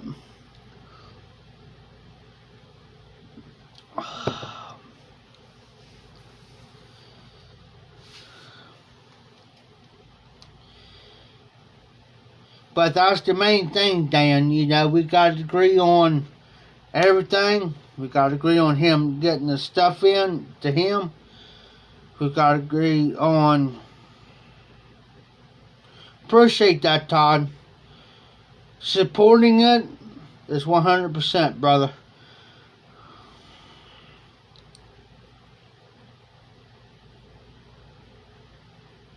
Exactly. I agree with Dan, Todd. Like Dan says, Todd, all we will ask you to do is attend. There's no entry fee, Todd. So, there you go. You're welcome to attend, to watch. We want, if you can't smoke anything in the motel room, it's too cold, whatever, go outside, that's fine. We've got to have you there. You know, and Dan, you know, that's the thing, we got to agree on him receiving the prizes, that's fine. We got to give a date to where he got from this time to this time to enter. And then we got to agree on a deadline, say like the 30th of this month, at this so-and-so time, and after that, no more entries. But we'll give everybody an opportunity to enter. That gives everybody a fair chance, whatever. And then we'll set a date. We will, Todd. We will, Todd. Todd, we will do it, but we just got to do some little bit of tweaking. We got to weed out the weeds a little bit. You know what I'm saying? We got to weed it out and work on a few things. And then we'll set a date, time, whatever. Explain the rules. And this how this how we and I'll probably, and it'll probably be either Dan, and I trust Dan for doing this. It's like Dan will tell you what to, before we'll probably go I don't know, 15 minutes ahead of time or whatever. I'll leave that up to them. It's like the formalities. It's called a formality. It's like the auction. Tim would say everything is by it is where it is. Once you bought the item, it's your item. You're responsible to pay. It's your item. If you bid on it, it'll be like It'll be like. Okay, Dan. Okay, I understand. That would be awesome. That would be awesome. If there's other people wants to contribute with the prizes, hey, more the merrier. And you know, us three, Todd, between Dan, John, and myself, we will work everything out. And we'll give time too for people and the length of time, you know, in the time frame. If people want, like Dan said. So, in that time period, it depends on, like Dan said, the contribution. So, if Dan knows more of who's for the contributions of it, and he knows where these people that are doing the prizes come from, if you get a time frame, you know what I'm saying?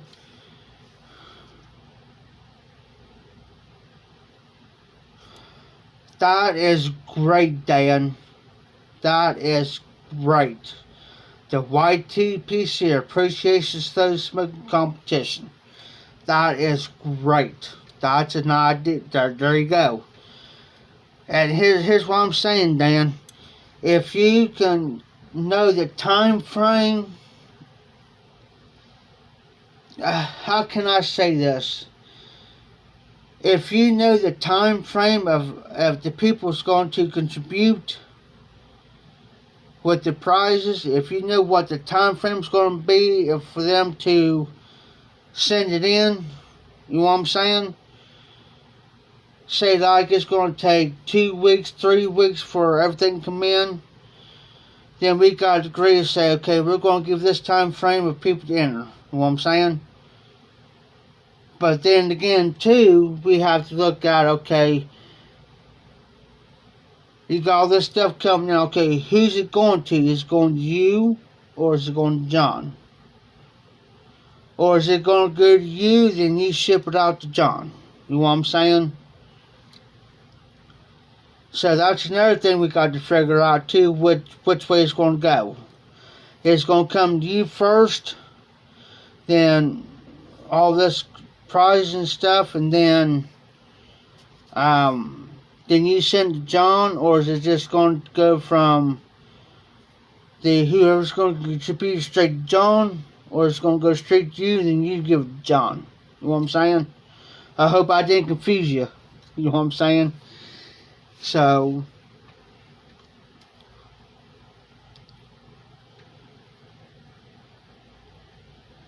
here's another words. In other words, what I'm saying, Dan, are you like a distribution center for these prizes come into you, and then you ship it to John? It's like you're a distributor. It'd be like Amazon. That the product comes to Amazon is like you.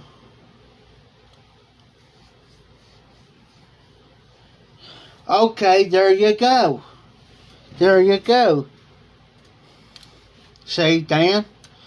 That's a great idea. That gives everybody... There you go.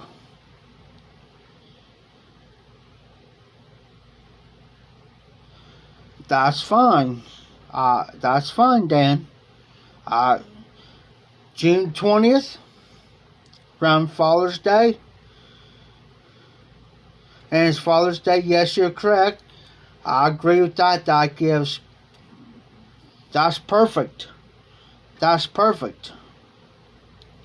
So if we get the ball rolling now, you know what I'm saying? And get John on the Google's meet. It's okay, June 20th and it's Father's Day. And it's for the first day of summer is Father's Day. Excuse me. Okay, let's set it for that. And then what I would do too, Dan, if when you ship the stuff ship it to John, what I would do on the outside the box, or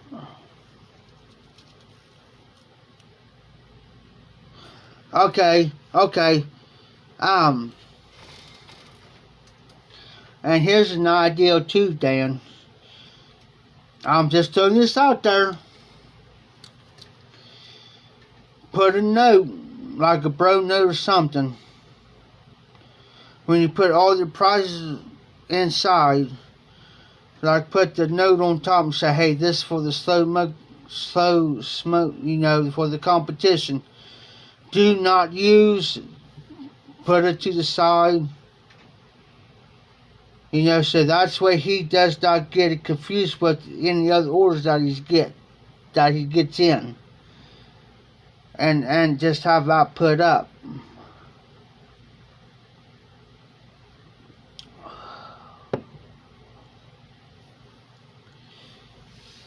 I agree with you, Dan. That's perfect.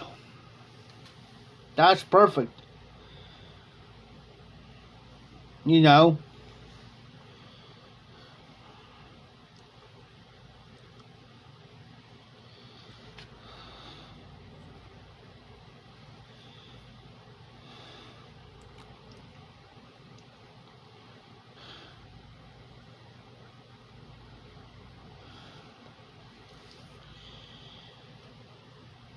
That's perfect, Dan.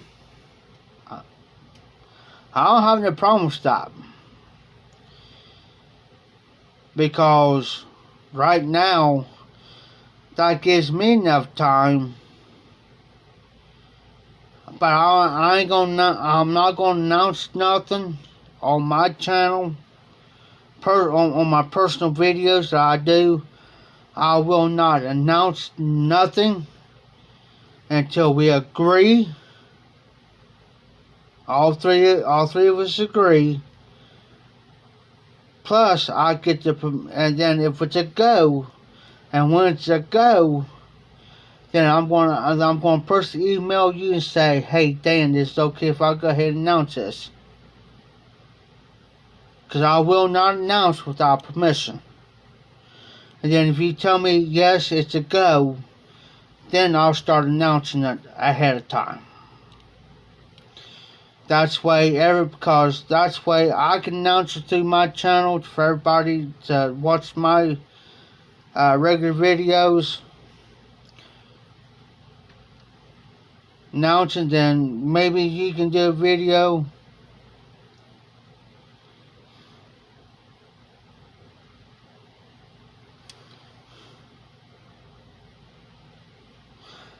Yes. I agree.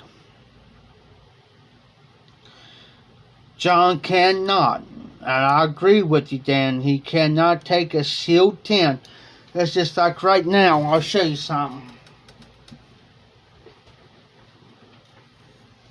I'll show you a prime example. Hey, Morgan, what Dan is talking about, because Dan, Morgan is a bit of a not disrespect to you, Todd, but he's got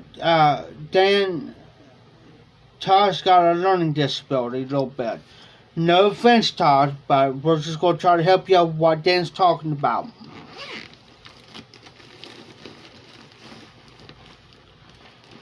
What Dan's talking about, Todd, is that John, he could talk about the pinch a couple bowls of bulk tobacco, which comes in bags, And I'll show you a bulk. This is a bulk, Todd. This is a pound of fertilizer without a bite. This is bulk. Okay, this is bulk. This is what Dan's talking about. And what he's talking about, this is a sealed tin of Samuel Gauss Navy Flake. Okay, this is sealed. You cannot open that sealed tin up. This is sealed. This has never been cracked. So he cannot take a knife to it and pop this open. This is sealed. And I'm not going to open this up until May 12th, which is my birthday. May 12th is my birthday. So I wouldn't open this tin up till my birthday. Oh, Dan. Yeah, you was telling me about that.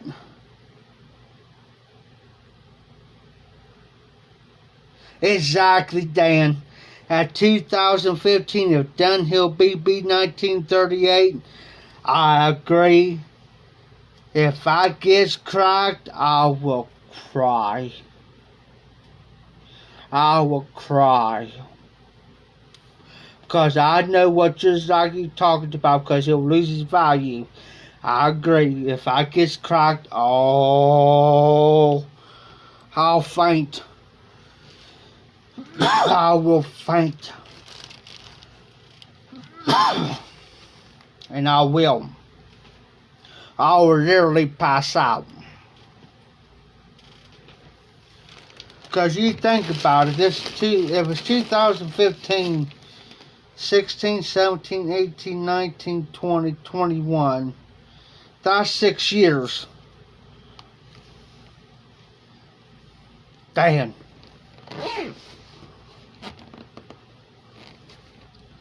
It's just like I got it's in a Ziploc bag, vintage Sicilian. It's in a Ziploc bag in this. You think I'm going to open that up, Dan? No. It will not be open. I'm going to get me an extra jar. And I'm going to take out vintage Sicilian. It's never been opened in that bag. It's going in that jar. It's sealed up. It's going in there. Look, I'll show you something.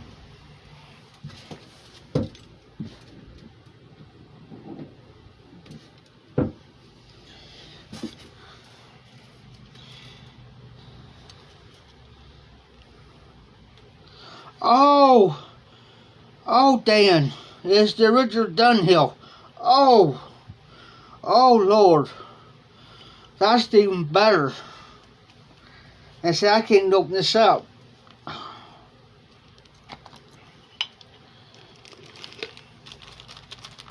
I'll show you something. Oh, Dan.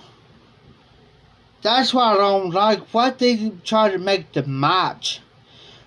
There's no way they can make the match up to the original. They could try, but I guarantee they ain't gonna be the original.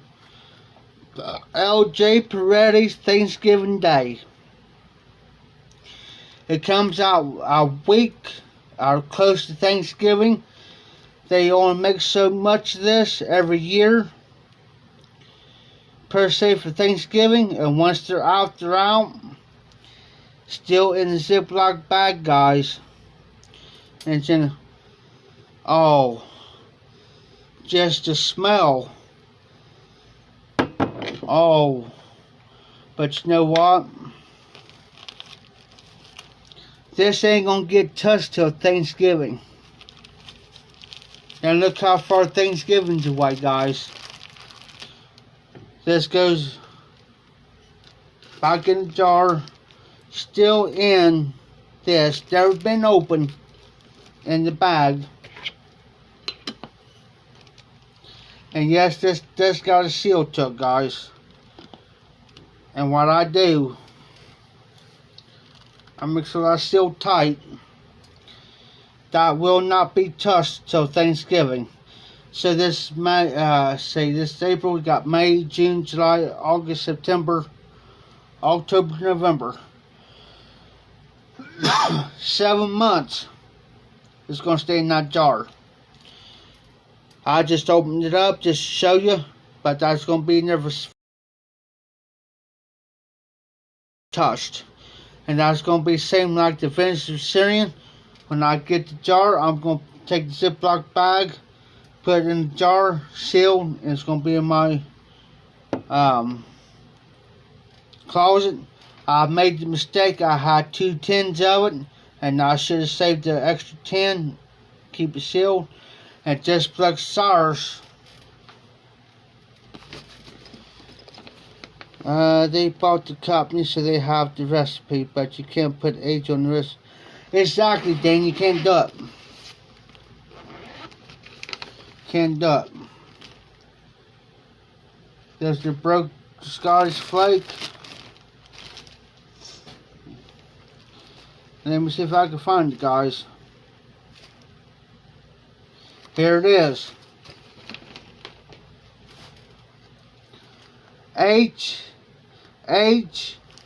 Vintage Sicilian. The date on this is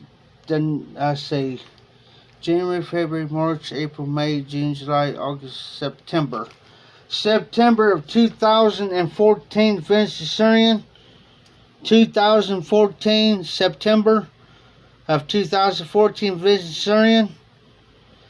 This is going in the jar, guys, and it will not be touched. It will not be touched. It will be put in a jar like this, or better yet, guys, I just got an idea. You see this jar?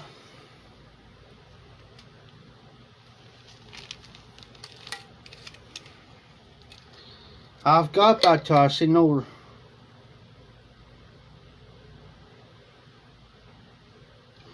Okay, cool, Dan.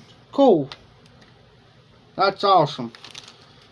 Finish the Syrian, guys. You're going to see me seal this up. And what I do when I roll it up like this, so the vintage Syrian's on the outside, so I'll know. And what I do is I'll fold it. There's the finished Syrian, guys. Guess what? This is going to be put up. It won't be touched till special occasions, but I might wait another year to open that up. So that is going into my closet with my Thanksgiving Day.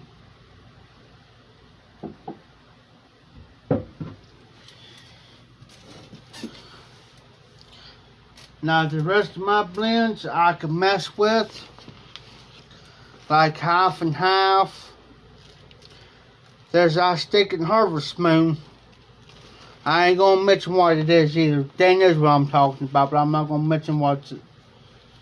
And then here's, hey guys, tonight it is the Drew Steak Meat Pie. It's gonna be reviewed on my live stream. It's no longer in production, like I said before. I will not do it on a regular Friday Bulldog dish, and if a blend is no longer in production, I will not do it on my regular Friday Bulldog because it's not fair to everybody else. And I won't do that out of respect.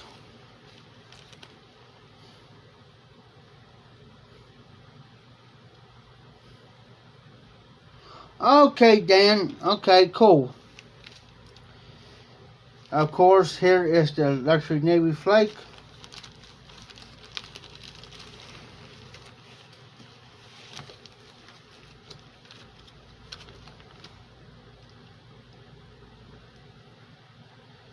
Half and half, 2018 order, which everybody knows what half and half is.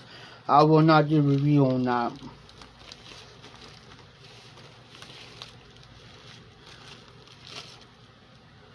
Here's Sutliff's age.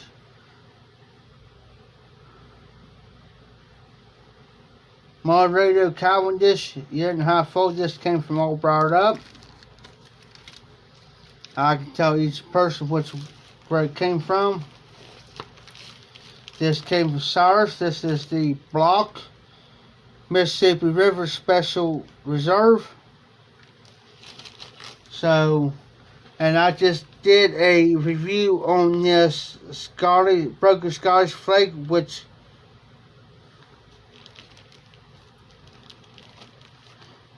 oh yeah, Dan. Yeah, it's crazy. It is crazy, dude. You'll be surprised. And you'll be surprised how many people will enter. And you got all these prizes and stuff coming in. The more prizes that you got, the more people that will enter. And it's gonna be wild. This will be one of the biggest events ever that we ever did in a long time, and the first ever we did for the YTPC. So we're in for a treat, Dan. We're in for a treat, brother.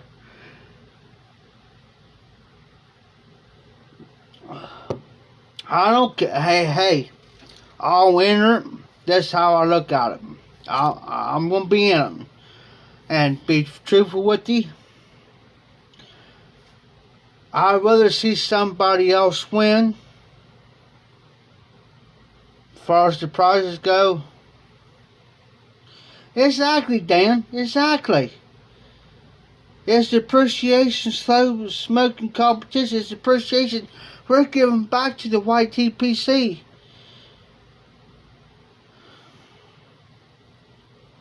Alright there, Todd. You're fine, brother. We understand. I'm glad that you hung out as long as you did. Appreciate you for being here. I appreciate you being on my live stream, brother. I really do. And you know what? You know the thing is, damn.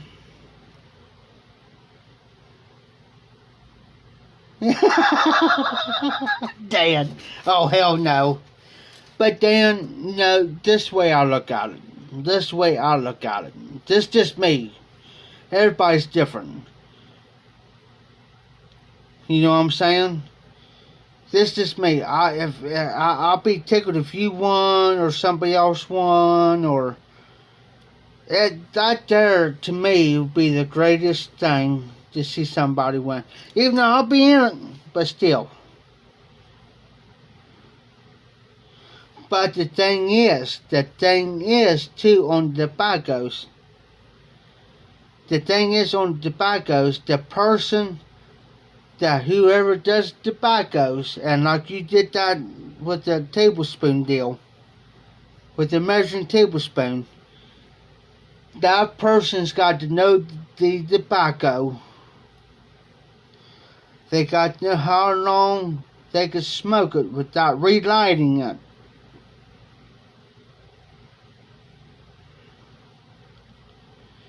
But everybody's got to fill their bowls like you showed me. They got to know that tobacco. So okay, I can do the chart light, tamp it down real good, and then do the true light. They got to know that tobacco. But everybody's got to do the same thing like everybody else does. They cannot cheat.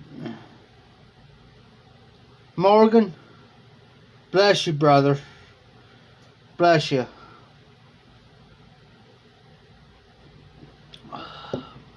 Hey, damn.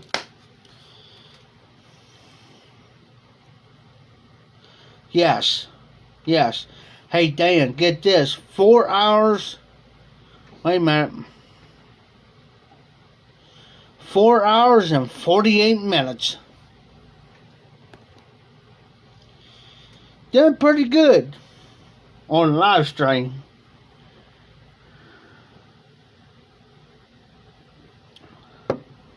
And that's the thing too.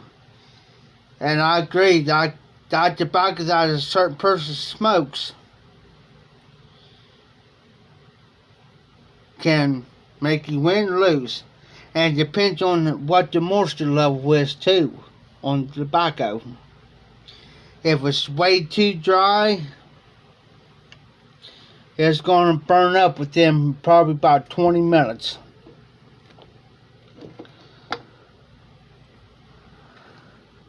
Now, I've learned on flakes, if somebody rubs out a flake out,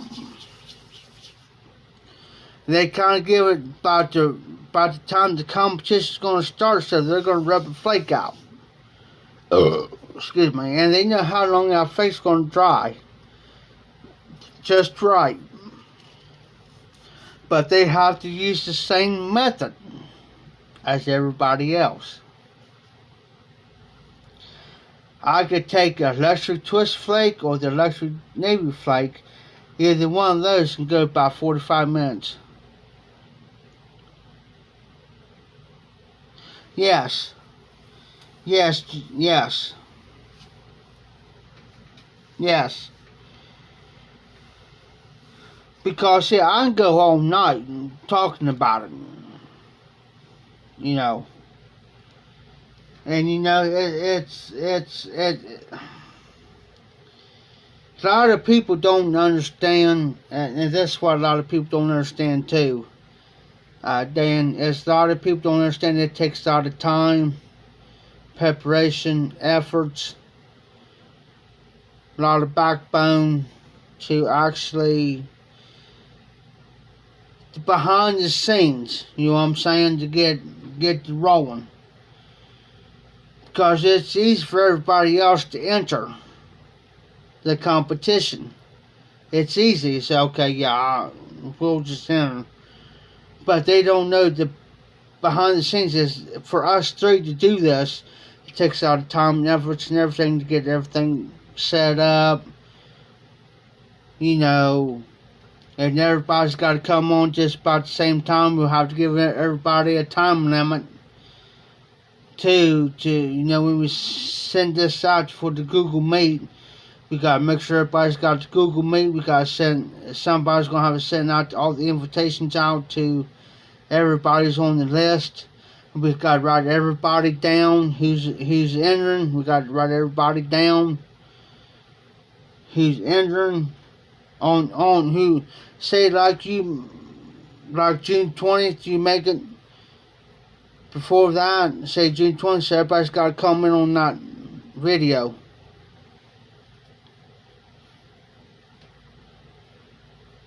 Yes. Yes. And then again too, Dan, yes, I agree then too, that everybody that's going to be in they have to respond to that particular video. And you have to, on that particular video that you make, you have to, you know, let everybody know that they have to respond to that particular video who's going to do it. And then whoever's going to do it, then we got to write everybody's names down. You, me, and John have one piece of paper, maybe two pieces of paper. We got to write who's always going to be in it, and we got to make sure. And you had to be specific too, to say, hey, you got to be on Google Meet, and we're gonna need your email address for order you to enter. So we got to have everybody's name, email address, so forth and so on. And there's where I come, you know, if they respond to your video, that's where me and John needs to come in and say, okay, then I will make a video of it, and that's where whoever sends me and give an email address out. Your email address, like my email address. And whoever responds to my email address, then I can write their name and email address down. And then I can, you know, and then we can do a video chat. It will make it 10 times easier to do a video chat to where say, okay, here Dan, here's say like here, but well here's Donnie so and so.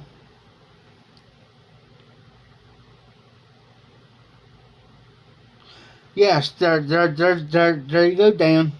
There you go. That's what I'm saying. Yes. Yes. And then I can say, and then we all three do a video thing at one time on Google Meet. And then one at a time say like, you'll say, okay, Jeff, give me the names and email address of who's entering. And say like they respond to that video and I catch.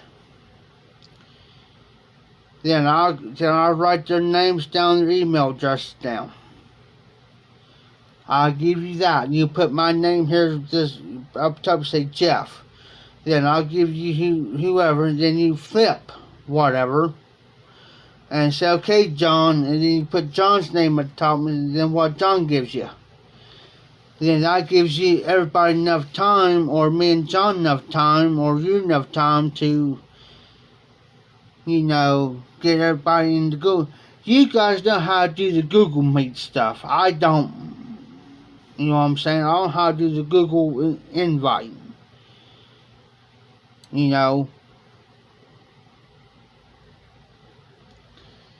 I'm still learning how to do the Google invite. Because I really don't know nothing about it. See, like I tell you, you see me, okay, give me a specific time I'll be on, and say like tomorrow of 3 o'clock, for instance. Okay, I'll be here at 3 o'clock, and when 3 o'clock comes out, and you send me that invite, I'll just go over and hit it on your Gmail, I'll hit that, bring up my Google meeting thing up, then I'll just hit join. You know what I'm saying? So I don't know how to do all that.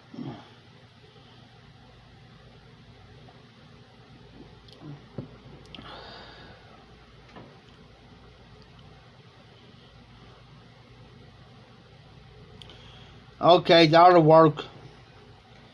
That'll work.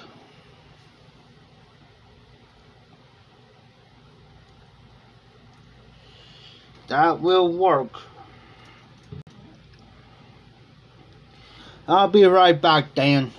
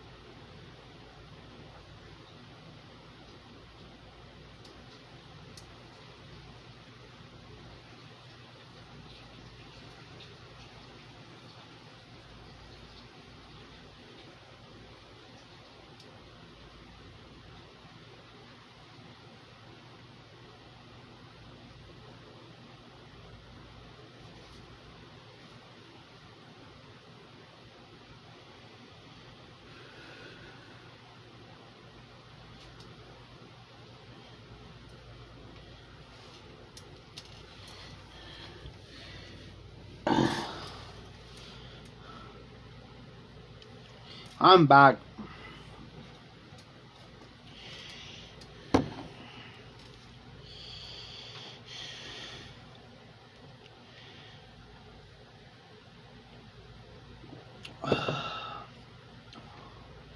It's just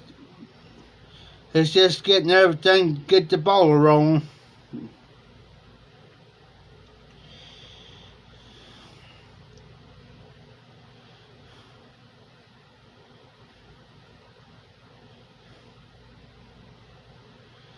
Okay, I could do that. When that time comes, Dan, just what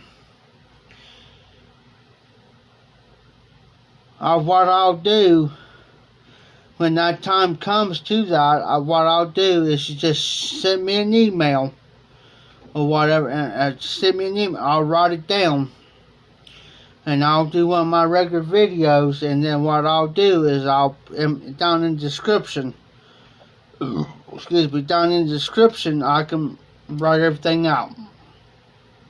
And down in the prescription box. That's excuse me. That's not a problem. That's not a problem.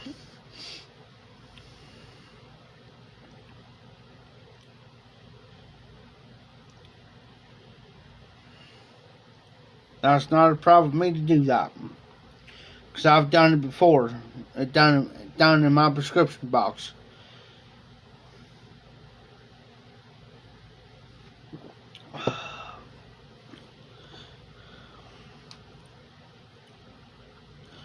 I do not have a problem with that.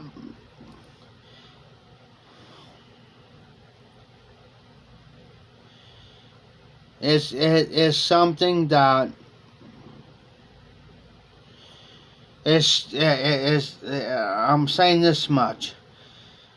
It's something now that we need to start now and work towards. Because right now, today is the 18th.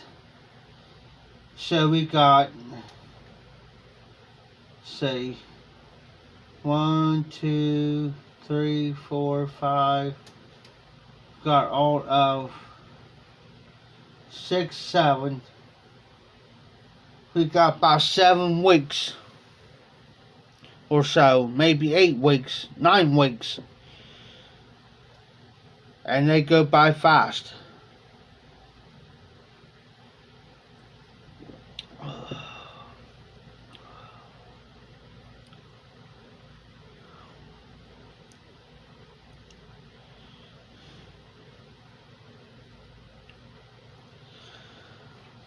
Hey Dan, new record tonight, 5 hours.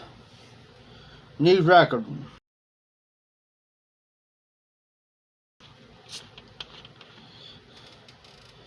Yeah, I'm done for tonight now. I got one more little swig and I'm quitting for tonight.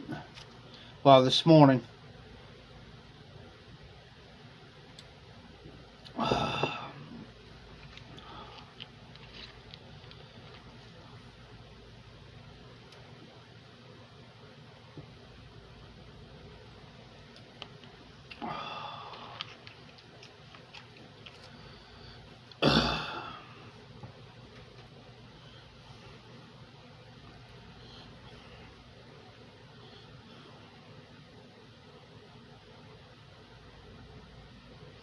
Yes, Dan, I agree.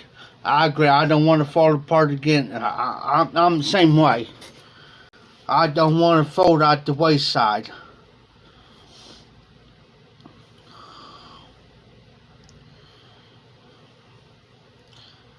I don't either.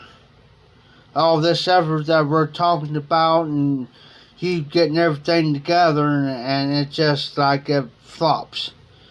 I don't want to see that happen either. Because that will kind of upset me. And it will upset me.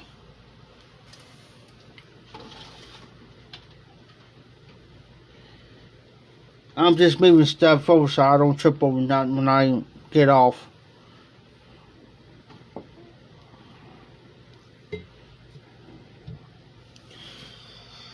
Yeah, Dan, I'm the same way. I don't want to see it fall apart now. I don't.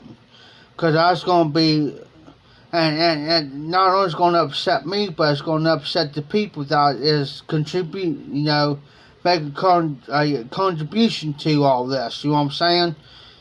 Everybody's putting time and effort and money into this. And for it to fall apart now, and I don't want to see that happen.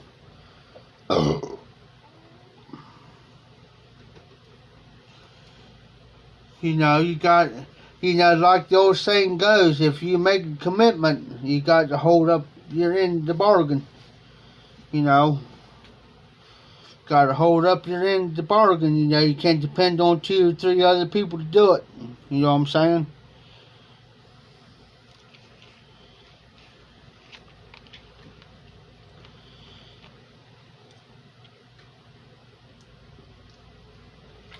That's the reason why I keep my part of my bargain. When if I say I'm going to do something, I'm going to do it.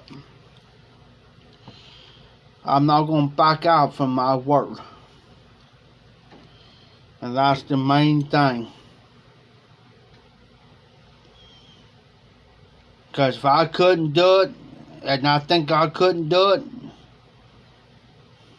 you know, I won't do it. I'll tell myself I can't do it. I'll tell you from the start. Not wait till after the last minute and say, well, I can't do it. You know, what's the point of saying it and then not do it? You know what I'm saying? It ain't cool.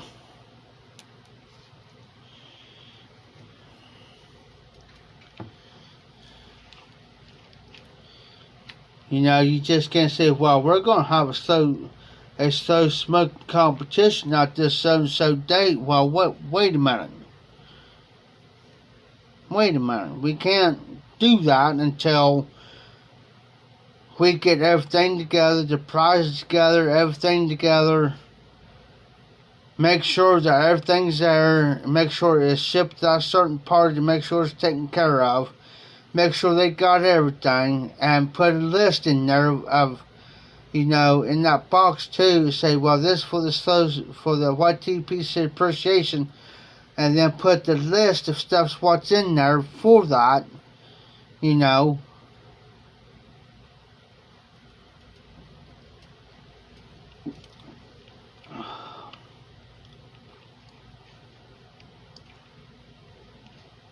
Exactly, Dan, exactly. I totally agree with you. You know, and I don't want to see it happen.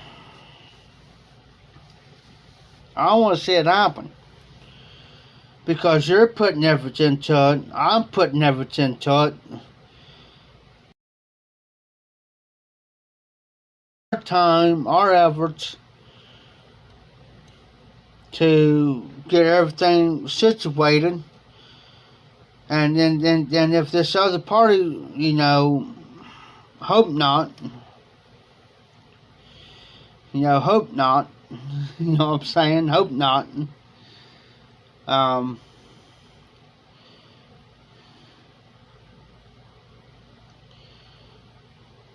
Because it's hard to,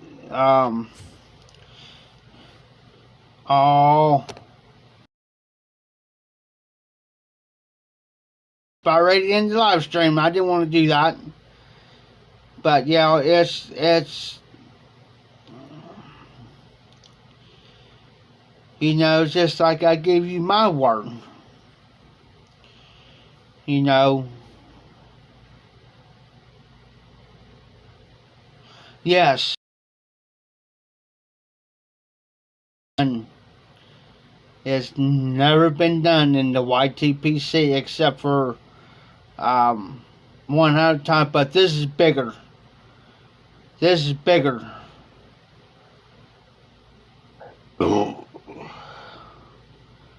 It ain't like we got like 5 or 10 people or 15 people doing. We're doing the whole shebang, which means everybody in the YTPC.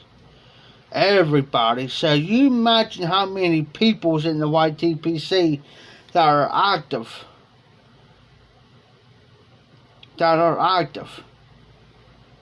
Now, here's the thing too, Dan. Yes. And here's the thing too, Dan. I'm going to ask you on this. I just thought about this. Is it open only to the U.S. only? Or is it open to everybody that also is in the United States and internationally? Because if people that are open internationally, which is across the pond, they have to pay for duties and stuff, you know what I'm saying? Especially on tobaccos. There's another thing we got to think about. Taxes and duties on tobaccos if it's done internationally. Like Bar Blues, Mike, Everett, say like Hermit, Tim Piper, Simon, Paul the Piper, them guys. So we got to think about that too. We could ship it to them, but the tax and duties is on them. That's the thing we got to stress. We'll ship it tobacco to you, but the tax and duties, if you win, the tax and duties is on you. There's another thing we got to figure out. Is it open just to U.S. only? Or is it open to everybody? Which U.S. and internationally? Across the pond or Canada? Because there's several people in Canada that's also in the YTPC. I was sitting here thinking about that. So there's another thing we got to discuss, and that's another thing too that we got to stress also in our regular videos, is that if anybody across the pond wins, we'll ship it to you, but the tax and duties or whatever else is on you. You know, because you know, John's just taking, you know, John is shipping it out, or whoever, you know, shipping it out. You know, he could pay to have it shipped to them, but the rest is on them. Cause they'll cost an arm and leg. You know what I'm saying? He's got Pipe and Tobacco, which he's over across the pond too, and there's also Pipe Tree, he's across the pond. So forth, and you know, because I know a lot of them is across the pond, and I know several.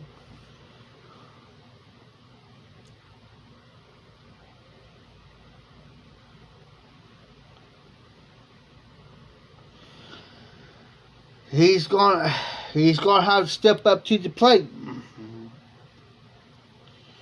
He had to.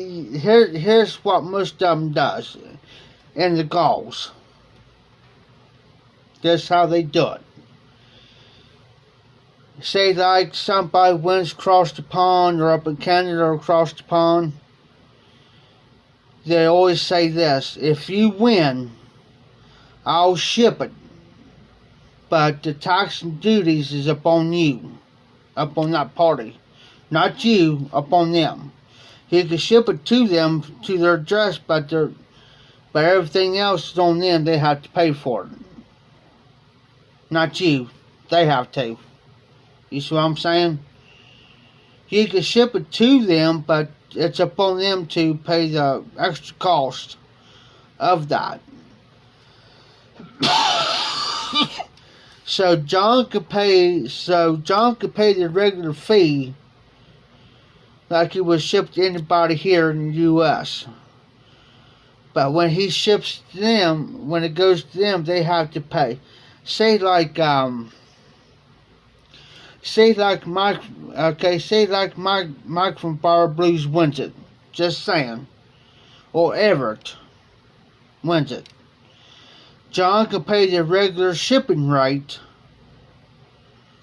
from here to there, to Canada, from here to there, but it'll be up to Everett to pay the extra cost of the tax and duty. See what I'm saying? It'll be up to him to do that. But John can ship it like he can do a 2-day priority or a 3-day priority. He could do that, but it's going to be up to him to pay for the rest of it.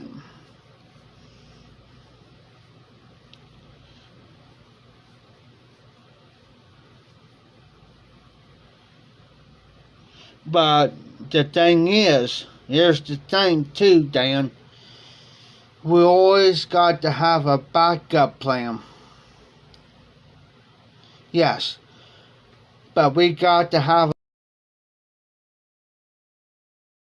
just in case something happens ahead of time. That's why if something doesn't fall through, we have a, that's why we still good. I'm gonna give me a bottle of water real quick. I'll be right back, damn.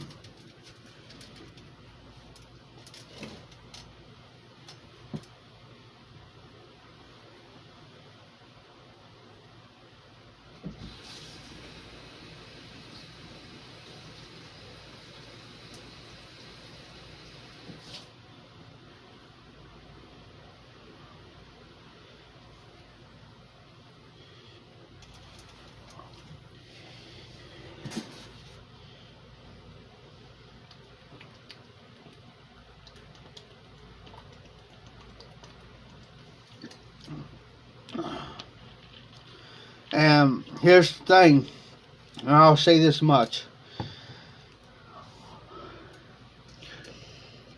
It's a do or die situation. And what I mean by that, don't back out now.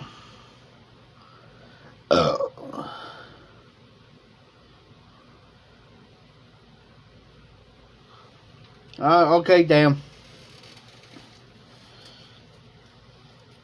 I just didn't want something to happen to.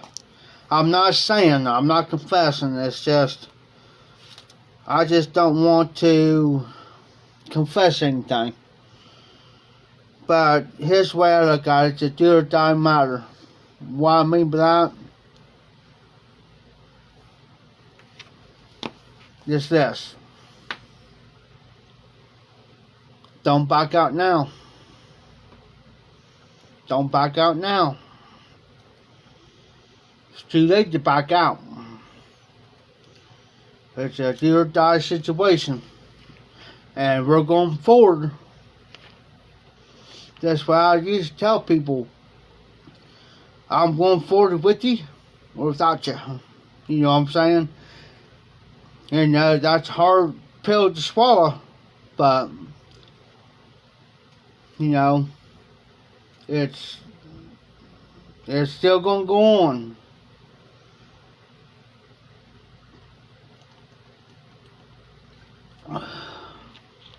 You know, and I'll back up anybody. I'll back you up on it,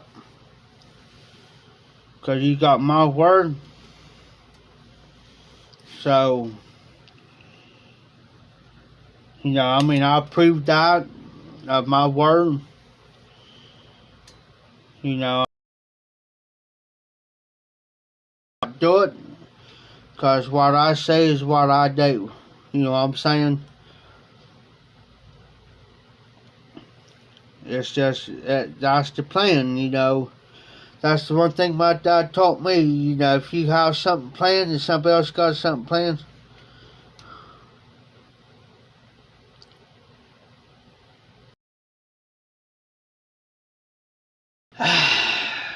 Dan, I get what you're coming from, and I kind of got that, and to me, I felt the same way. Something, and I don't. First for me, and I felt when I heard that, when I heard,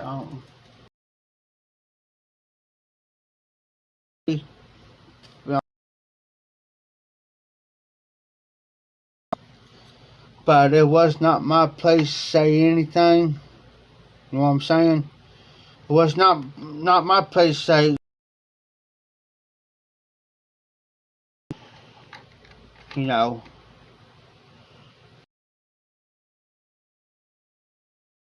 Say, I'm just saying this. I'm just saying this as my opinion. Say, like, I come up with the idea, for instance, and say, like,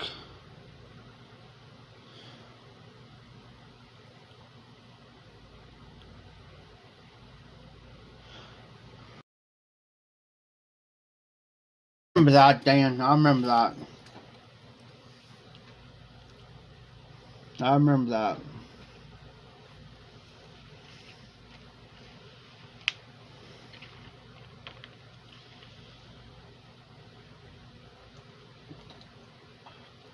I have people I used to work with.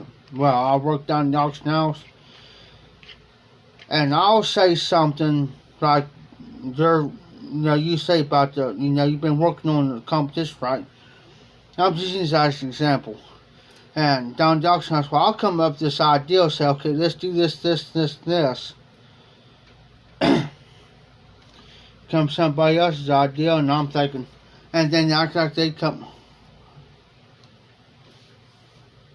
Okay. Just like, I'll give a prime example. I had a situation happen here Wednesday night. I was down at the auction house. And this guy says, well, he pointed his finger at me. He says, I got jump started saying they heard me on, because he does live Facebook, he does a live stream through Facebook, does auctions. He says, yeah, I got jumped and griped at because they heard me through Tim's phone. And here you are, he was over there drunk running doing this. And I said, I looked at him and I'm thinking,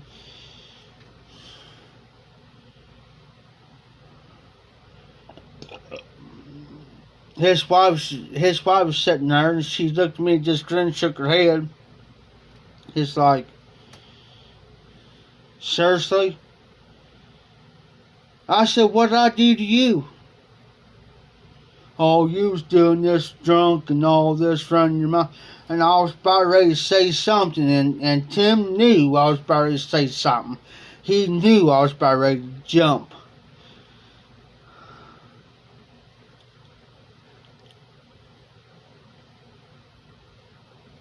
Yes, Dan, I agree. And I'm thinking to myself, and I was about ready to say something.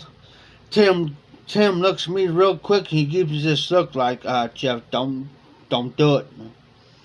Don't do it. Don't say nothing. Because Tim knows that I don't hardly say nothing. And I don't. You could hear him and this other guy talking, but yet I was getting the blame for it. And I said, that's fine. And then there that night, after the stream, after he did his thing, this other guy started joking, well, you remember, ha ha ha, you remember how we used to tease Jeff, ha ha ha, last year, laughing about it. Well, Tim looked at me, it's like Tim seen my expression on my face, it's like, he seen this look, it's like, uh-oh, Jeff's about ready to say something, Jeff's going to jump.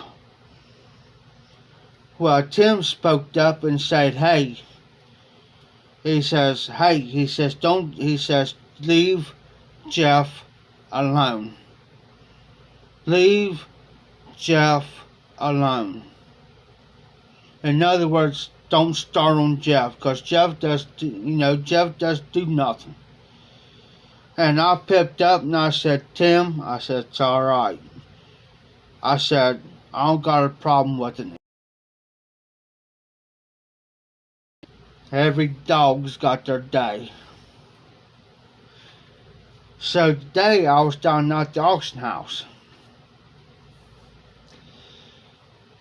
They didn't show up. They didn't show up at the auction house. They wasn't there.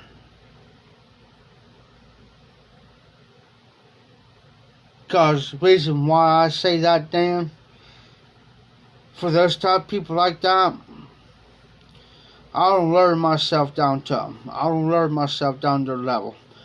I don't lower myself down to their ignorance and their stupidity and stuff. I sit back because, the reason why I sit back, because I borrow my time. I borrow my time. Because sooner or later they're gonna make a mistake to where I'm gonna sit there, and when it happens, I'm gonna bring it up. I say, well, now he's been running their G-jaws.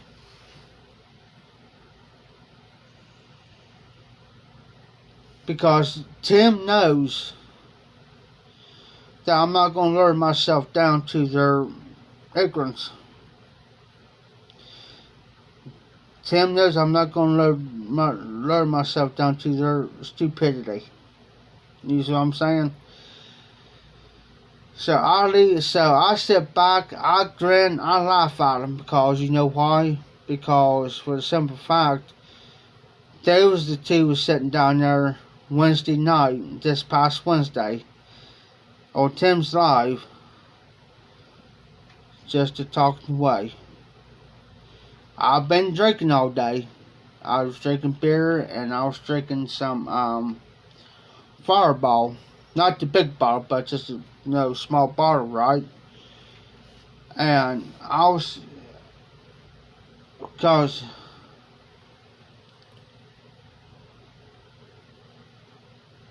thanks, Dan. Thanks, Dan. I appreciate that. And, I really appreciate that. 5 hours and 25 minutes and 32 seconds. Here's the thing. I've learned in my lifetime, when people like that sit there and they blame somebody else for their stupidity and for their dumbness on somebody else that knows that they don't say nothing or hardly speak because they got ripped and griped at, but yeah, they're going to blame somebody else being drunk.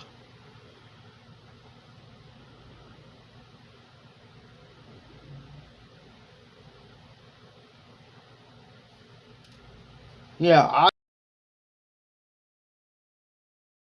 something like that, I'm quiet. Pretty quiet. You know what I'm saying? I'm quiet. And they know. And when that happened, and when that happened here last Saturday, not yesterday, but last Saturday, when that happened, Tim knew. Tim knew. He's been around me 20-some years, and he knows. He knows how far I'll let somebody push me before I say anything. But anymore, I sit there and smile and laugh because because when they sit there and cuss and they use the F-bomb and everything else, that shows you how much intelligence that they got.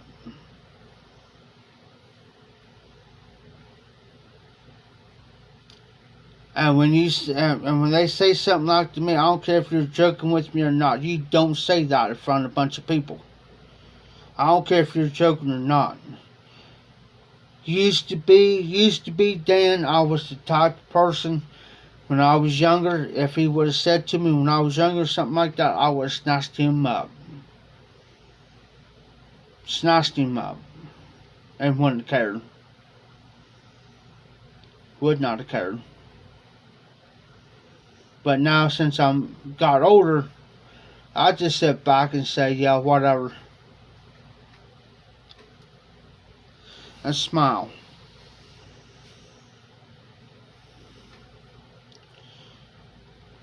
Because that shows me how.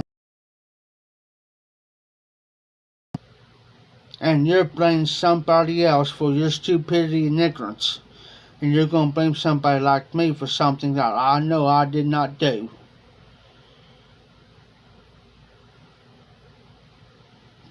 So, That's why a lot of times when I'm down there, a lot of times somebody's starting on me, and Tim knows my expressions on my face.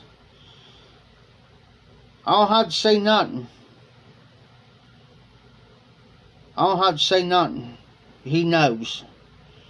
And then when he looks at me and sees my expressions, then he knows that for the simple fact,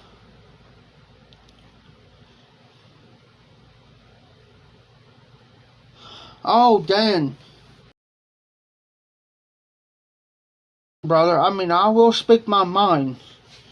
I will speak my mind, but see then again down there, he's got customers come on Saturdays and stuff, pick stuff up.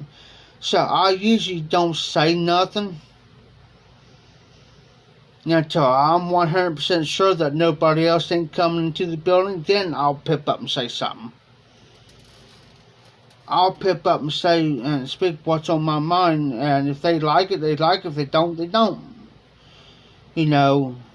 And a lot of times Tim will take up for me, because he knows I will not hesitate to tell you. Yeah. You know, don't jump me for something I know darn well I did not do.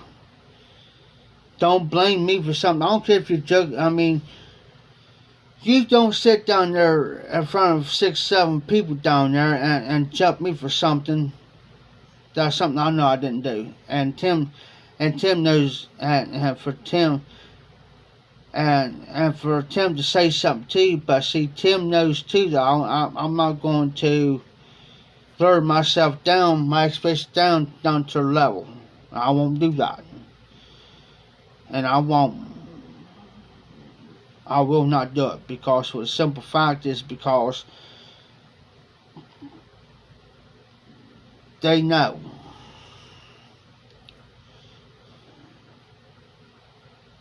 Exactly, Dan.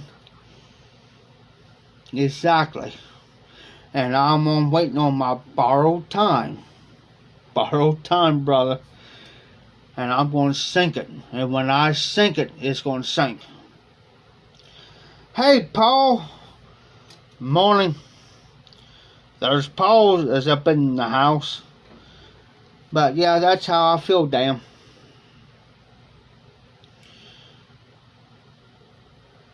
When I sink that boat, I'll go all the way to sinking it.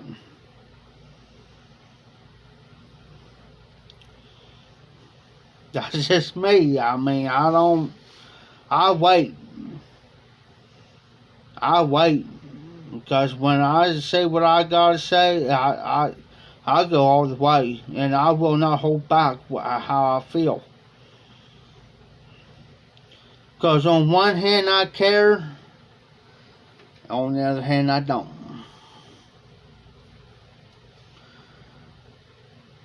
The anxiety part says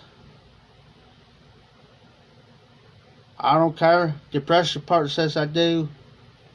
Anxiety says I don't. Paul, the longest YTPC live ever, brother. 5 hours and 32 minutes and 31 seconds of a regular live stream.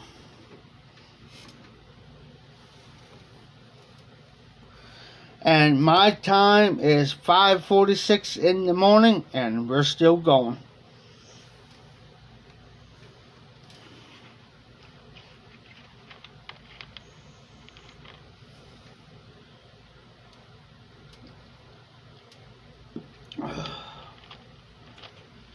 And yes, I did got my phone on charge.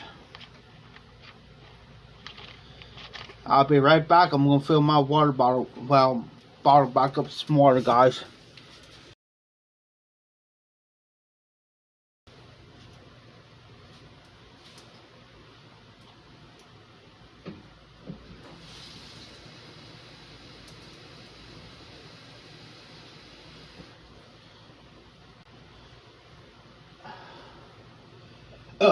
Excuse me. Because usually when I get to drinking, kind of makes me hyped up.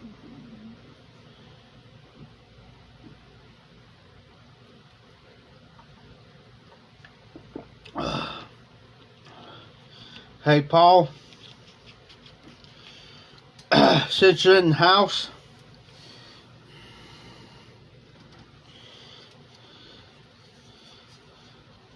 I'm going to cover this up.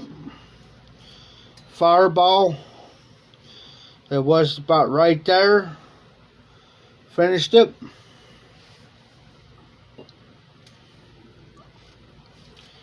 I'm going to cover this up. This is an Old Crow. That's how much I had. I had 2 shots out of this. Dan, who knows? Every time I drink stuff like that, I get hyped up, and I'm wired. I'm wired. And I gotta be in town here later on today too, by the way. I might lay down for 2 or 3 hours, be back up, go in town, do what I gotta do, be back home, and there's live stream tonight. We'll see how long that one goes.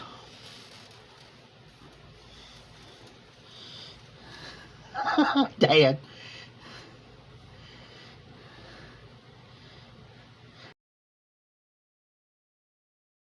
"48 hours before."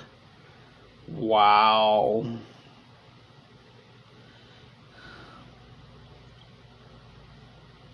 So you're 3 hours behind me, so you are at 4, 3.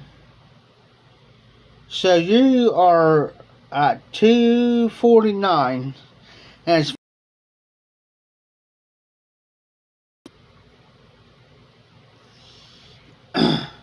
Dan's cheating. Hey Paul, what time it is at your place?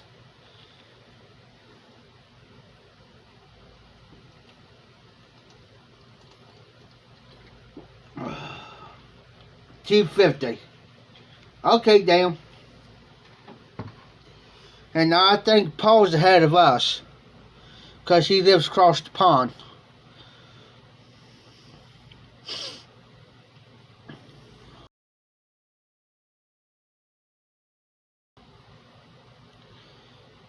They're supposed to get up to about 59 degrees today where I live. 59.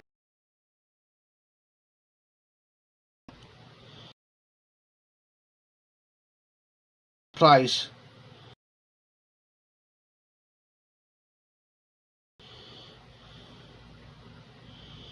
I think Paul's like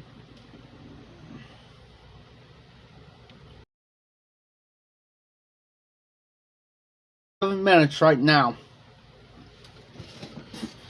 Everybody else who's in the live stream, they done crashed.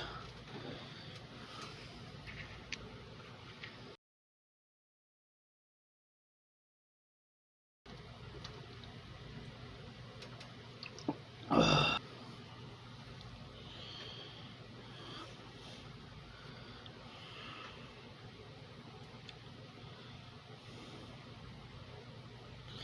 Five hours, almost 6 hours of just a regular live stream, guys.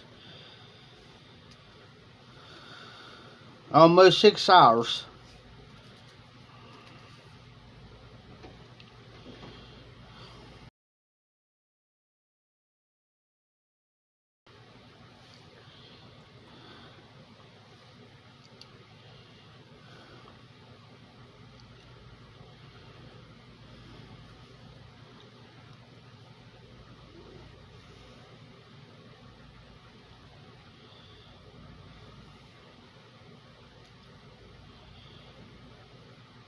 Paul, what time is it at your place?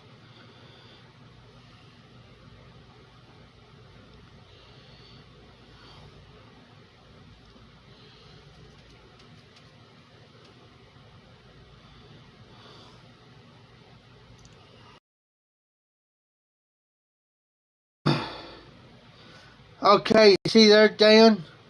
Paul, from across the pond, it's 11 o'clock there.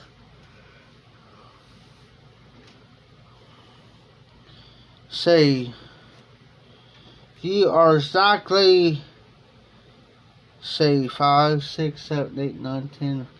Paul is exactly 5 to 6 hours ahead of us. Well, he's 5 hours, about 5, 6 hours ahead of me.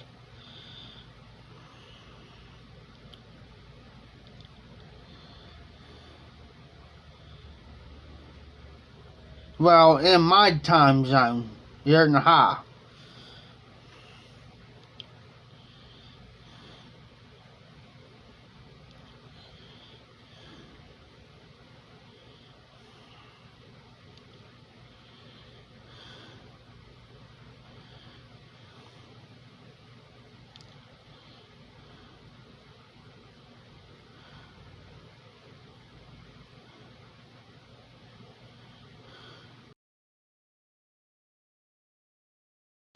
Peter Stoke beats 312 toasted barley.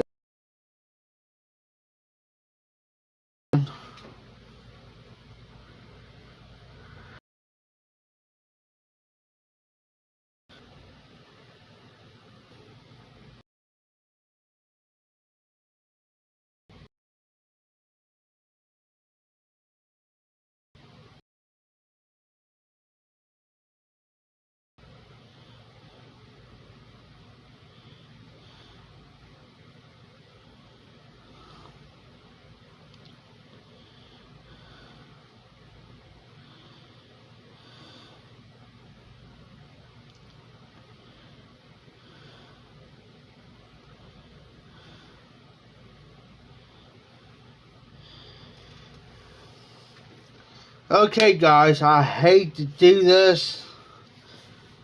I'm starting to wind down, and internet's starting to connection is starting to get unstable, guys. And when it starts to, it'll tell me that the internet connection is unstable, so I don't want to cut off on me because it done to me once before and I had to restart the live stream. I hate to do this, guys, but I'm going to cut it. I'm going to cut it.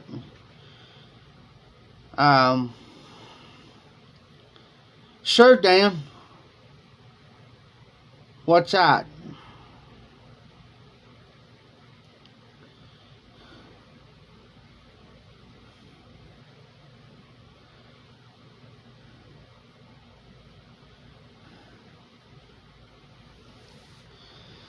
You can ask me anything.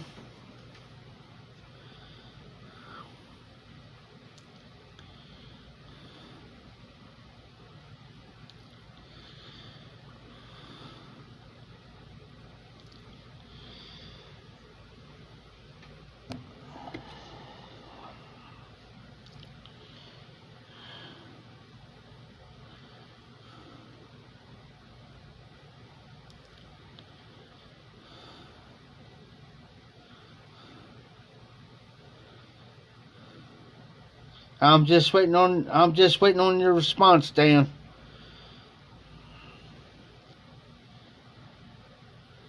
Okay, hold on. Hold on.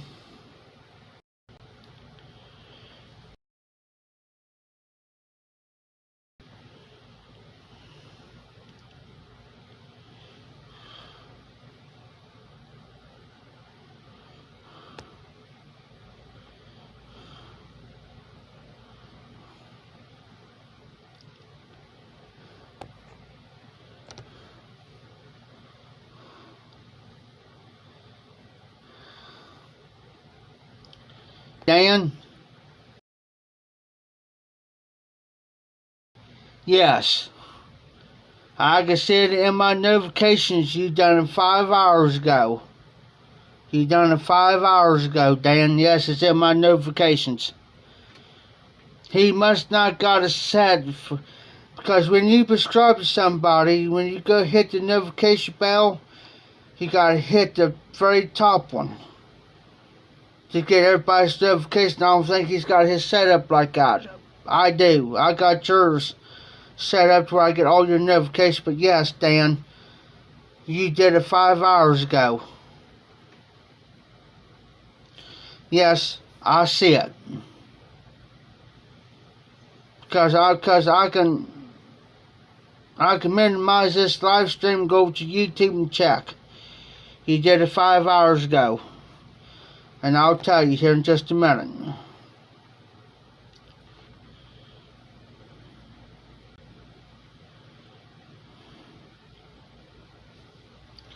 Hold on for a minute. It says Dan Lopez is live, quick live test number 2, 5 hours ago.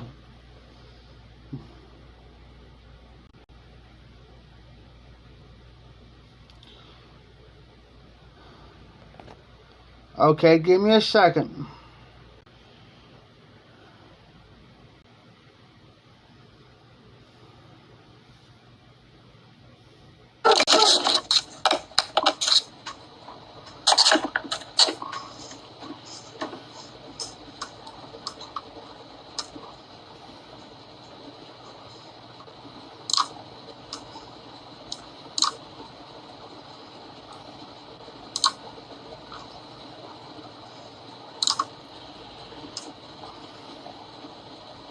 I'm looking at it right now, damn.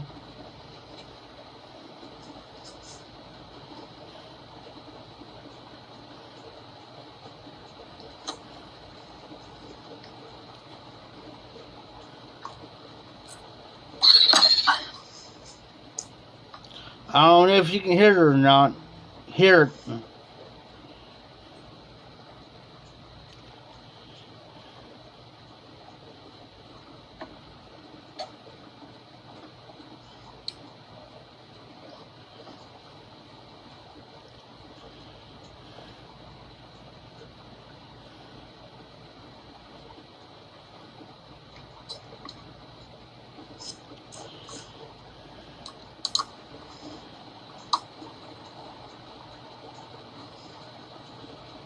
I'm sitting here talking to you guys and watching you day and night at the same time.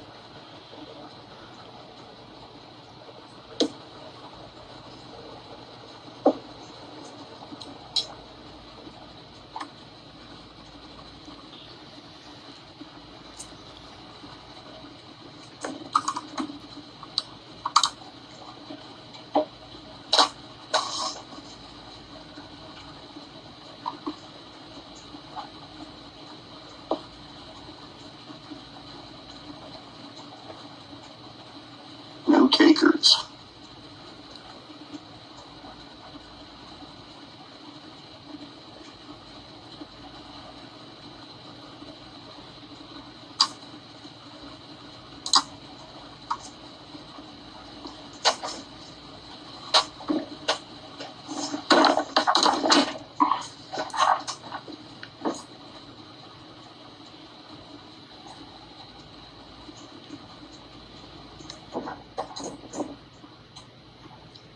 Bonk.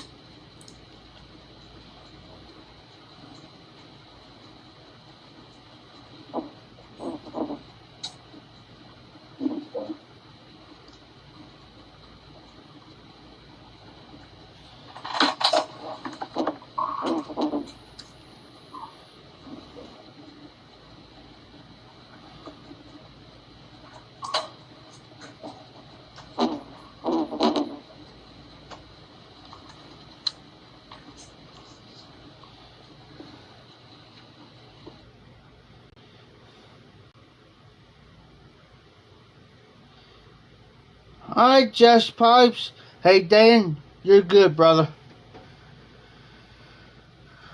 No issues, no nothing. So you're good.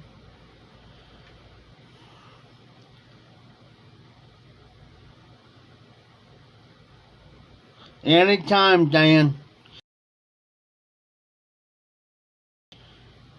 So everything's fine.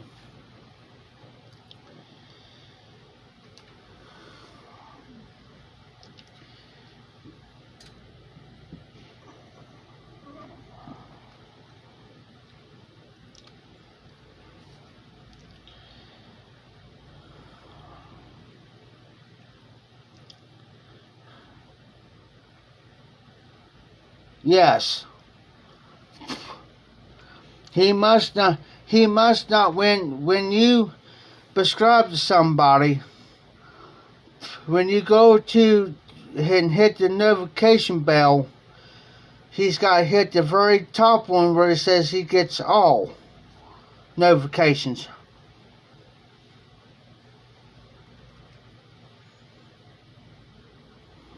That's the only problem.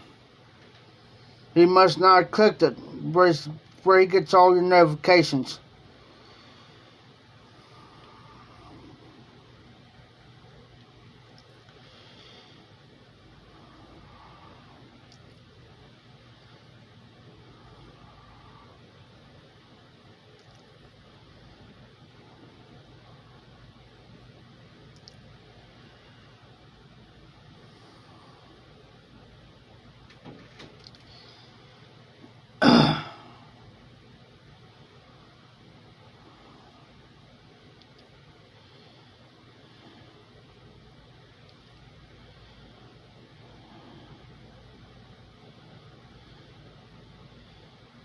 Just Pipes, I appreciate you coming in.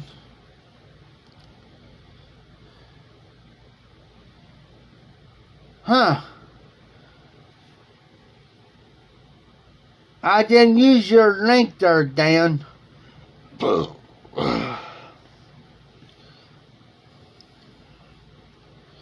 Hey, Dan. I didn't use your link in the comments. I just minimized my live, went straight over to YouTube, and I got it just fine.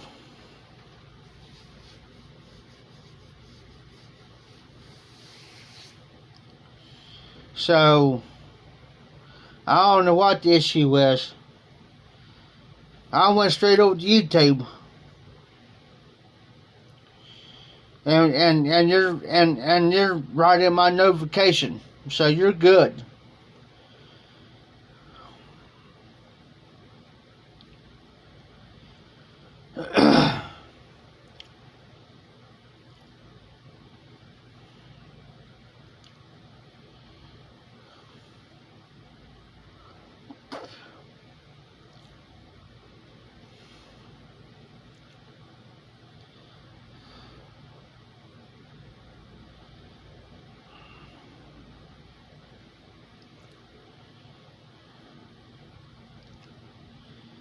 Alright guys, I'm going to go ahead and get off here. 5 hours and 53 minutes and 20 seconds. I appreciate for those that hung out. I'm starting to wind down. Okay, Dan. I understand that. I'm starting to wind down, guys. I'm going to go ahead and lay down for a couple hours. I appreciate you guys coming out. I appreciate for you guys jumping in. I'm going to lay down for a couple hours. I got to be in town here later. So it's going on after it's 6:07 here. I appreciate you guys coming in. Dan, I appreciate you hanging out with me as long as you did. I appreciate Just Pipes from Greece. I appreciate you coming in, Dan. Appreciate you. And Paul, I appreciate you jumping in for just a short minute. Hey, Dan, thank you so much, brother. I should be on live tonight. I just got to go in town, pull the trigger on something. I'm going to hopefully get this pipe. If they still got it. So, y'all be safe, be well, have a great day. I will see you guys here later on. This is the Hot Piper. Keep them lit, keep the embers burning, and y'all take care.